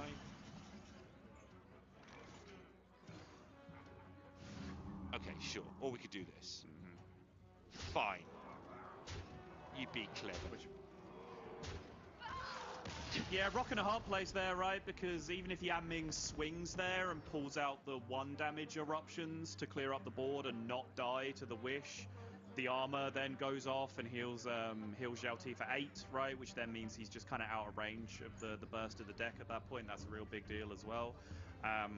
Which I think you have to then go back and give Zhao T a big pat on the back for doing the weird-looking play where he does the mana-efficient slime. Instead of going 6 slime on 6 into 5+2 on 7, he floats a mana, plays the 5 slime instead to make sure he's gaining 16 armor over the course of the game, which then pushes Yan Ming back into that checkmate position where he actually can't afford to swing the weapon there, draw the cards, and potentially play around the Alakir or the Wish Upon a Star lethal. He just has to sit back and take it and hope that Zhao Ti doesn't have it, because otherwise he's running out of damage in the deck. So really great spot from Zhao Ti, where the day one Hearthstone school bad play actually goes all the way around full circle and actually becomes the good play again. A really good spot from Zhao Ti. And it was harder to spot there because your first thought is, oh, I want to do the storm. Oh, that's 2 mana and I've got 6. I can't do that. That's wasting too much mana. So you then are instantly drawn to how can I spend 6 even more than usual, because you're trying to avoid, already in your head, you're trying to avoid wasting mana. And then you have to back onto the play. Nice work. But he still does have the Death Knight, which is... No, he doesn't. Why am I looking at that? He has the Vogue. He's fine. Everything's fine. No one knows. It's right underneath you. Just look directly down. There's a rogue right underneath you. That's the one. Yep. That's the one. Yeah. You're being backstabbed as we speak, Lorinda. There is. I mean, that's not new. It just comes with the territory of casting with me, really, doesn't it? Yeah. No, there's a bit. It is Rogue just left to win with. Rogue has been one of the standout decks at the tournament. One of the most tricky decks to pilot perfectly, but also a deck that is quite forgiving if you draw strong hands, right? Sometimes you can just blow decks out of the water, even without necessarily executing perfectly. It becomes more difficult at this level because you're up against players like Zhao Ti on the other side who know how to maximize that defensive capability against Rogue better than other people do, but still a very, very powerful deck, and it goes without saying that being 2-0 in any series is a huge advantage. Being 2-0 with the Rogue left to win with, I think Zhao Ti will be doing backflips and punching the air right now in terms of the position that he's in the series. And got to mention, of course, because we've given Zhao Ti a lot of attention in this series, but you mentioned earlier Yan Ming clinging on to this current world champion title. He is now hanging on the ledge with one fingernail on his pinky finger to the idea of retaining that world championship title, and he has to execute perfectly from here to make it happen. Yeah, and I mean, all the top players are aware of how good Zhao Ti is, right? But Yan Ming will be the person who has to clash with him frequently. Like, the people over here go, yeah, Zhao Ti is one of the best players ever. We'll ignore him for 9 months of the year. Oh no, here he is, it's Worlds. But Yan Ming has to go through qualifications and all sorts of things with this monster constantly in his way. So he got through him before, obviously, to get to the World Championships and win it last year. But yeah, he will be as familiar as anybody in the world with how powerful the task is he has to perform. A couple of pieces of candy in Yan Ming's hand. Double New Heights, along with Hostile Invader, means that he should be able to put together a nice clear by the necessary turn when Zhao Ti presents the first Everything Must Go board of the game. Nice though to be able to punch 3 and eat an imp and still have a turn going into this turn. Okay, so next turn we set up the weapon. The turn after, and by we I mean the best player in the world that isn't me. The turn after, go for the doobie. Turn 4 is usually a decent turn to go for. You've got enough mana. Any interest in just playing all of your cards? I mean, no. It's a legal Hearthstone play. You've got to at least think about it. You really have, but then he's doing it. No, there's a very real other option where you just step the 2-1 and hold it in your hand as well, Sure. just for extra flexibility on the following turn as well. Yeah, that's definitely far more realistic. That's the old pocket train play, I believe they refer to it as. But one of the problems with learning this deck, and it would have worked by the look of it, is you will go for a play on turn 3, like now, quite often, and it'll work, and you get your EMG down, and your brain goes, do that again. And then you'll watch somebody like Max Ebon discussing the difference between turn 3 and turn 4 pop-offs in a chat somewhere. Be like, no, this player got it wrong, because actually they're guaranteed to get it every time next turn, but this turn was too risky, even though it worked. But the little bit of your brain that goes, shut up, who are you? It worked. You're wrong. Who have you ever beat? Yeah, exactly. Who are you?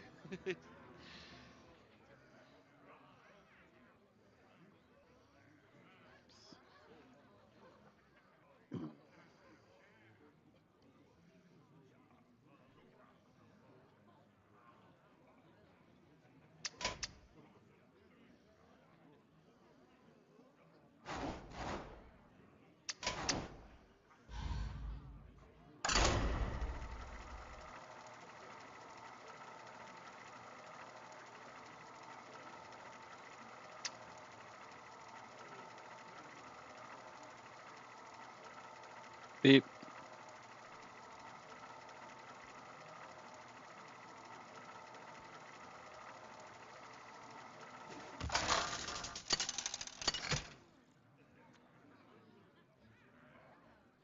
Uther versus Tyrande. Expecting I will fight with Protoss honor. Priest.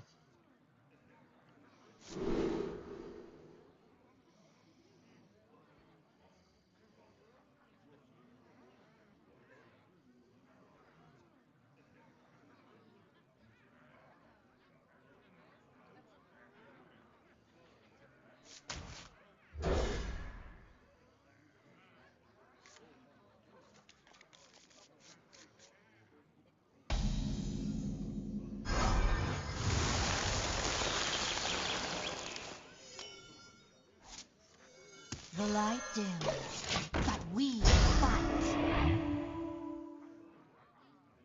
Feels good to play a Righteous Protector again.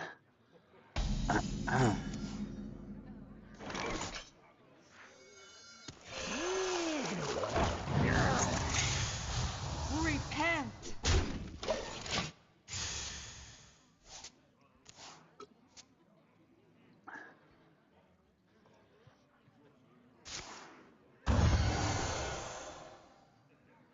Elune, bring guidance. Okay, it's actually Imbue Priest. Protoss, Zarimi, Death Rattle, One Somni, Control, Imbue. Does Control run the Imbue? Dirty. Calderate does. This is probably what we want to assume we're looking at. I wonder.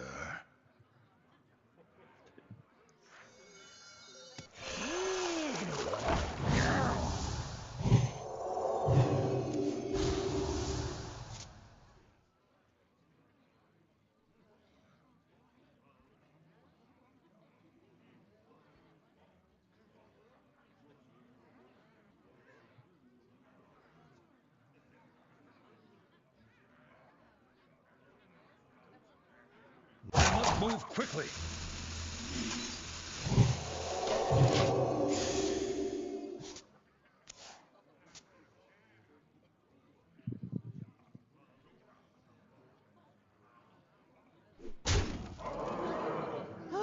I need a vacation from my vacation.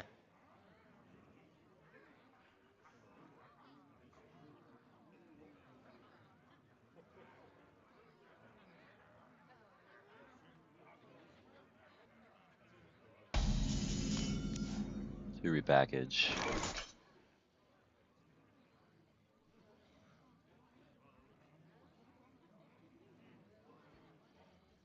And then 9-drop.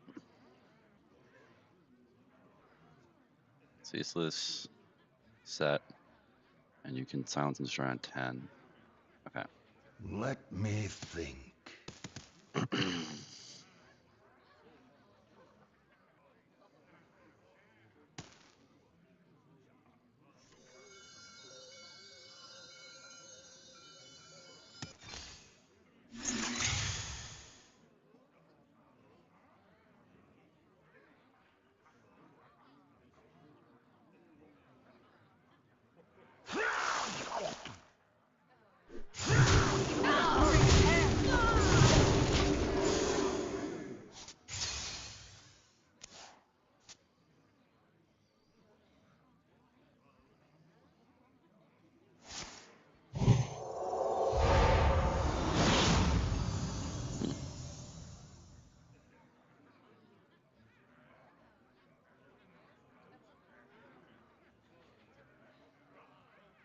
I remember this place well.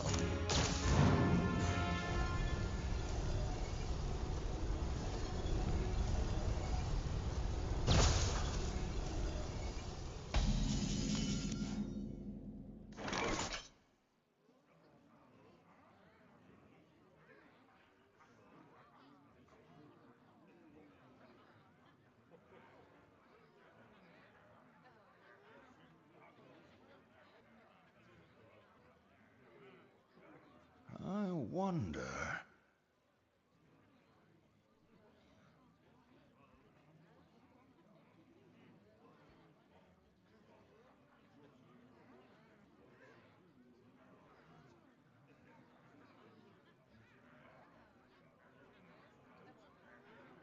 Let me think.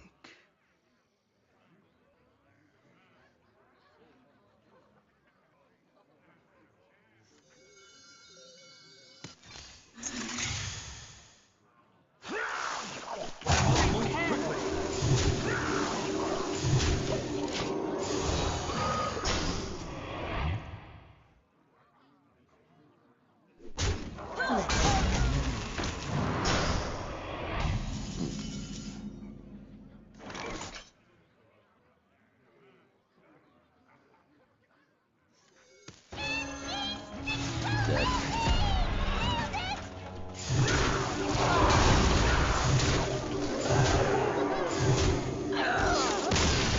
I looked at the deck list and I saw that this deck doesn't have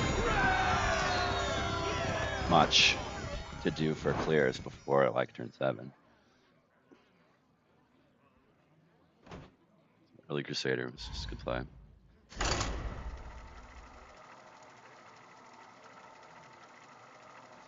chill and hope not to hit all the eruptions next turn. Just hope they come out in a different order.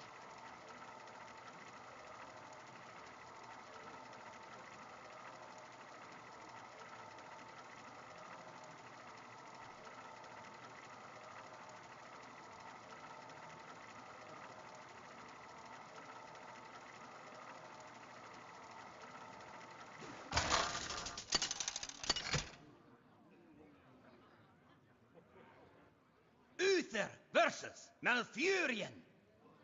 I will heal the eternal forest. I will fight with honor.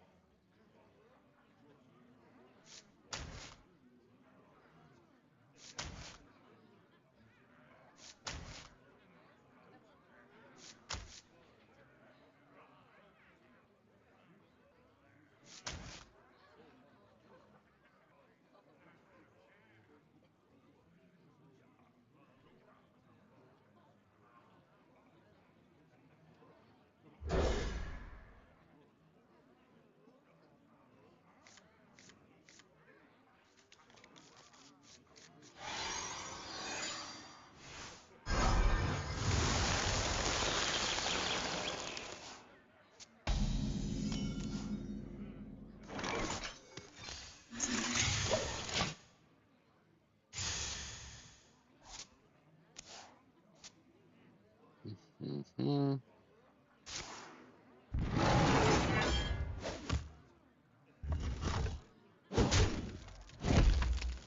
Shara Druid.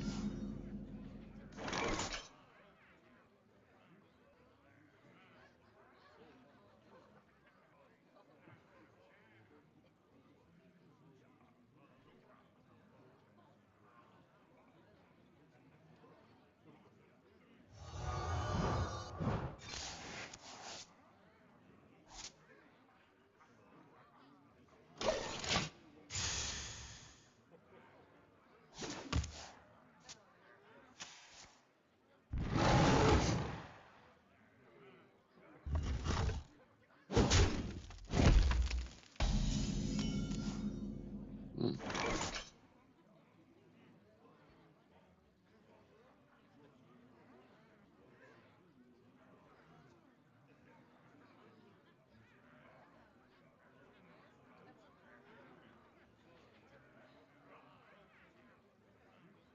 Let me think.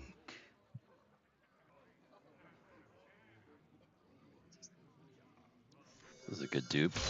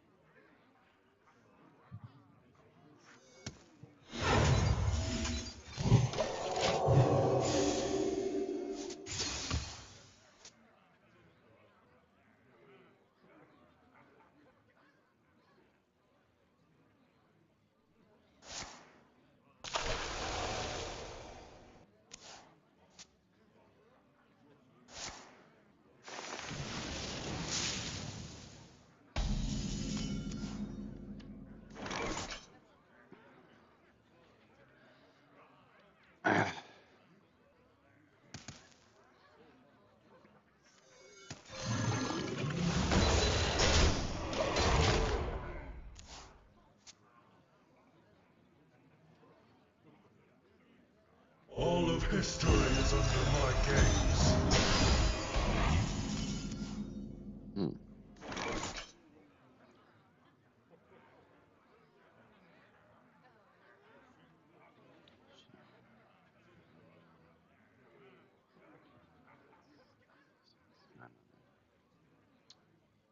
That's some kind of Shara. Let me Here we think. go.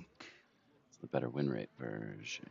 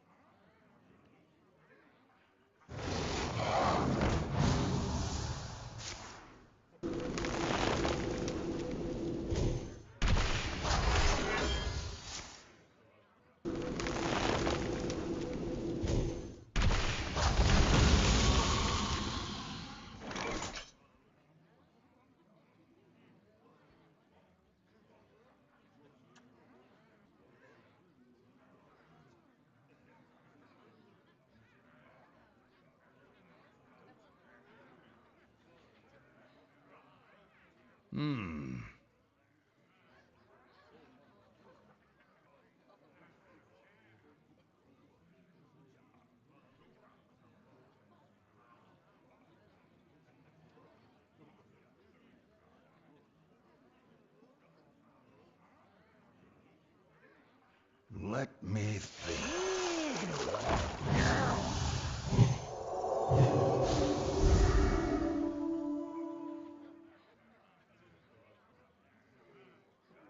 I must move quickly.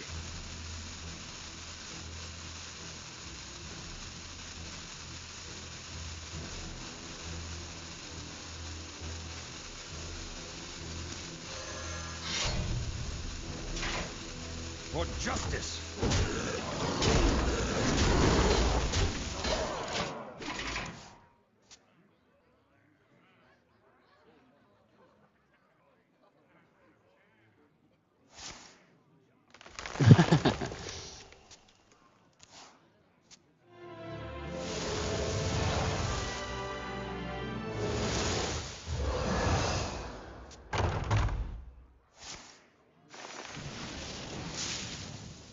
Stop and smell the flowers.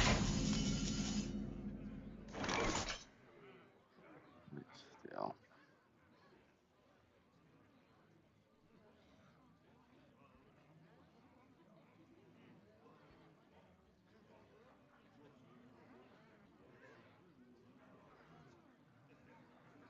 I wonder.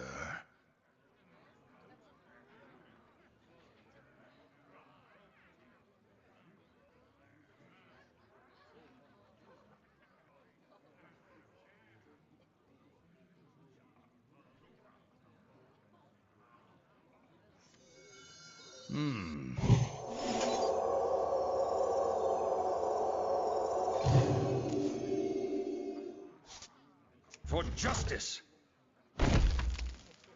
For justice. I must move quickly.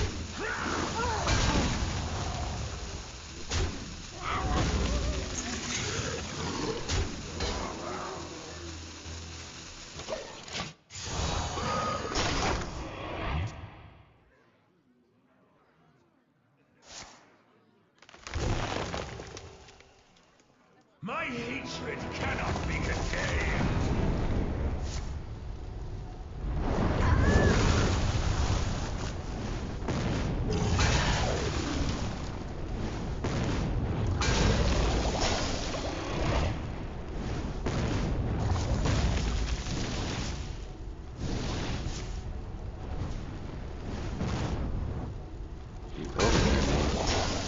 Some bullshit that guy just casted.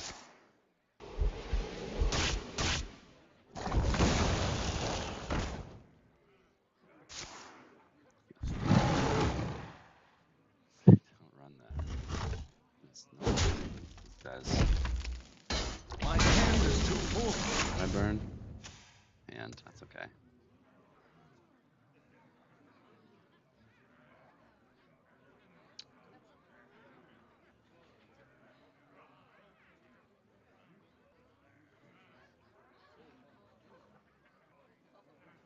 I wonder.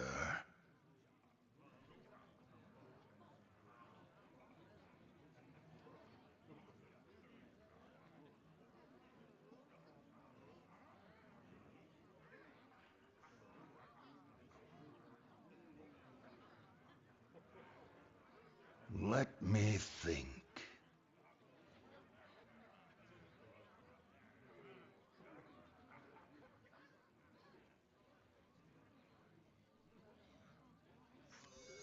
Doesn't draw anything.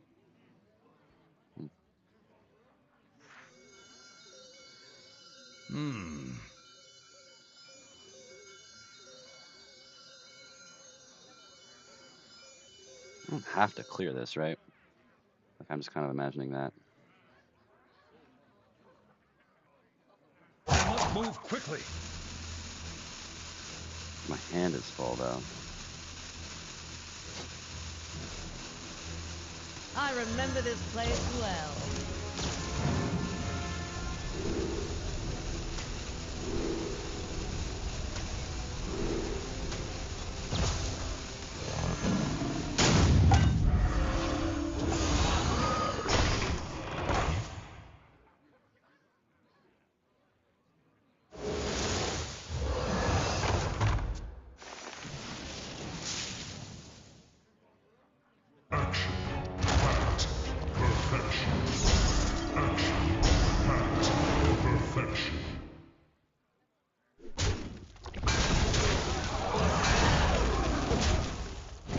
Not all things get to grow old.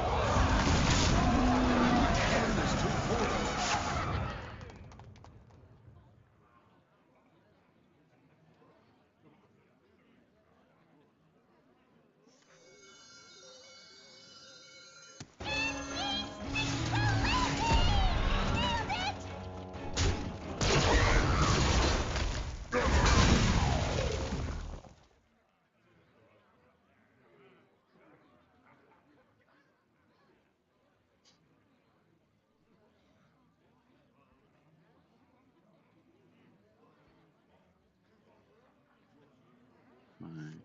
Not all things get to grow old.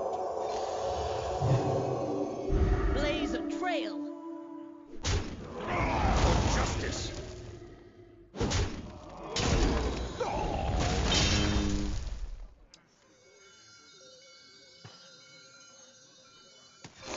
I must move quickly.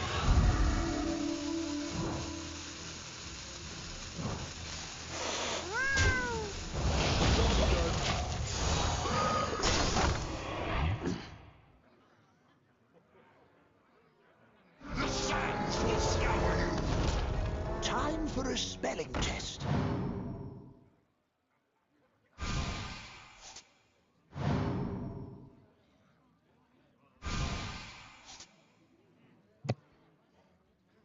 I know, I know.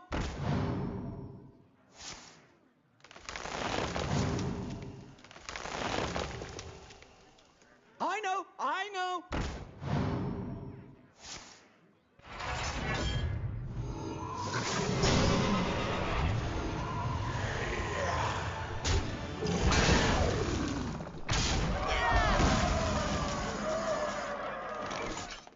Okay. Fast Fascinating. Fascinating.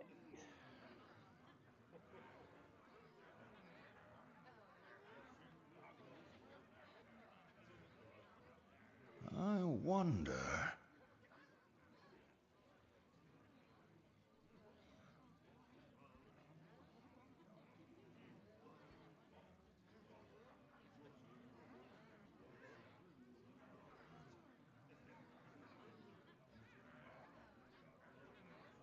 I wonder. I'm supposed to kill that, I guess.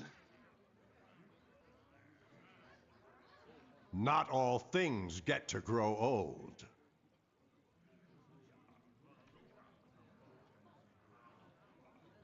I must move quickly.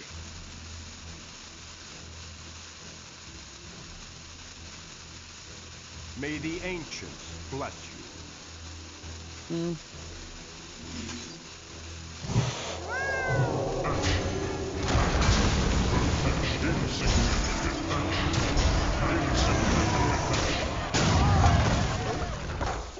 Your power is undimmed.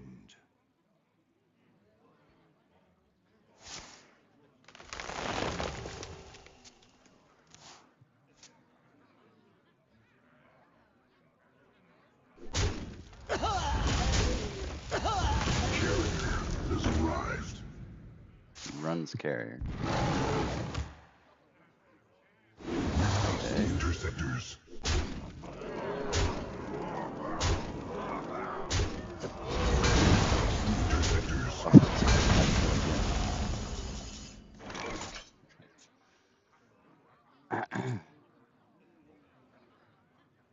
Three.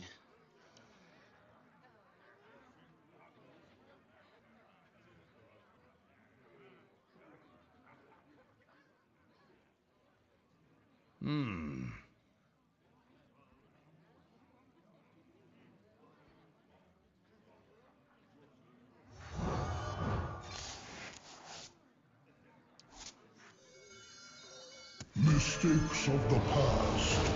Rewritten. Astonishing.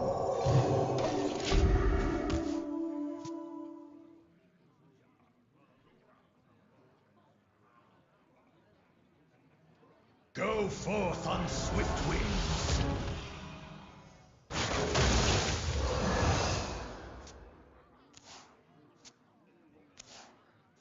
All are nourished and the cycle renews. Time for a spelling test. I know.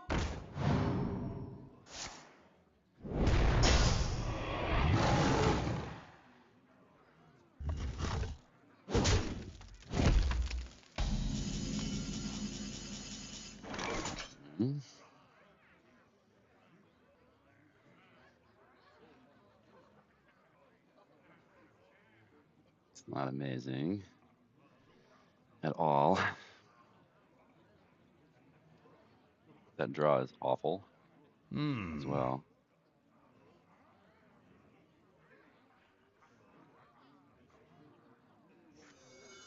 Long time keeping in a sacrilegious too.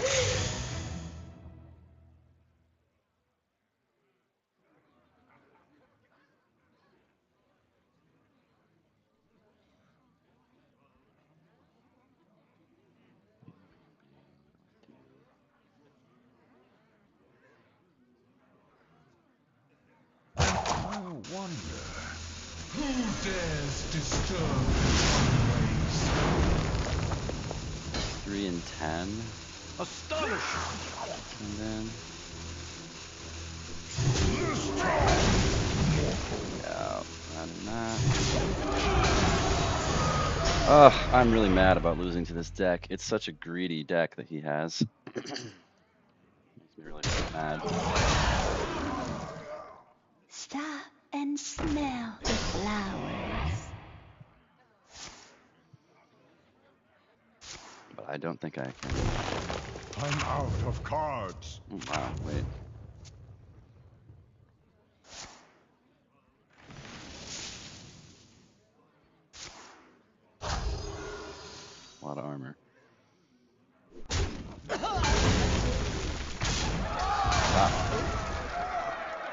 Carrier has Second arrived. carrier, huh?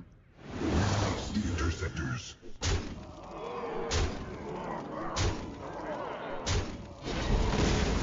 Lucky. Two carriers now.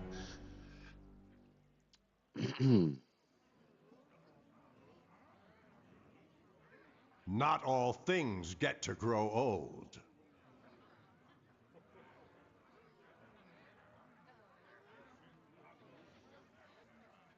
I wonder.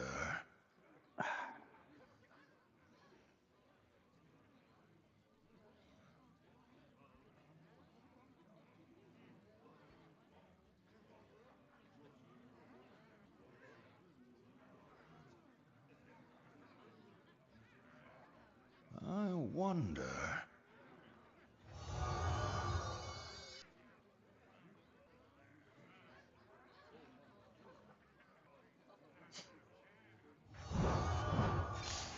Must move quickly. Holy machinations!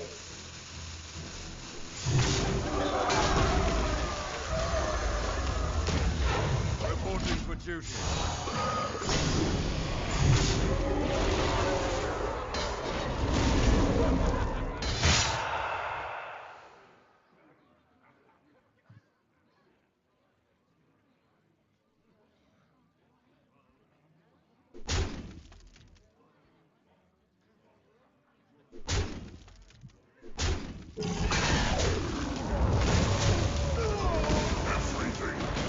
Your power is undimmed.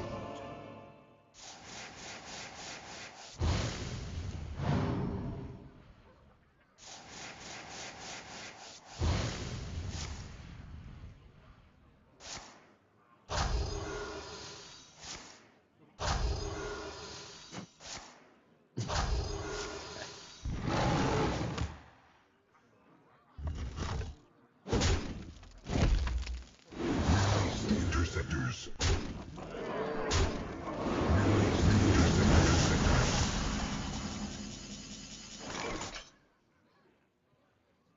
Not all things get to grow old.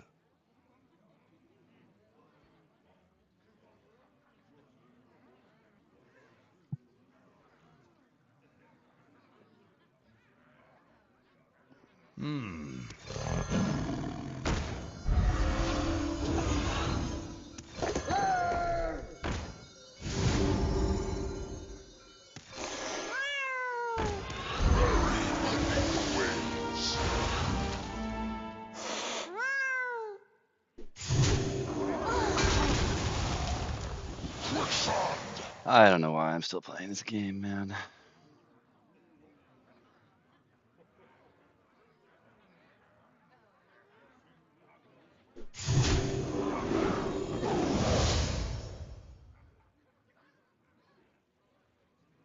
Astonishing! Move quickly.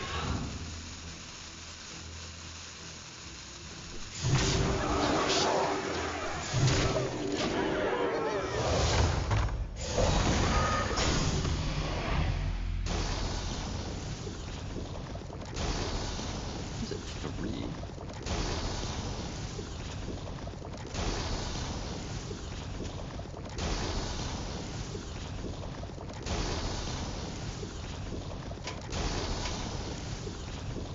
The victory is yours.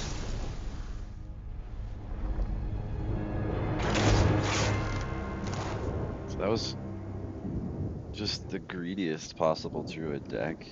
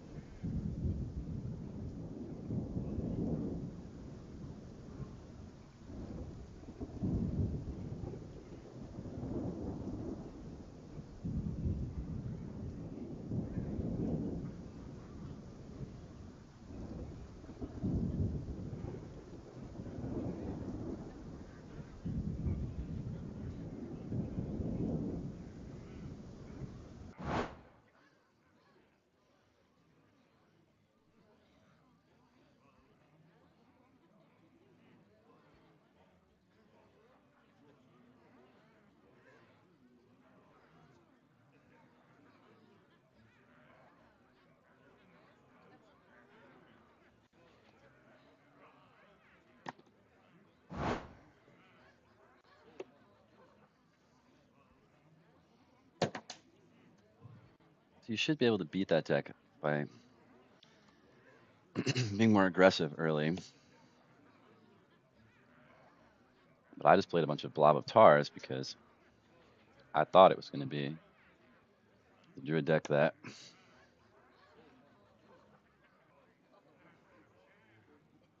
plays more for the mid game.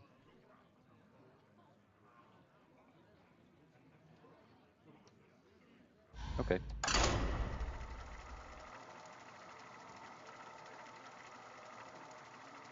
It happens.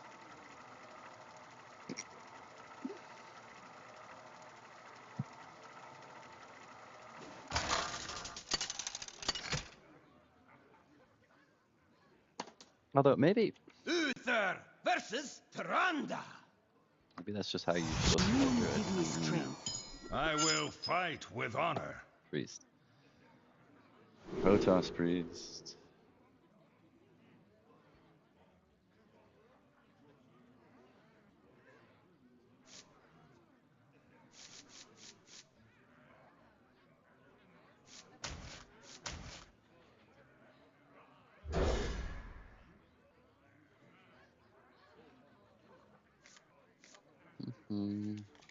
Happy Feast of Wintervale.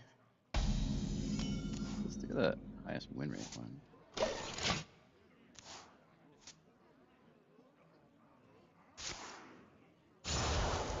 They're just trying to curve into turn 10 and then finish the game with that.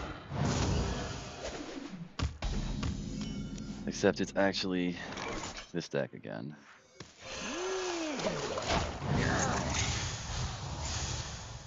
Oh, that's the one bad outcome out of 4 in this case.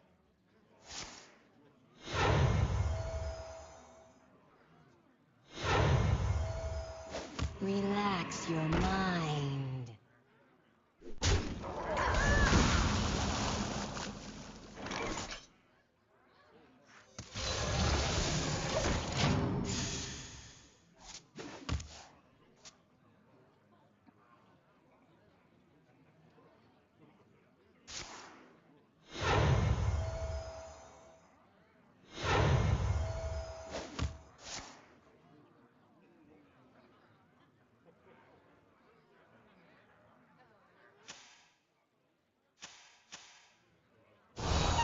Safety violation, nothing serious.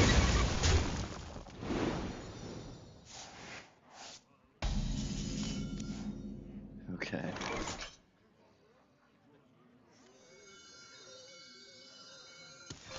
For justice.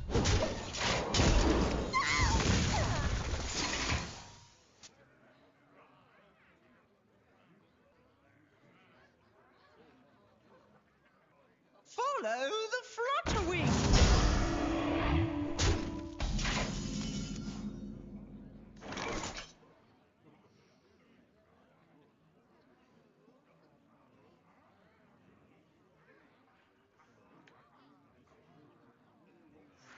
I remember this place well.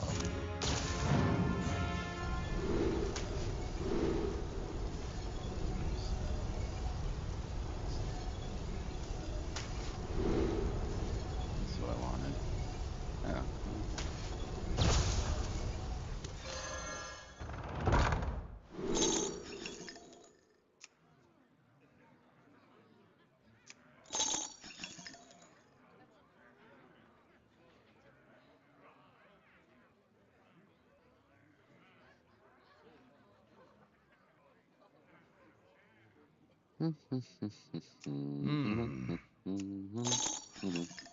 I must move quickly.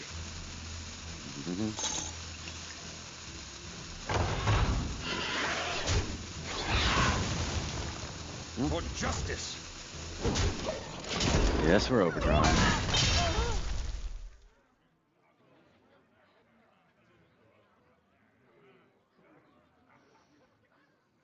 Elune, bring guidance. So actually, it's fully imbue, which is crazy how bad the win rate is. My hand is too full.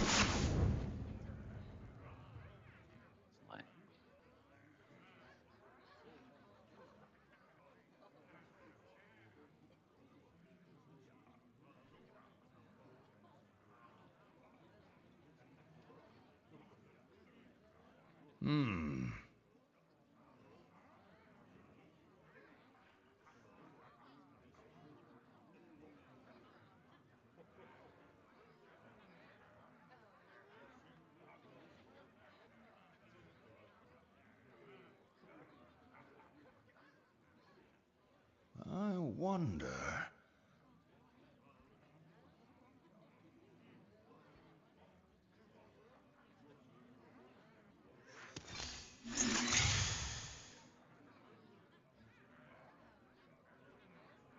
I must move quickly.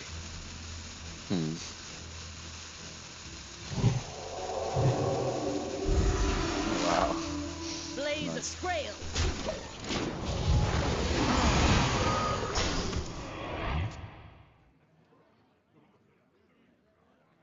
It's like actually maybe the best 3. A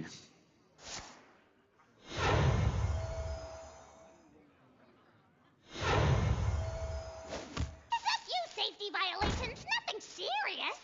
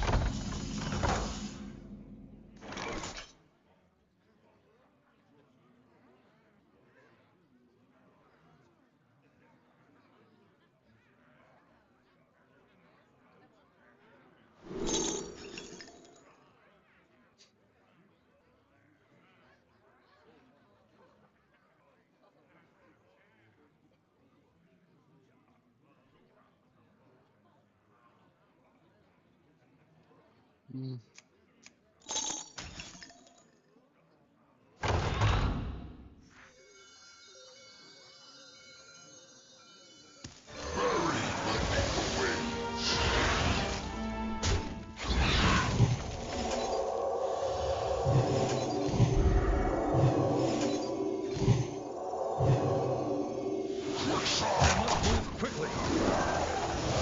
Blaze of Trail.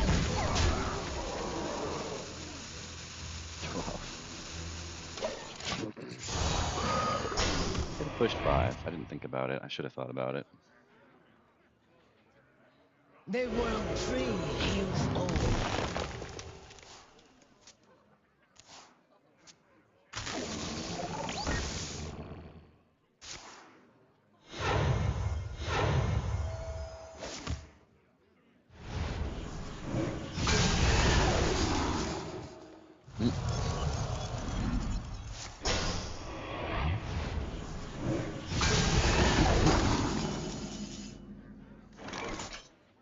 Tough.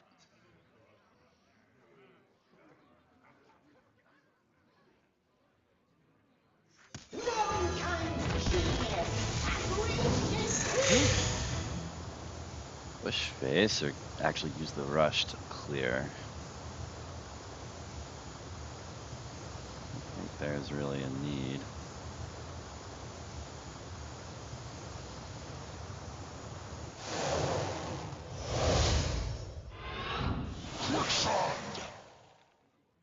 It is finished. You win. Yeah, I don't know that deck. I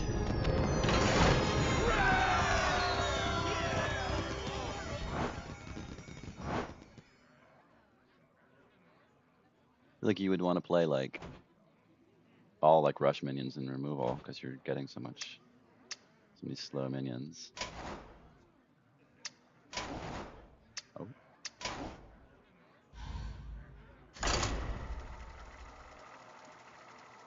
I'm still thinking about that crazy druid deck. The 20 mana and shit.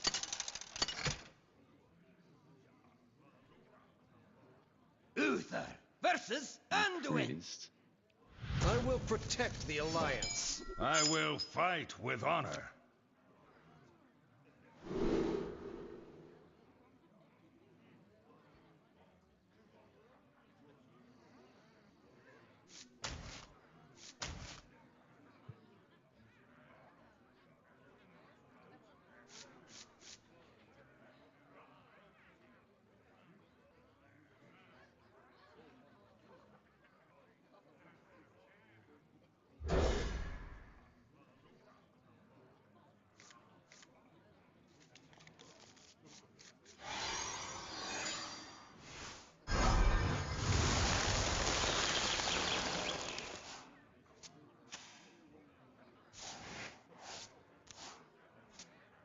Motion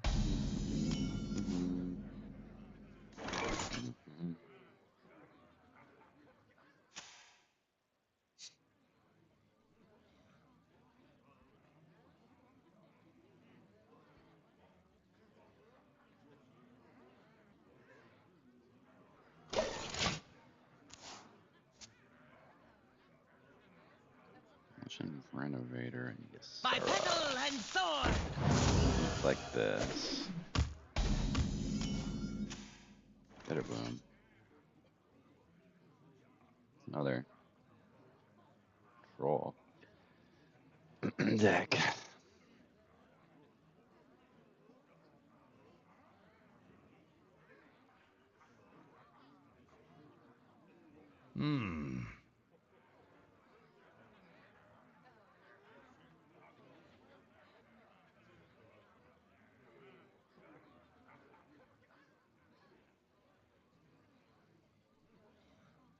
I must move quickly.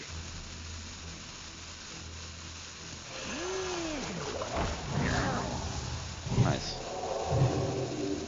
It's fortunate.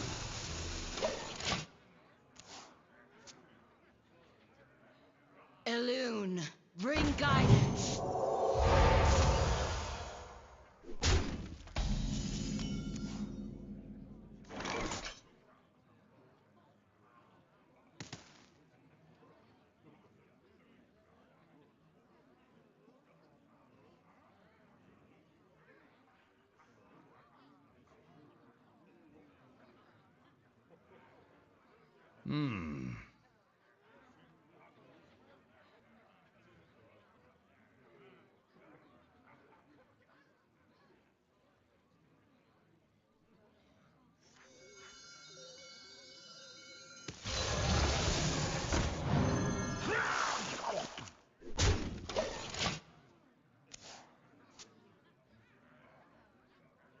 Bipedal and sword.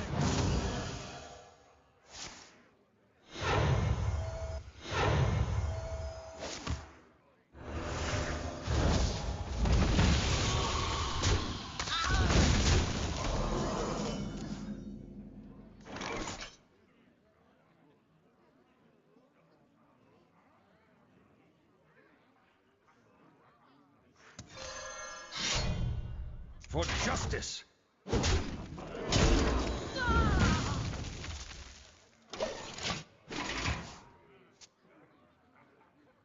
Who could put a price on such foul artifacts? I could!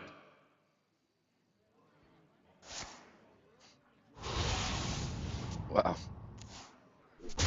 My hand is too full.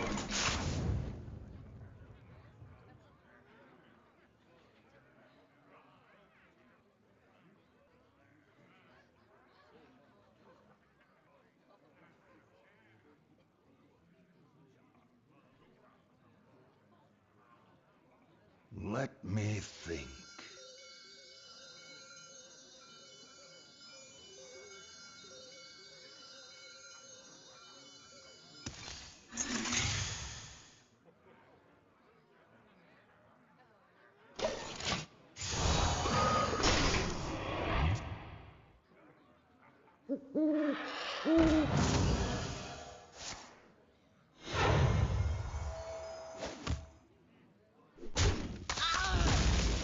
Freedom is fleeting. Your will is my will.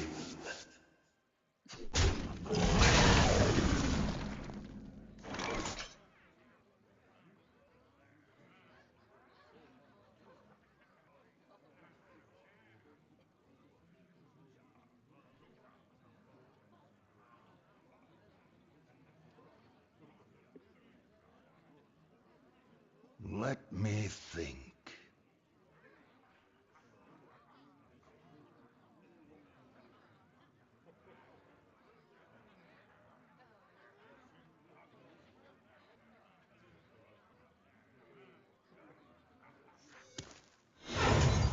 Mistakes of the past, rewritten.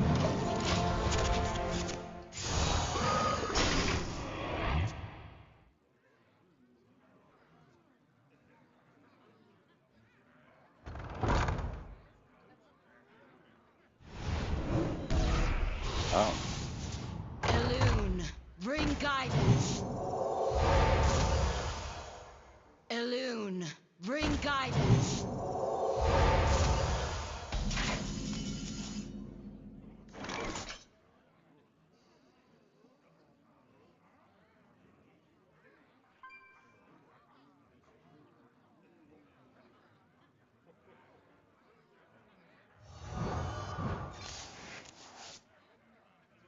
Hmm.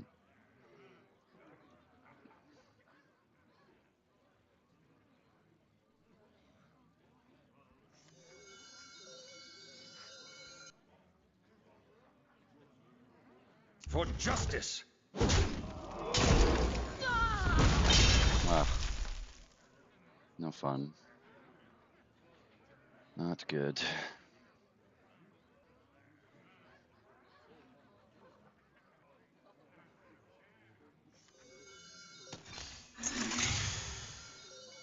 The light Must move quickly. but we fight. This time!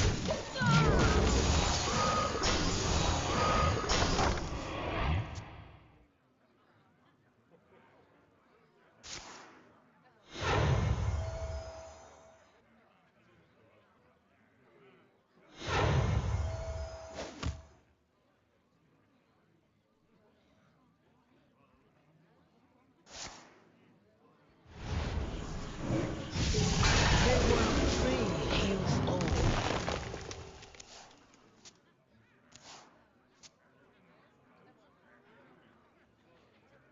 This fire must not burn again. Freedom is I'll whim.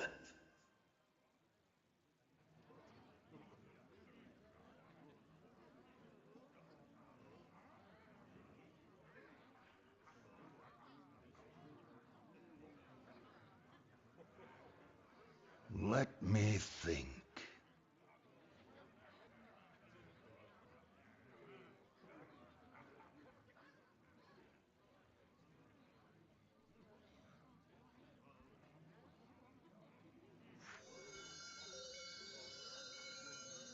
Who dares disturb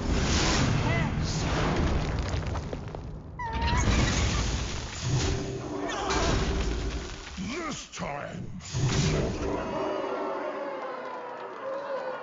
Move quickly.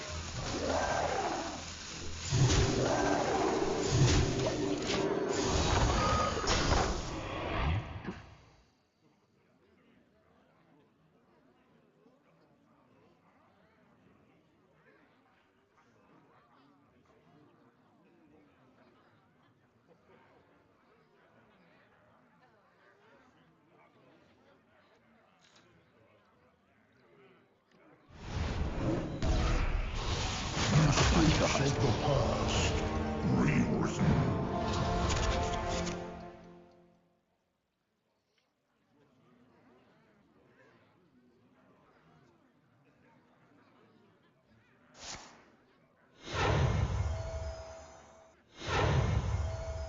Though I may fall, our people will persevere. The future is clear.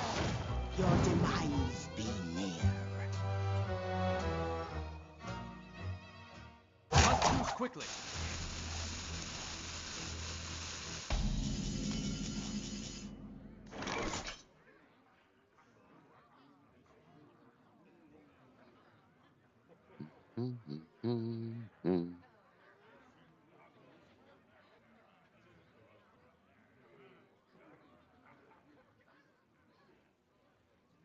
Hmm.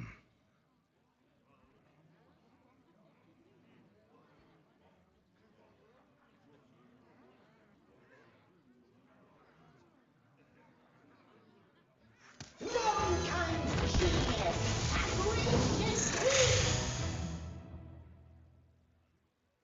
Draw 3, discard 2. I don't really want to.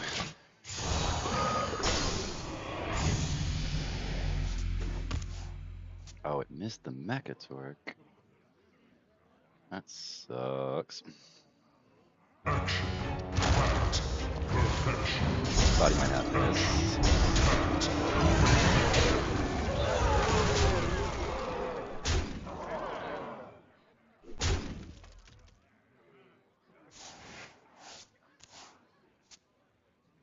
By petal and sword!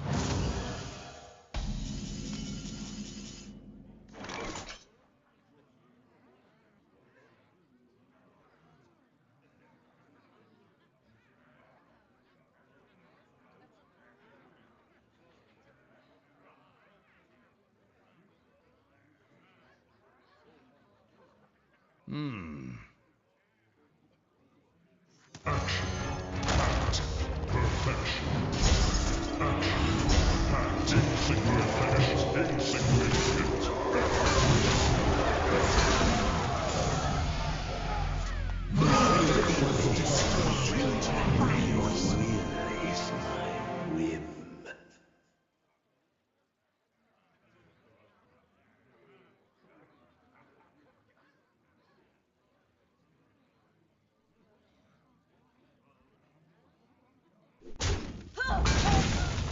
I ain't talking.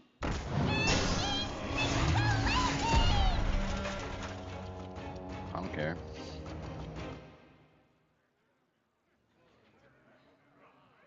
Mistakes of the past rewritten.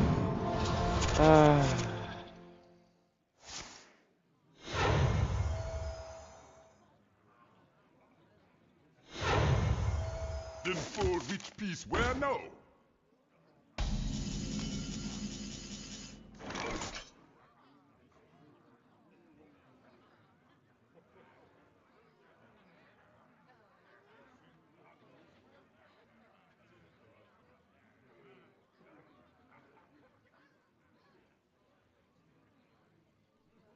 Hmm.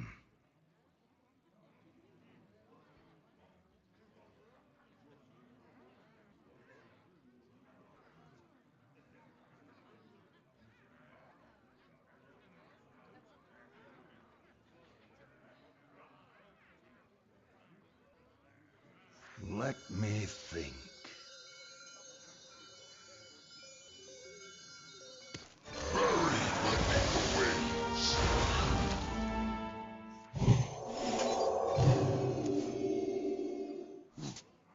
I must move quickly. That's good. I remember this place well.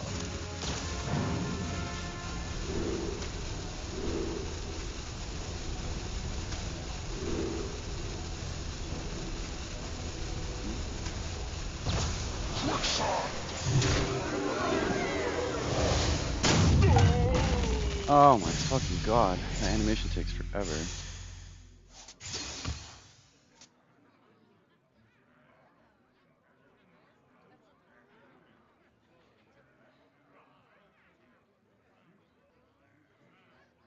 All are nourished when the cycle renews.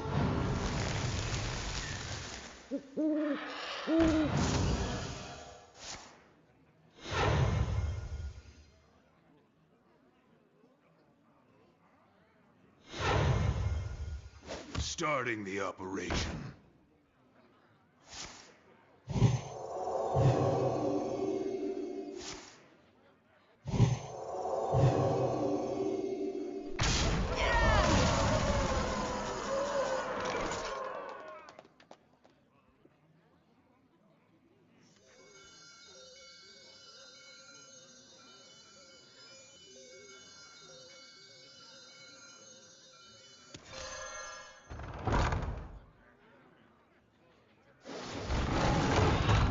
Damn.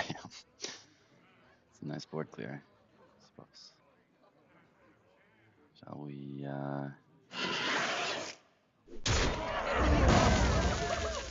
The light dims, but we fight. I don't know if I should even do this, right? Get all my guys back.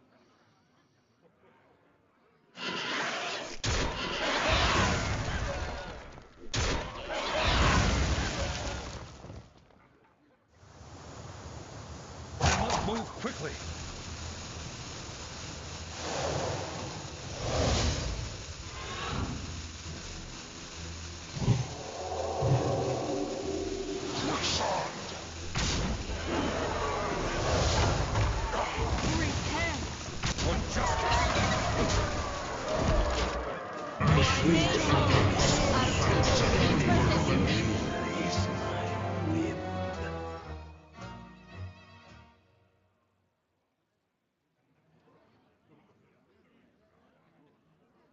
Mistakes of the past, rewritten. Follow the flutter wings.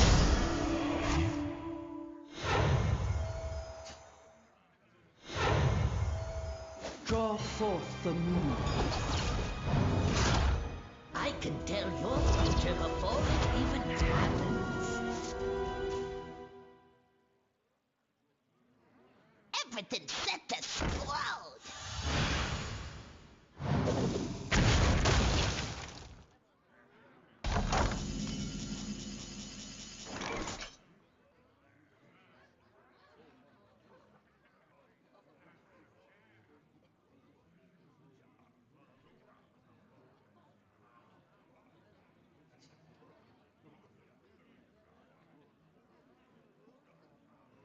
I wonder.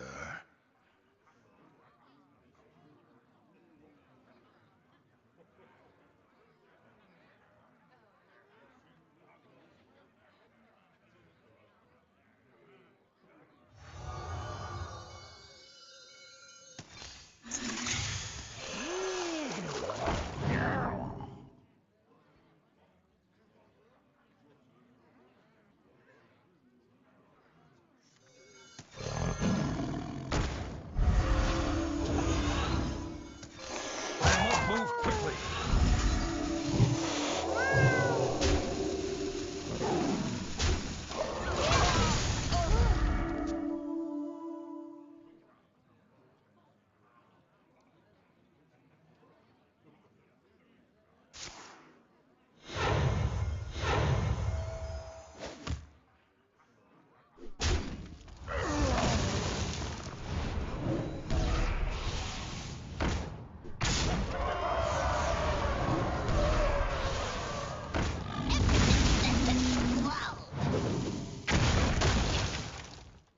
Druids of Azeroth, gods of the wild, the dream beckons.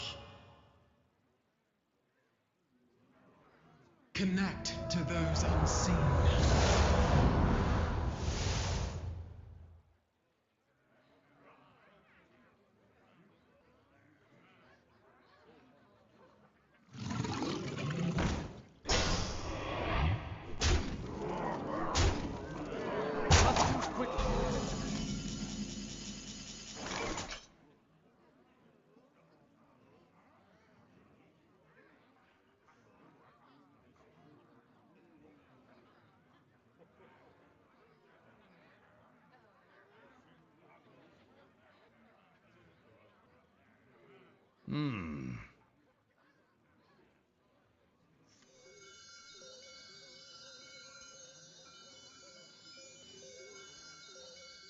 Mistakes of the past, rewritten.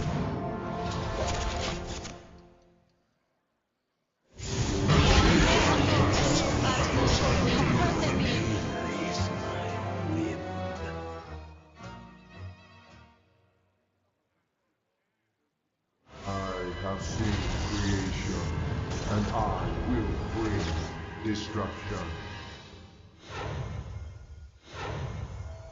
Welcome to the hallowed town.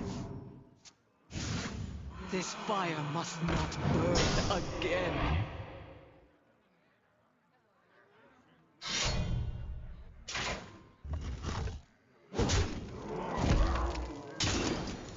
I remember this place well. The victory is Another really greedy deck.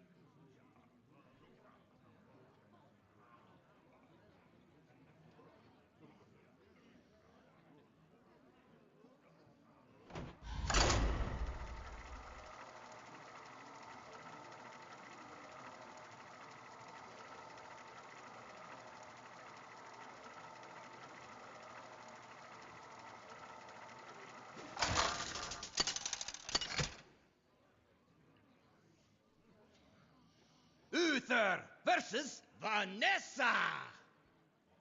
This is just a practice round. I will fight with honor.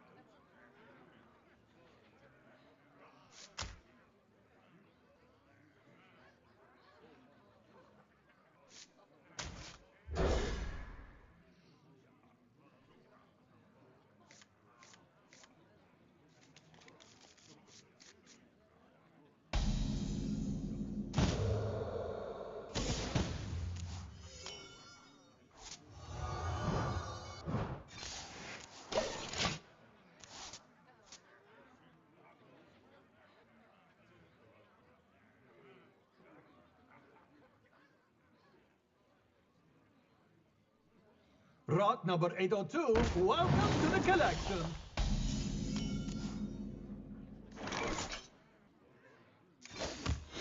Reporting for duty.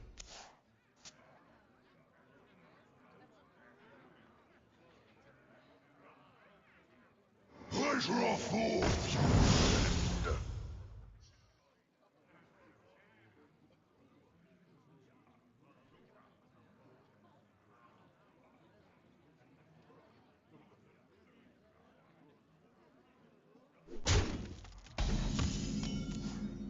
Oh, he should trade against the Paladin.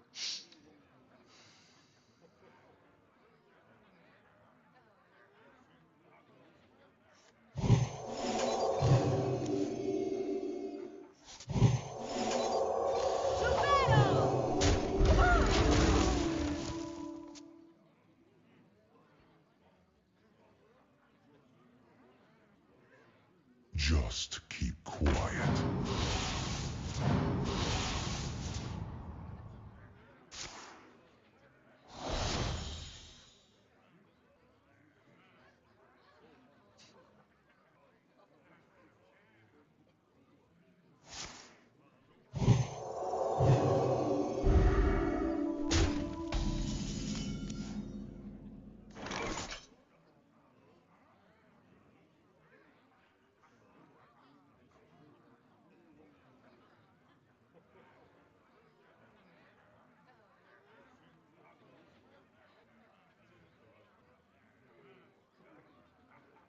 Let me think.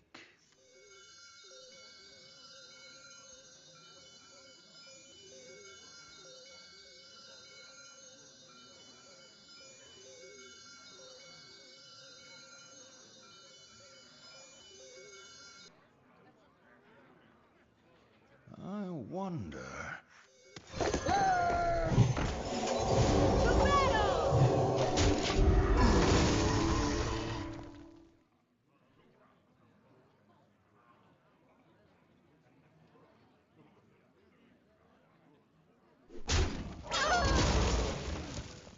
Care to make a wager, friend? The Granite World fools for rejecting power.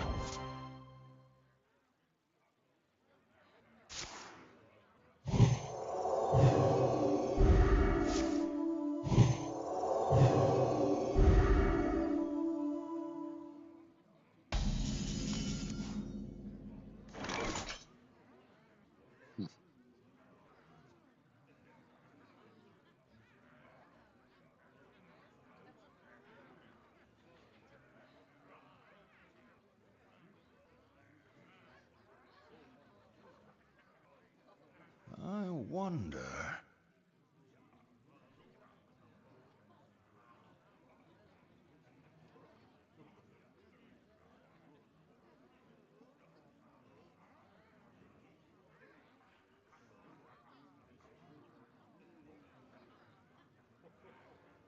I wonder.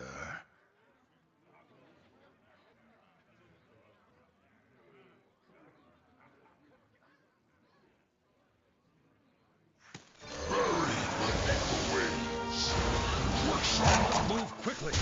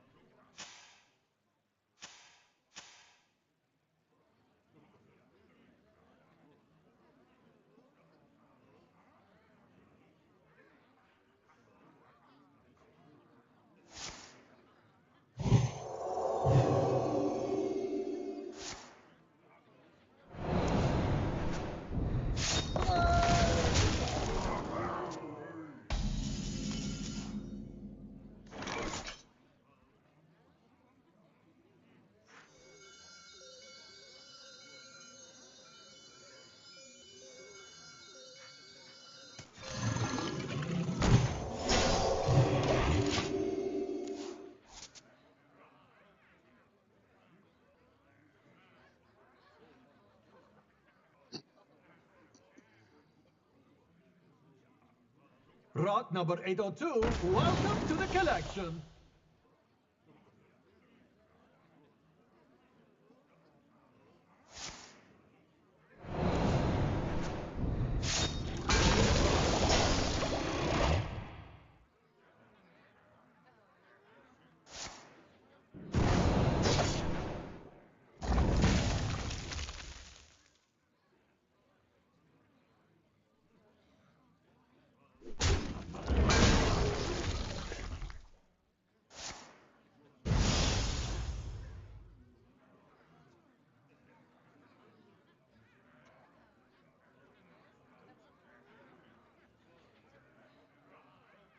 The light dims, but we will fight.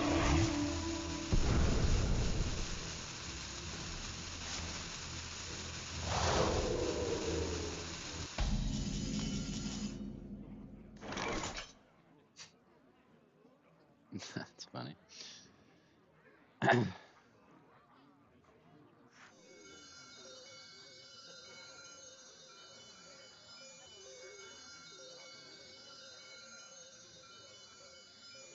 Let me think.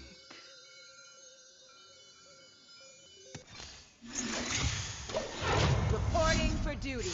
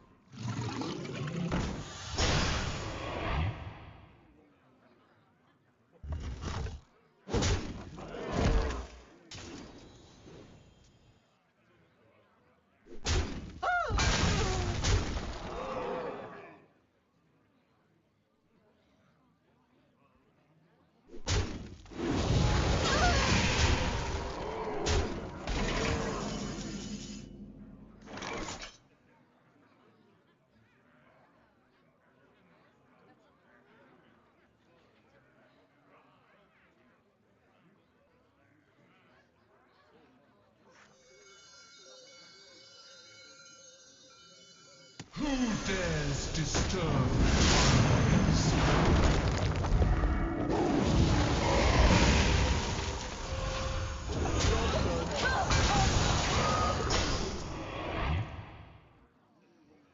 Lane's cruel grip shall be met with blood.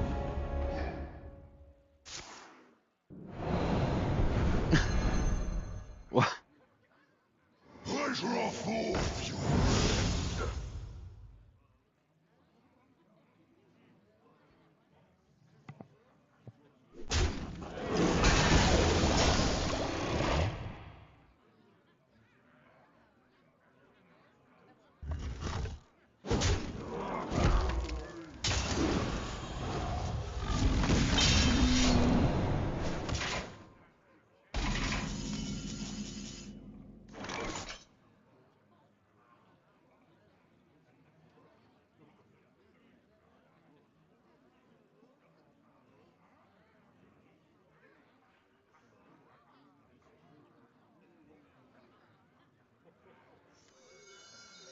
I wonder. sands of time for justice.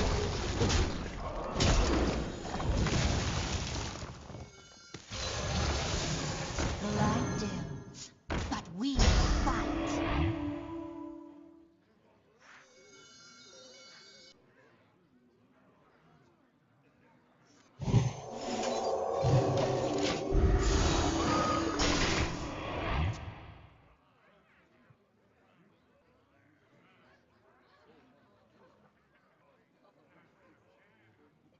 The treasures of time are mine for the taking! Ha ha!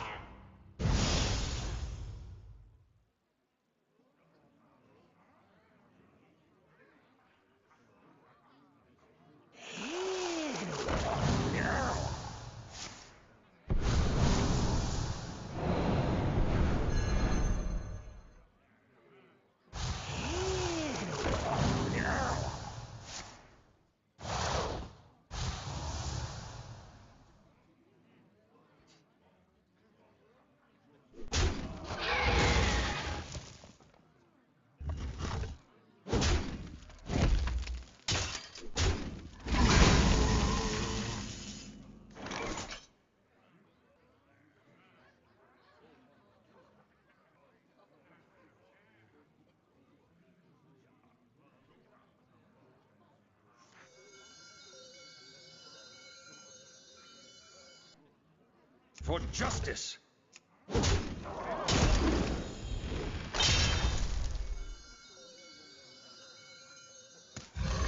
Sands of time! Repent!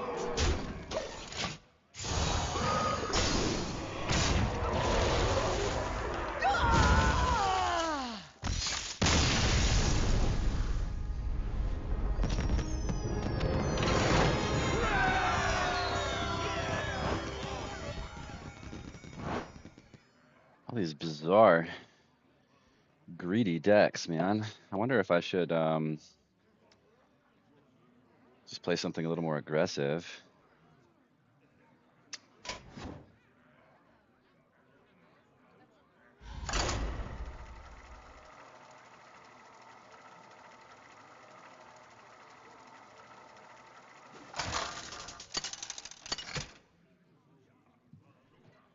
Yeah. Uther versus Mal'Ganis! All shall tremble. I will fight with honor.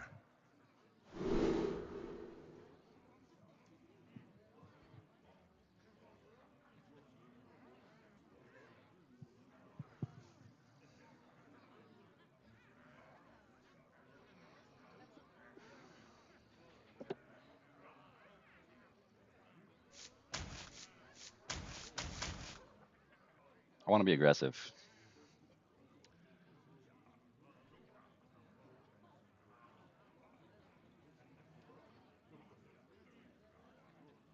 Punish some of these weird, slow, greedy decks.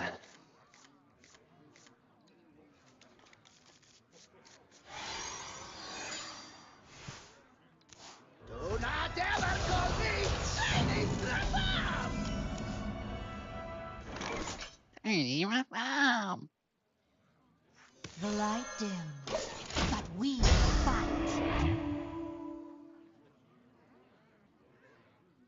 Nothing can prevent your end. Okay.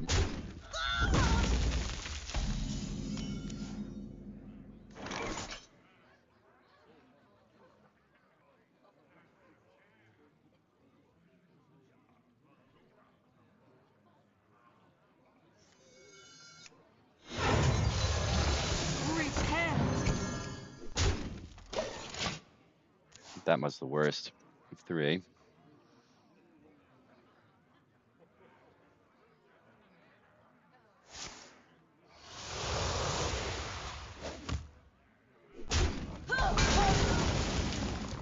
Nice. This went according to plan.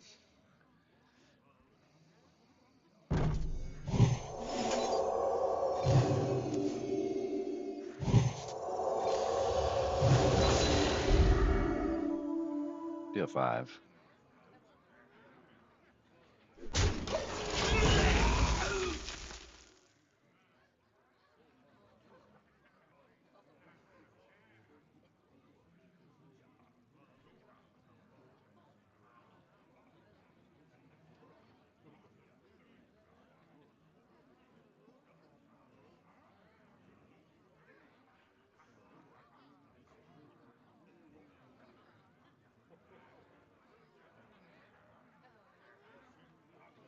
This is what it is when I smork with this deck. Nothing can prevent your end.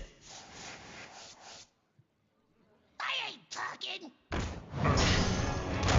Hey, I'm not complaining.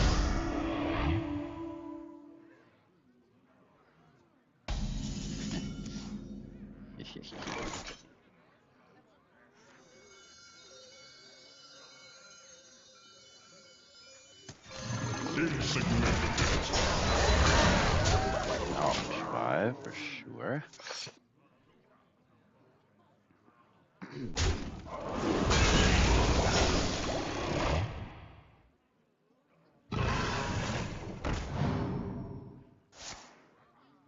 Okay.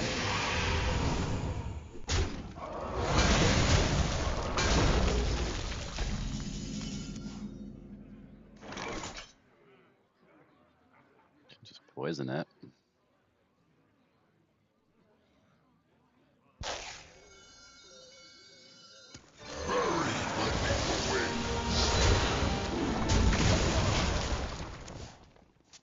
Okay.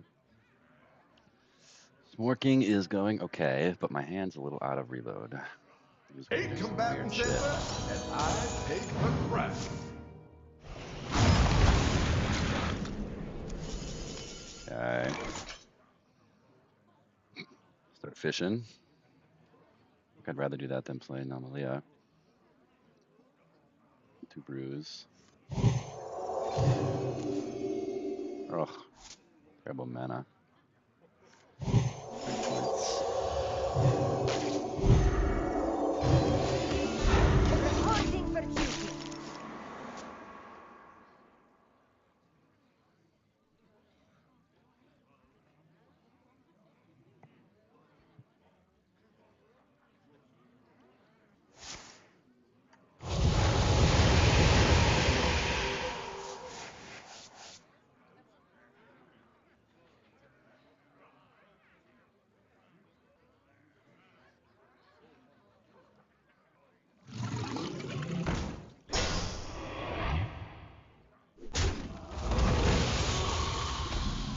Isn't Amelia the perfect answer to this? I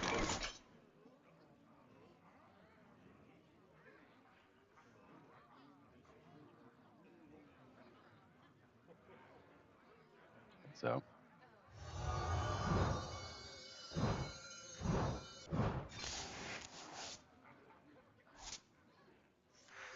I don't know what's gonna happen. Let's find out.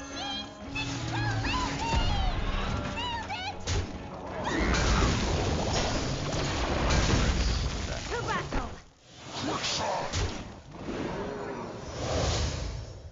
Oh, you can. To battle. Sometimes he can't do that. I don't understand how this card works. I thought I did. I didn't think I was gonna be able to use the location after I went phase.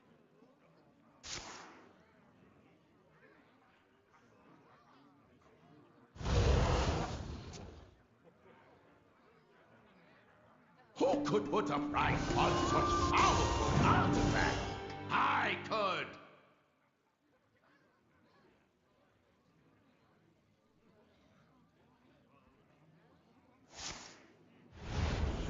Oh, he steals my guy.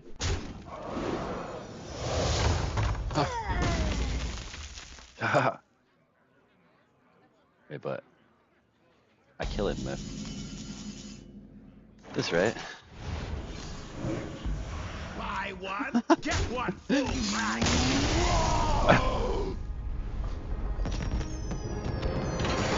It's clever. The drift had to take my exposed Gazelle.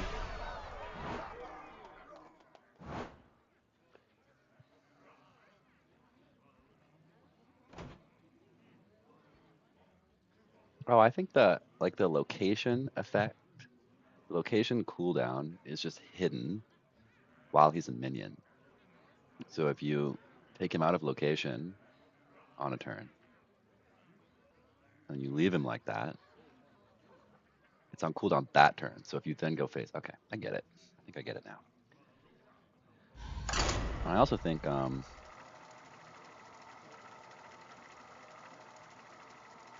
everyone's trying out their weird decks. So we're just gonna play Fun Wrecker and Smork. Uther versus Thorum. Come and fight me! I will fight with honor. Come and fight me. I will fight with honor. Oh!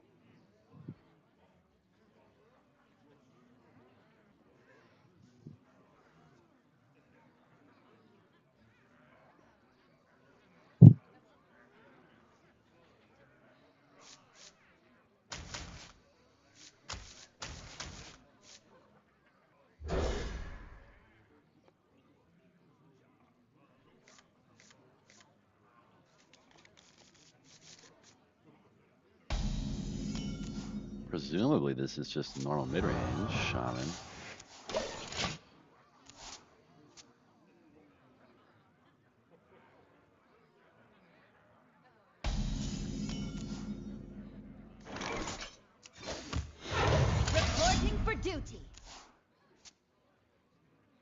And is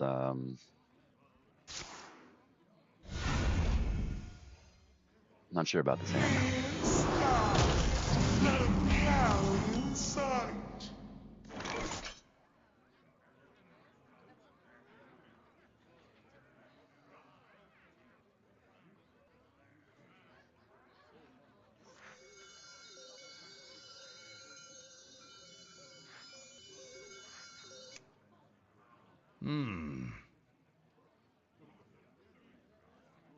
It might be better. Huh.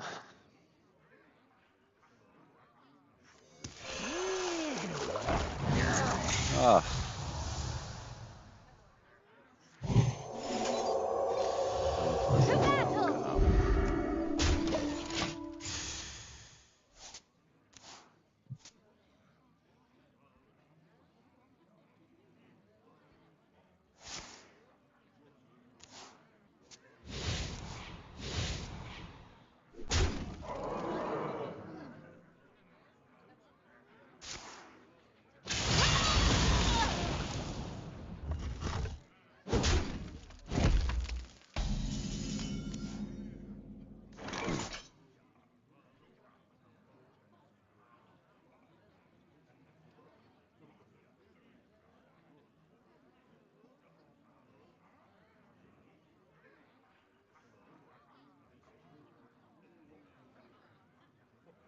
Let me think.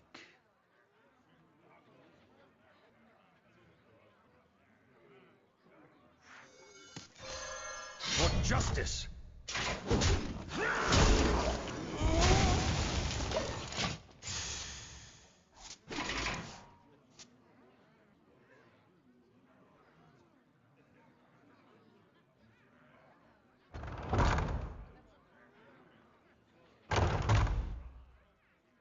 I never make two trips! I never make two trips!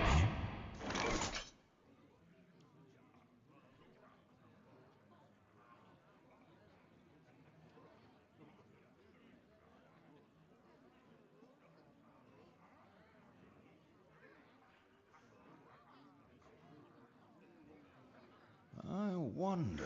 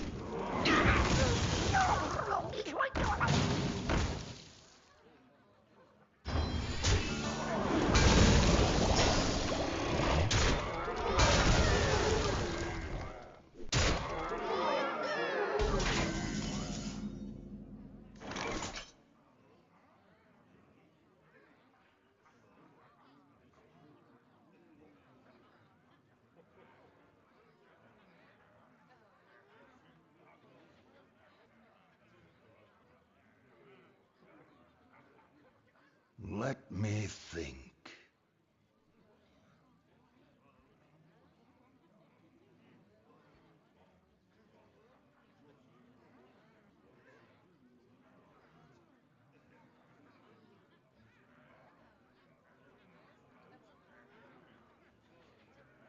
I wonder...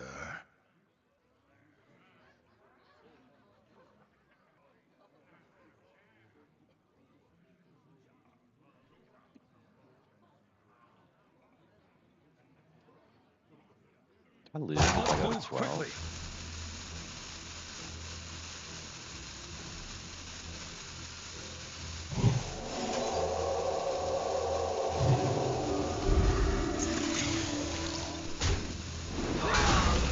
For justice! Might.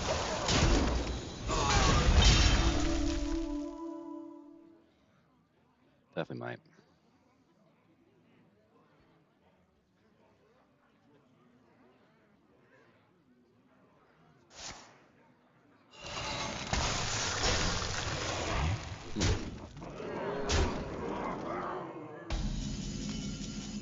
I may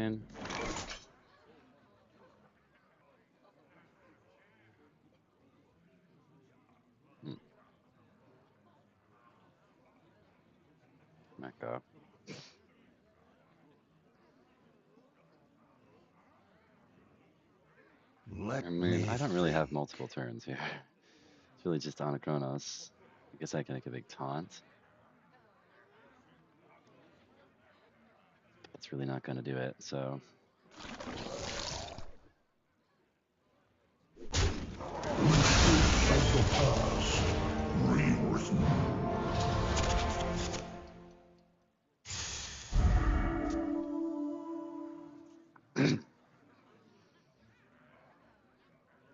I never make two trips. I never make two trips. Wow.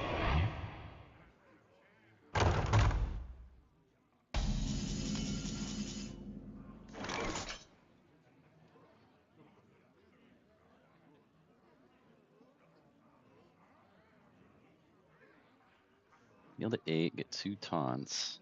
I think I still may often die.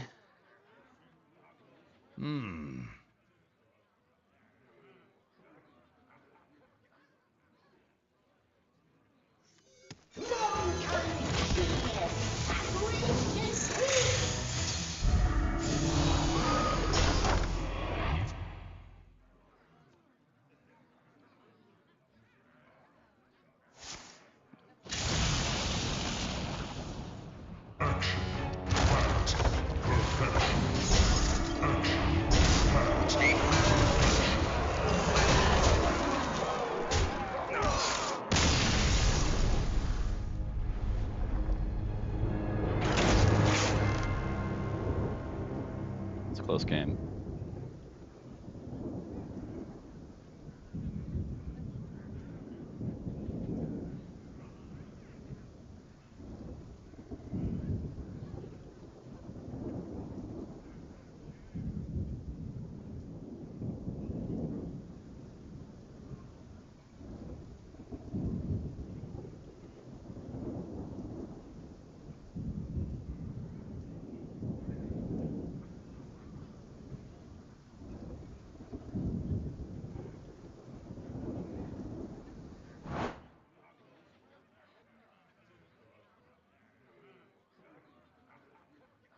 Mid-range shaman. Best version. 2 shocks. 2 books. Avatar form.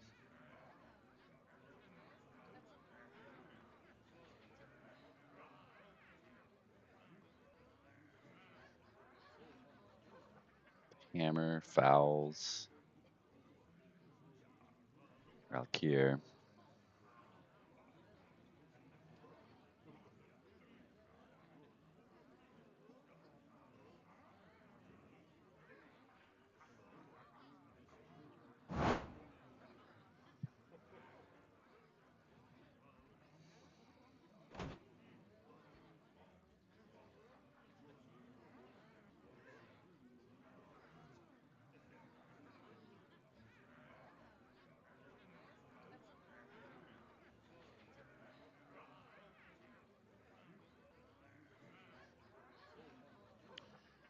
It ended up that I shouldn't have taken the 6 face damage because I ended up on a Chronosing the surviving poison guy anyway.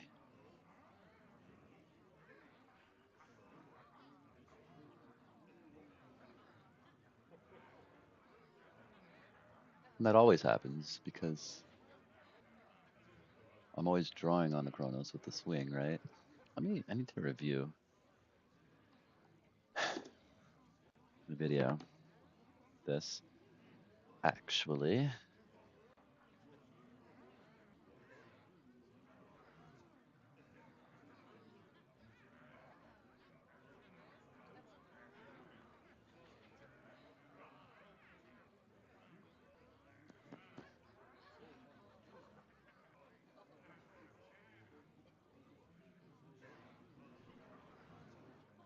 Because you're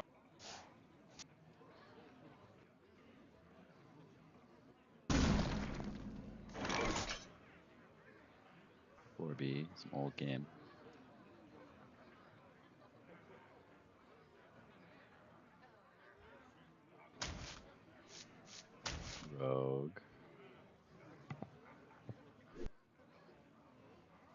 Warlock, and then Shaman. Okay.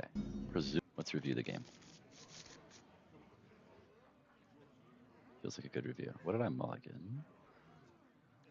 Yep. All those. Yes, I agree. He'd play 1/1. He plays Turbulus. I could have golemed. If I rolled for this, I don't think that was terrible. He misplays this turn. This was good, I think. He bellhops. I do the plan. He finds this response. Right. And I have Ziliax. Oh no. But then I draw on a Chronos. Right. And then I take 6 face damage. But if I shield my face, trade.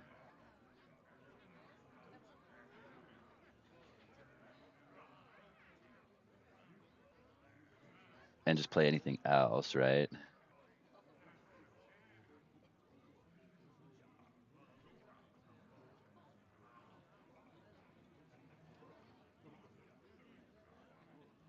So let's see what he does here. Goes all face. So he would have done the same thing. I would be at 10 health without that minion. I would on a Chronos like I do anyway. The board would look something like this. He probably would hex it, play those guys, but I would be at 10, right? I would have saved the 6.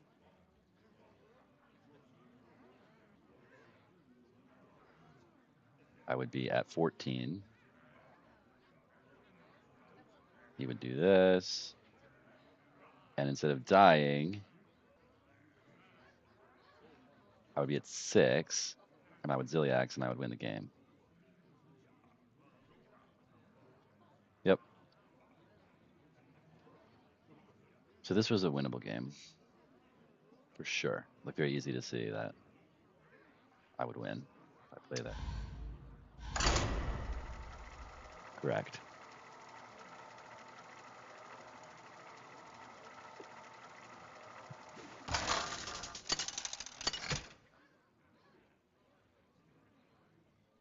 Uther versus Shaman again. Rastakhan! You stand before King Rastakhan. I will fight with honor.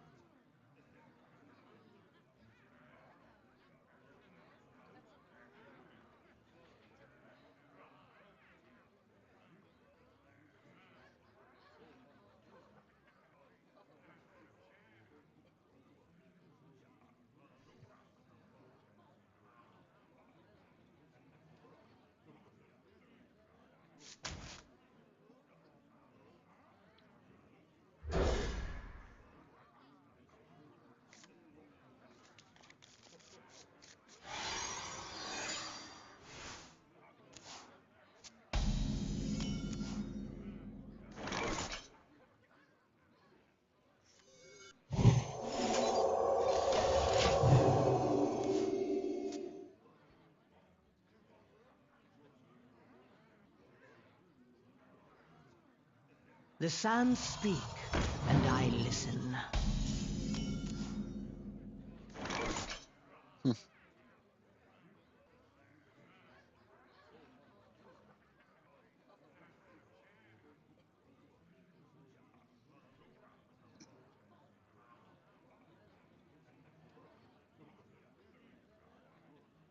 I wonder...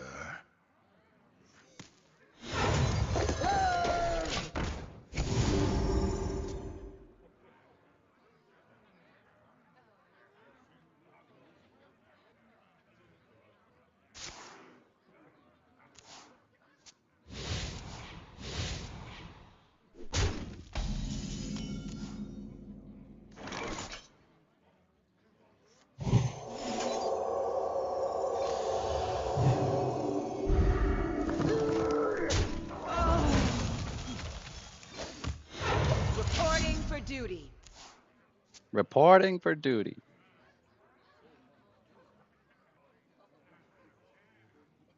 I never make two trips. I never make two trips.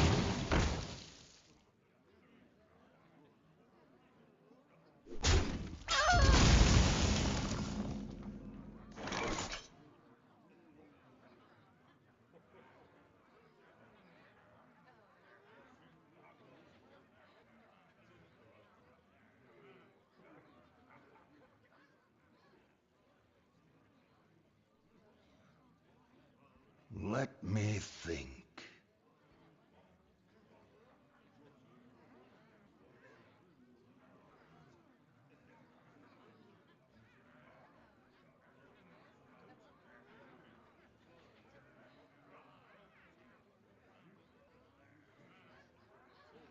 I wonder.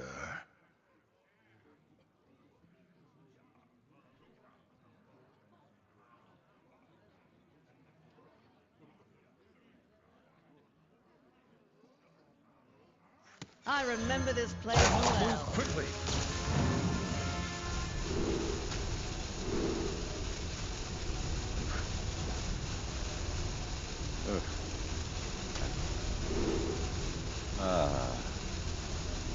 Ay, ay, ay.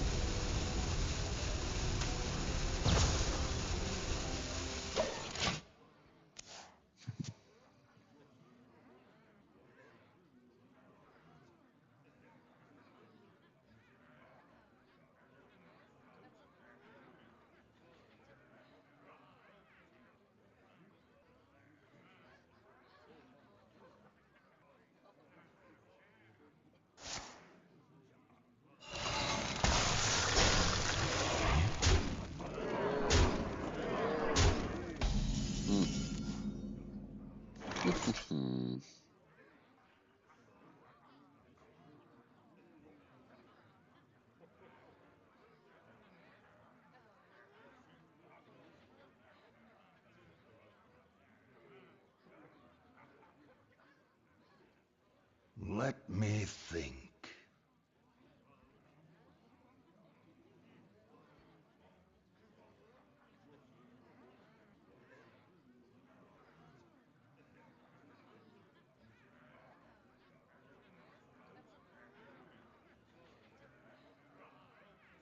I wonder.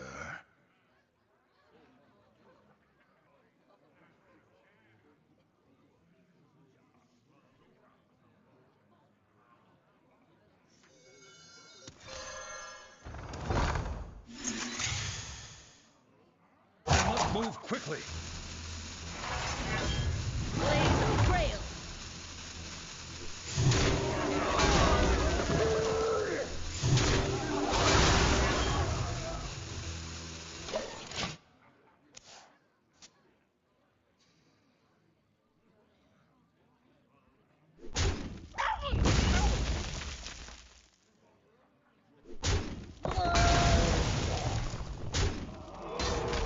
My eyes are flame, my cursed flame.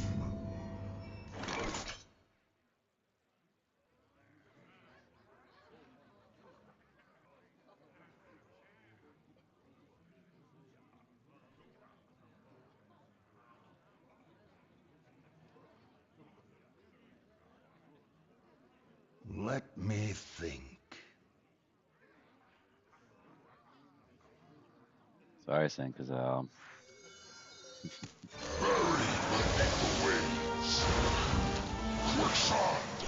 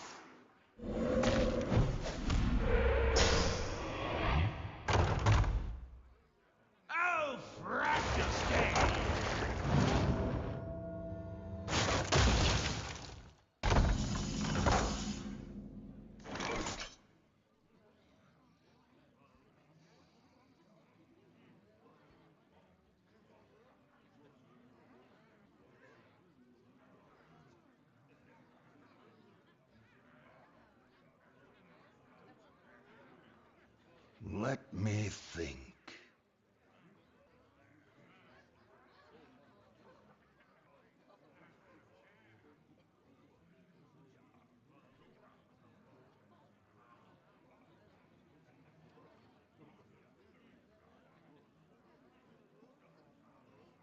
I wonder.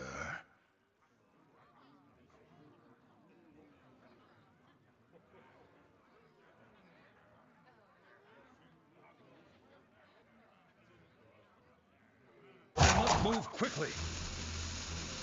Mistakes of the past. Reinforcement.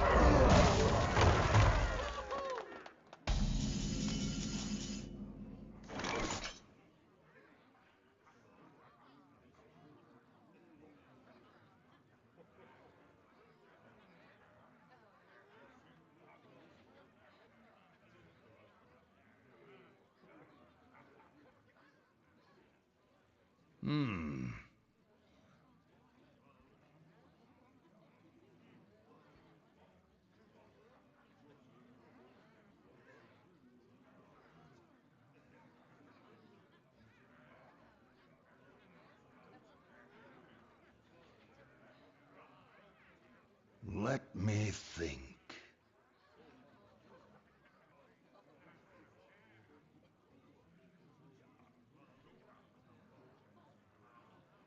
I must move quickly.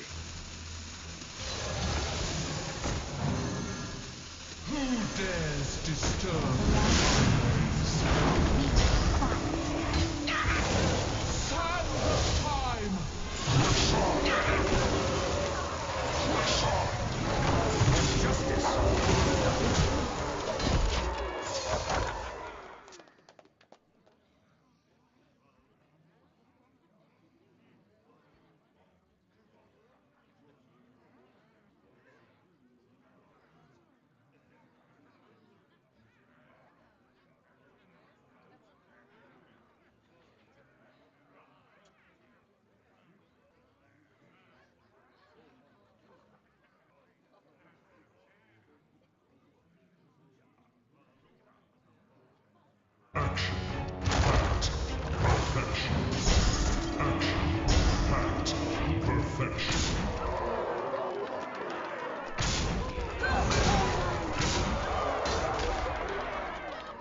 Don't think I beat that.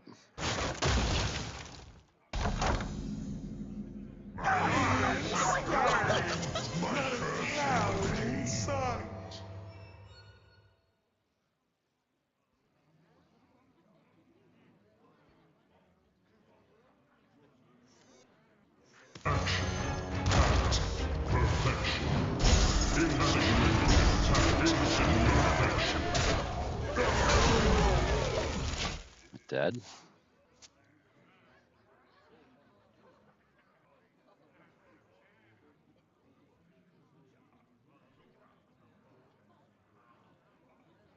Very nearly. I should die.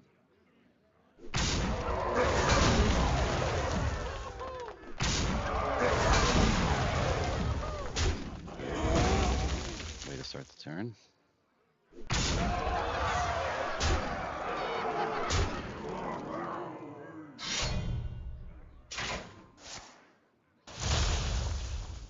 Kills me.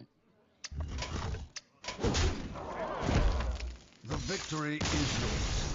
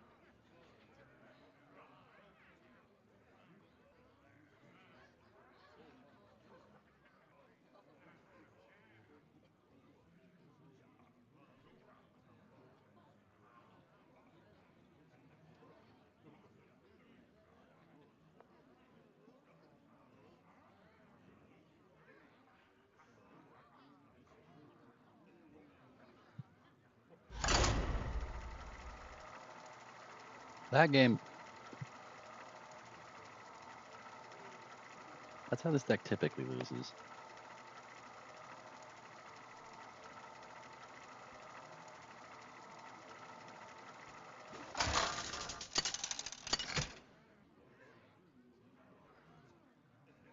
Uther versus Thrall.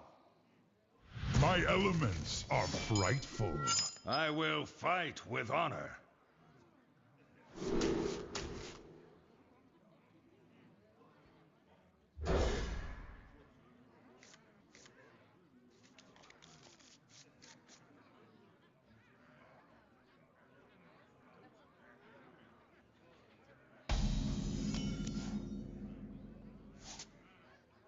The light dims, but we fight.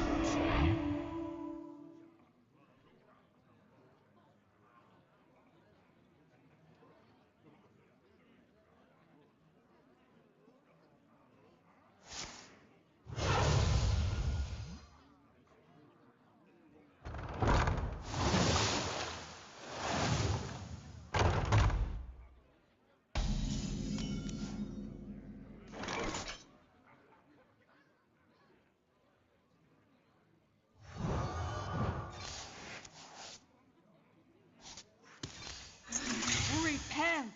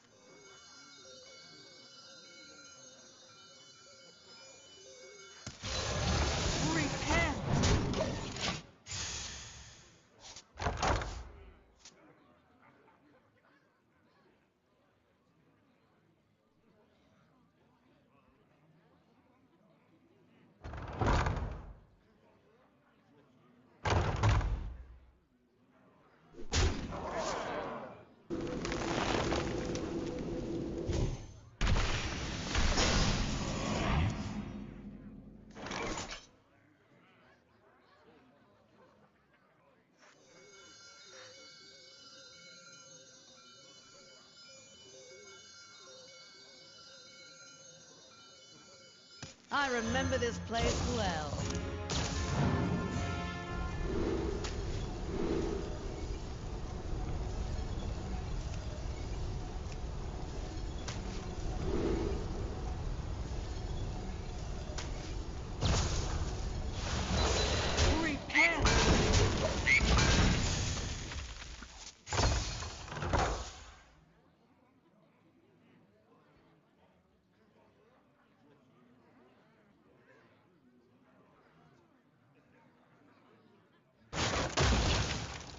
Hammer of the High King, come to me!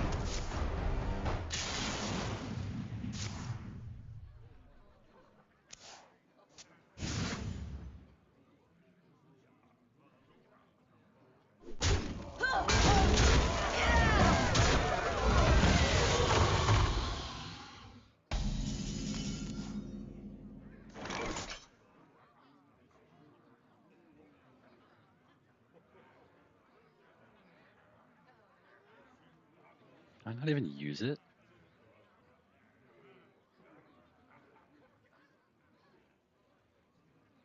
Curious. I bet I can't use it.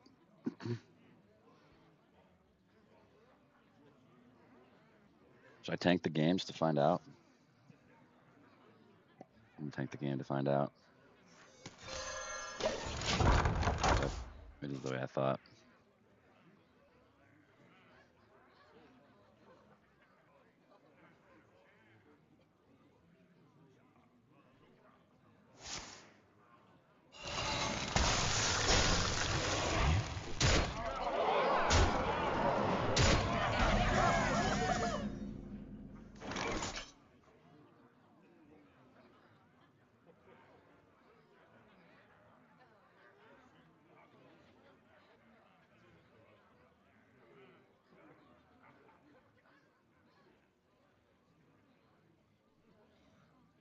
I should make a 5/5. Nomelia, actually. 100%.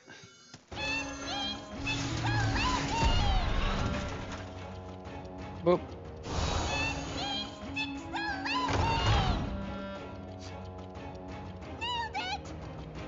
Boop.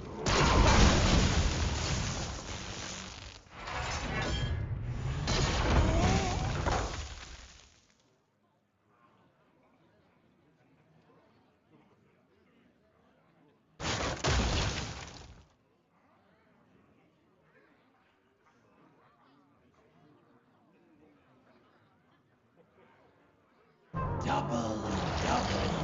Toys in trouble. This.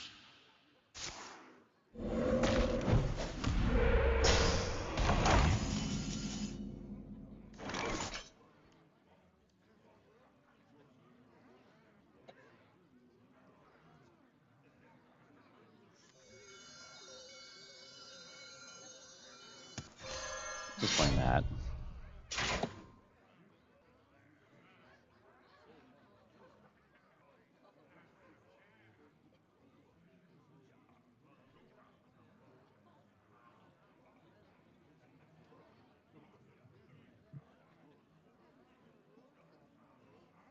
For justice.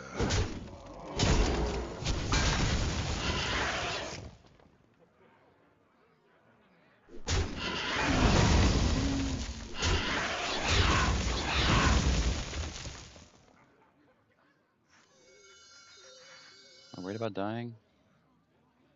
Can't really hammer this turn. Move quickly.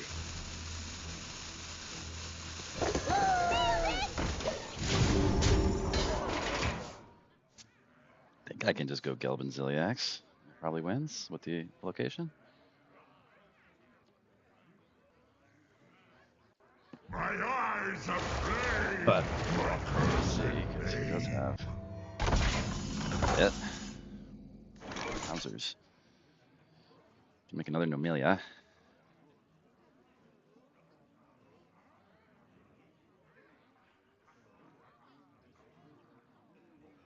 Is there a better target? Probably not.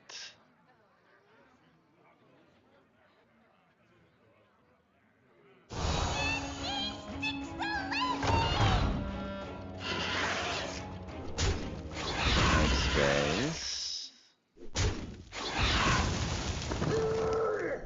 My.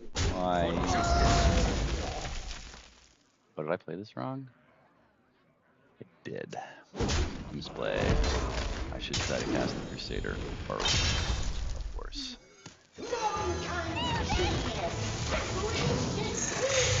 I think this is still a really good position for me.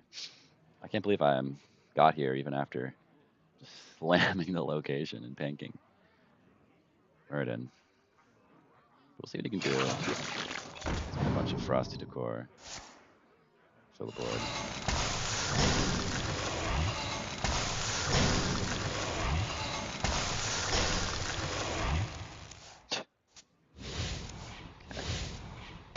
The Nomelias can't die is the issue.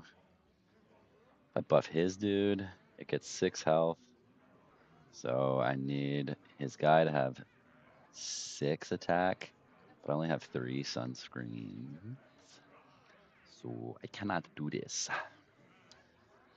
I wonder. If I treasure Gil, it doesn't really help. I kind of just need to trade away some guys. I could sunscreen it once. Oh, it's living at that point. I wonder.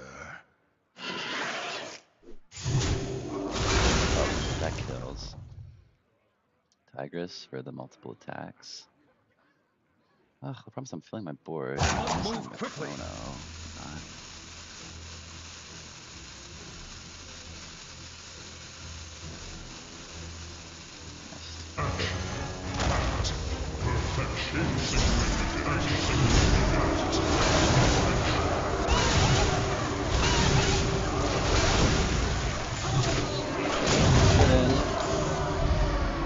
I don't know. this game, but I don't think Shaman comes back from this.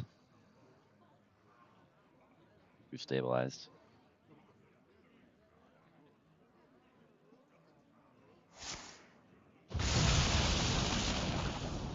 Action. At perfection. Action. At perfection.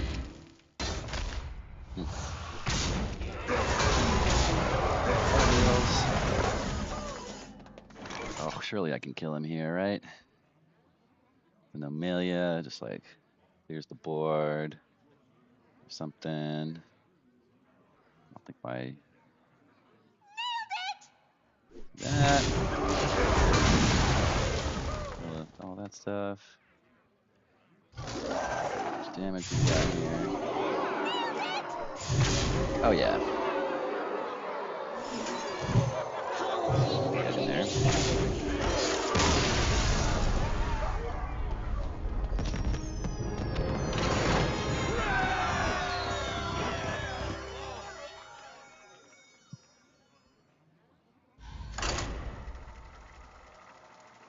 This deck is really complicated. I can't actually figure out. I'm not playing very well with it.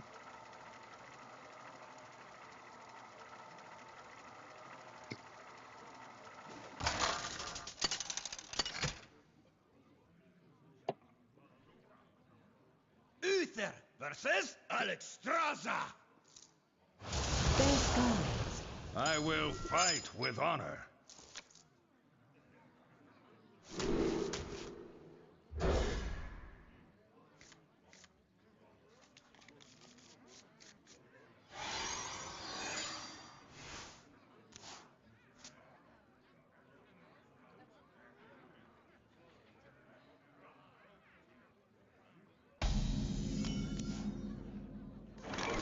The light dims, but we fight.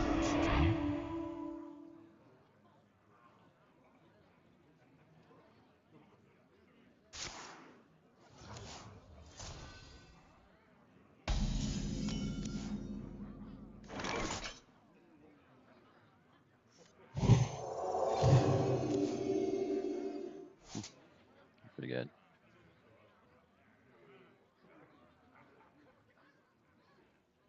Arcanite Revelation. Any of these decks?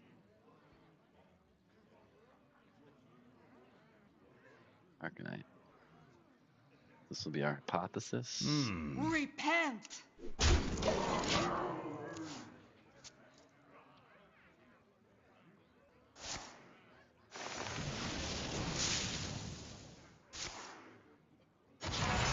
Stop and smell the flowers.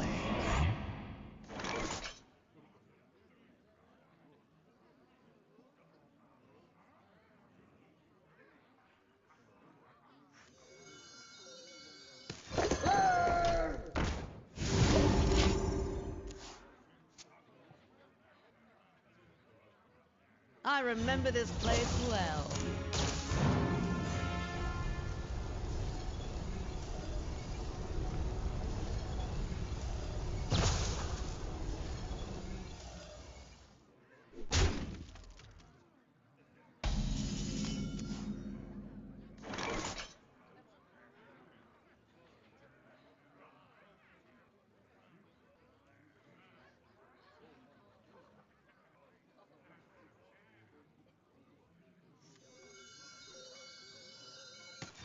Repent!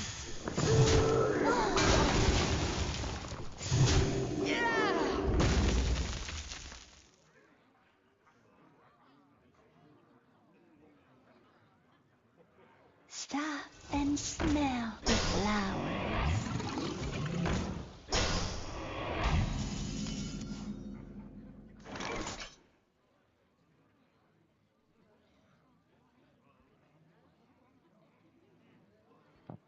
Ba.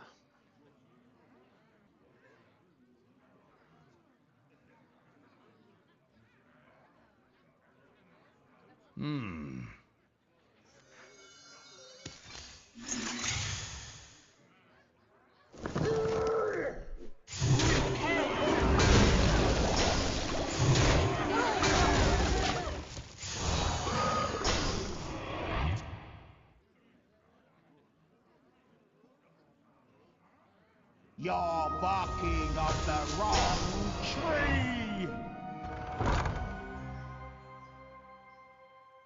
You're barking up the wrong tree!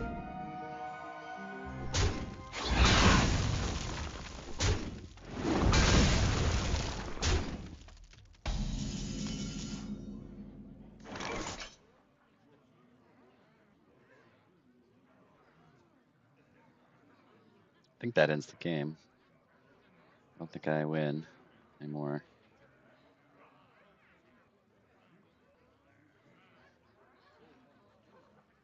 Let me think.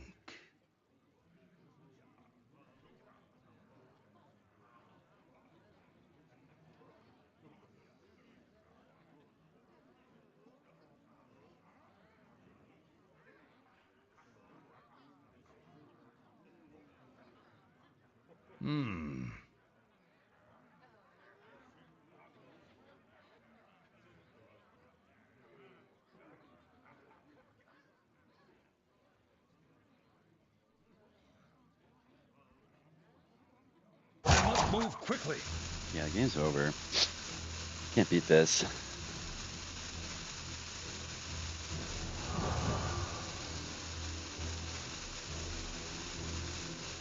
think.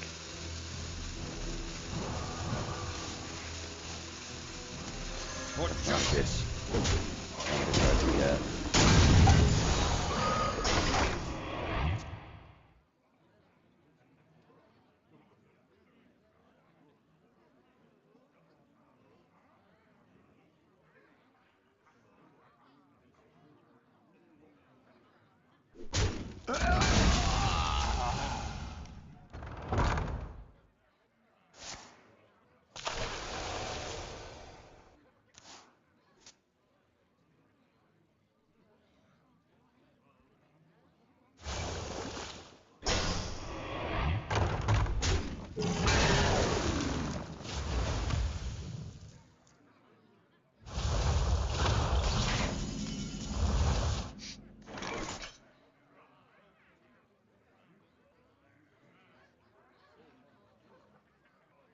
Not even really doing that much.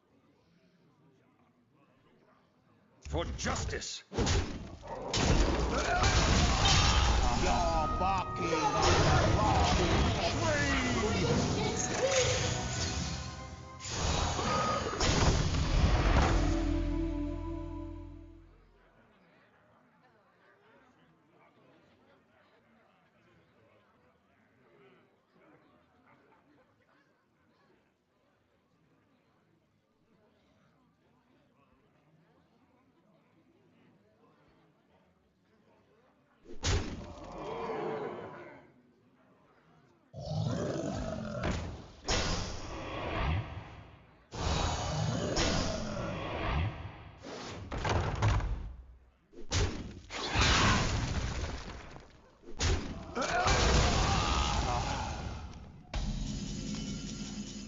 Wait, where'd it go?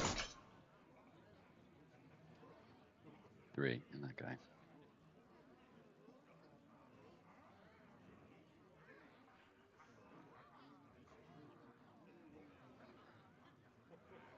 It's okay.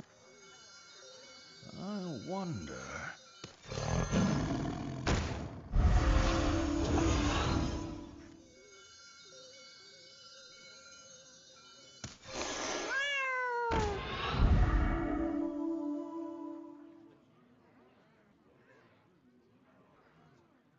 Maybe I should play the treasure key.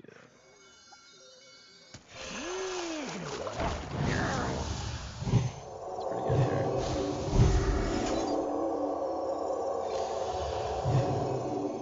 Holy machination!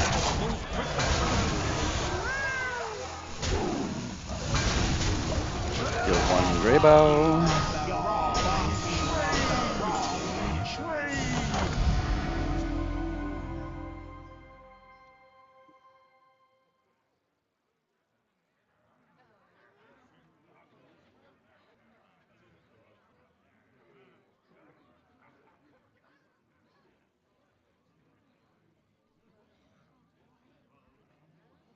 It's so unclear how to build Druid.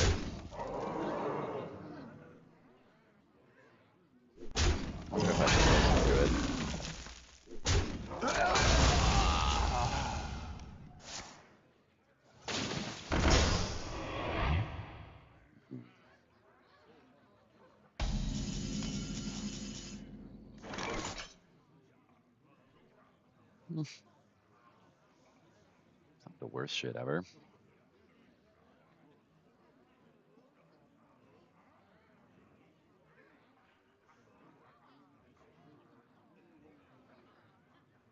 Let me think.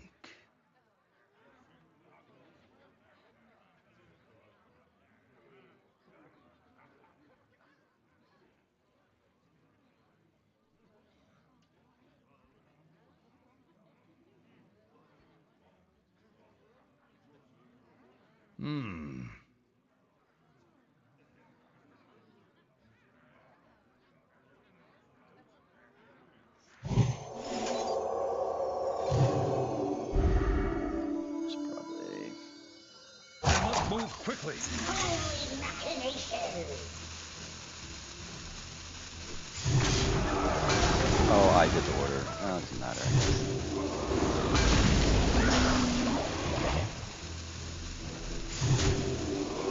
Who dares disturb I'm not gonna attack with that.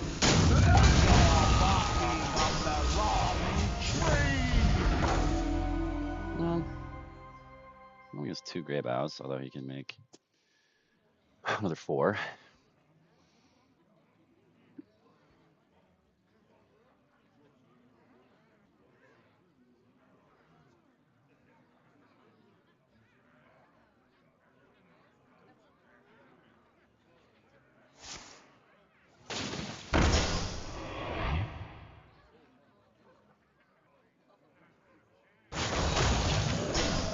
The problem is, he probably has a Briar Spawn. That's probably the finisher.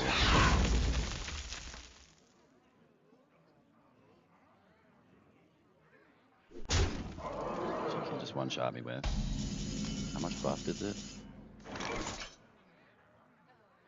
I don't even know.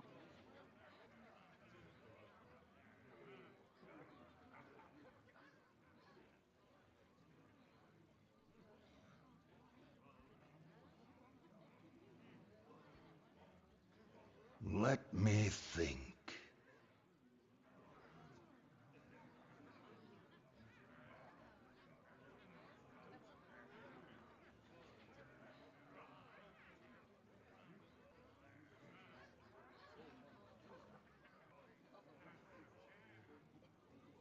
Let me think.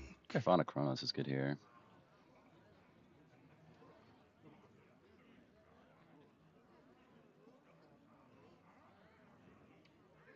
I have a feeling it might be. I must move quickly. mistakes of the past rewritten? 5, pulling back. Oh, perfect. The light I will play that. but he fights.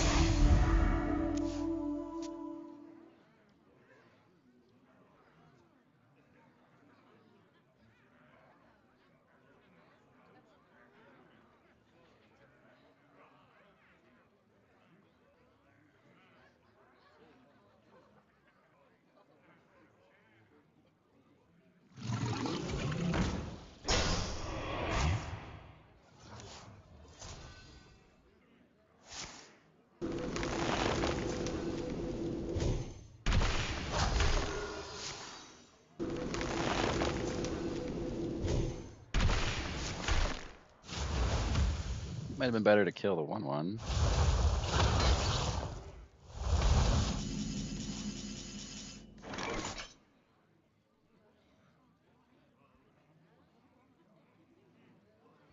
Crusader, right?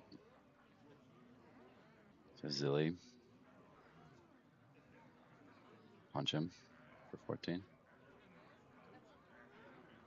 I wonder.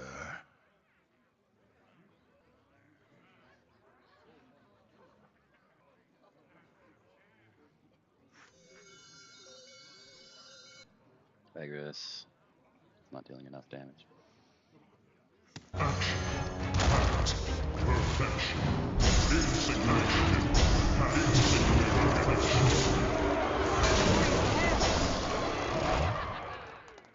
Go through that. This time, mortal.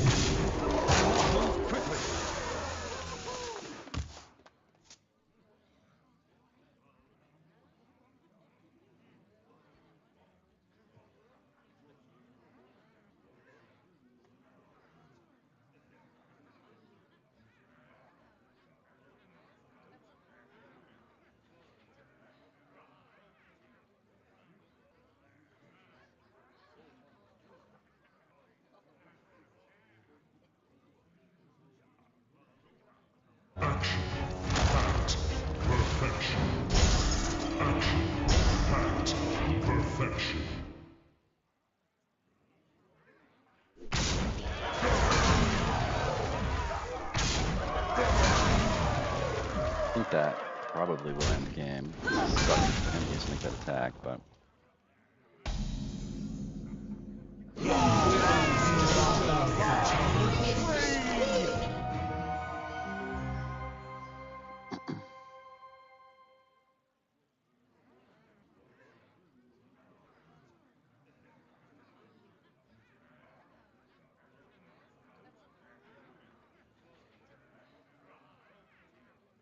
I wonder.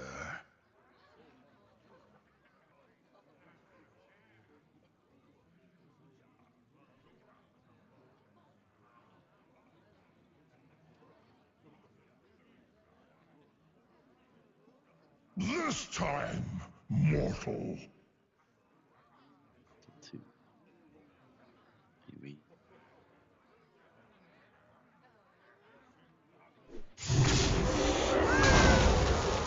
Must move quickly.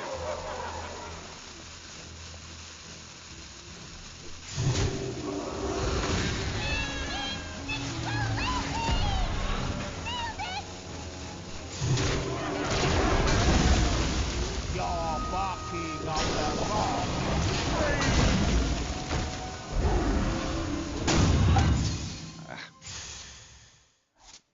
Now I die.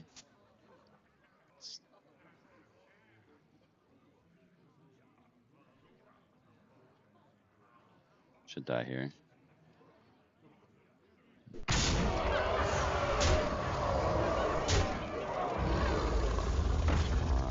Even if it hits the 19, it's over. Well, like I said, don't die for that. Now I do. The victory is yours.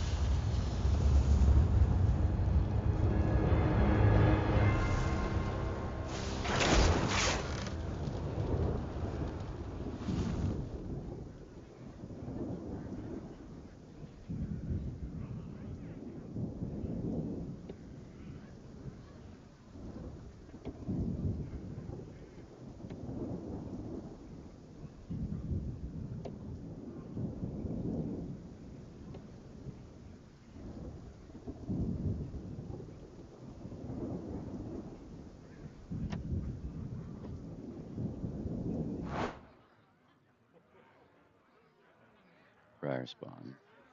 Right.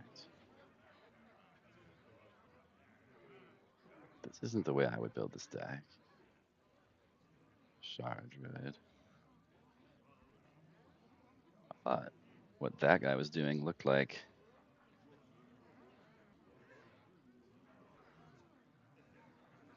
better way to play Druid. Taunt Druid. Maybe that's what he was doing. Blob. Elise, Oaken, Well, Shari, Greybow. I don't know about all these cards. Seismopod, Hydration, and Ziliax, and Bringer. Maybe this is what you want to run. I don't know. Oaken, Elise, Blob, Tortolin, New Heights, Ebb and Flow, Wave Shape, Arcanite, Innervate. It's pretty much what that guy was doing. This is Taunt Druid. Wait, this is the highest win rate. It's different. It's running Seabreeze, Toy Chest, back, Blob, Well, Mirdasil, Vista, Every Spell. Okay. Yeah, Kill Jaden, Stargrazer, Ziliax Hydration, Ceaseless. This deck is doing something else entirely.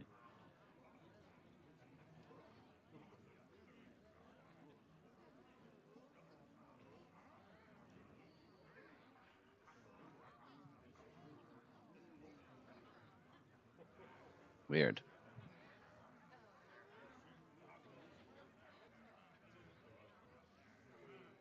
This deck is playing a longer game.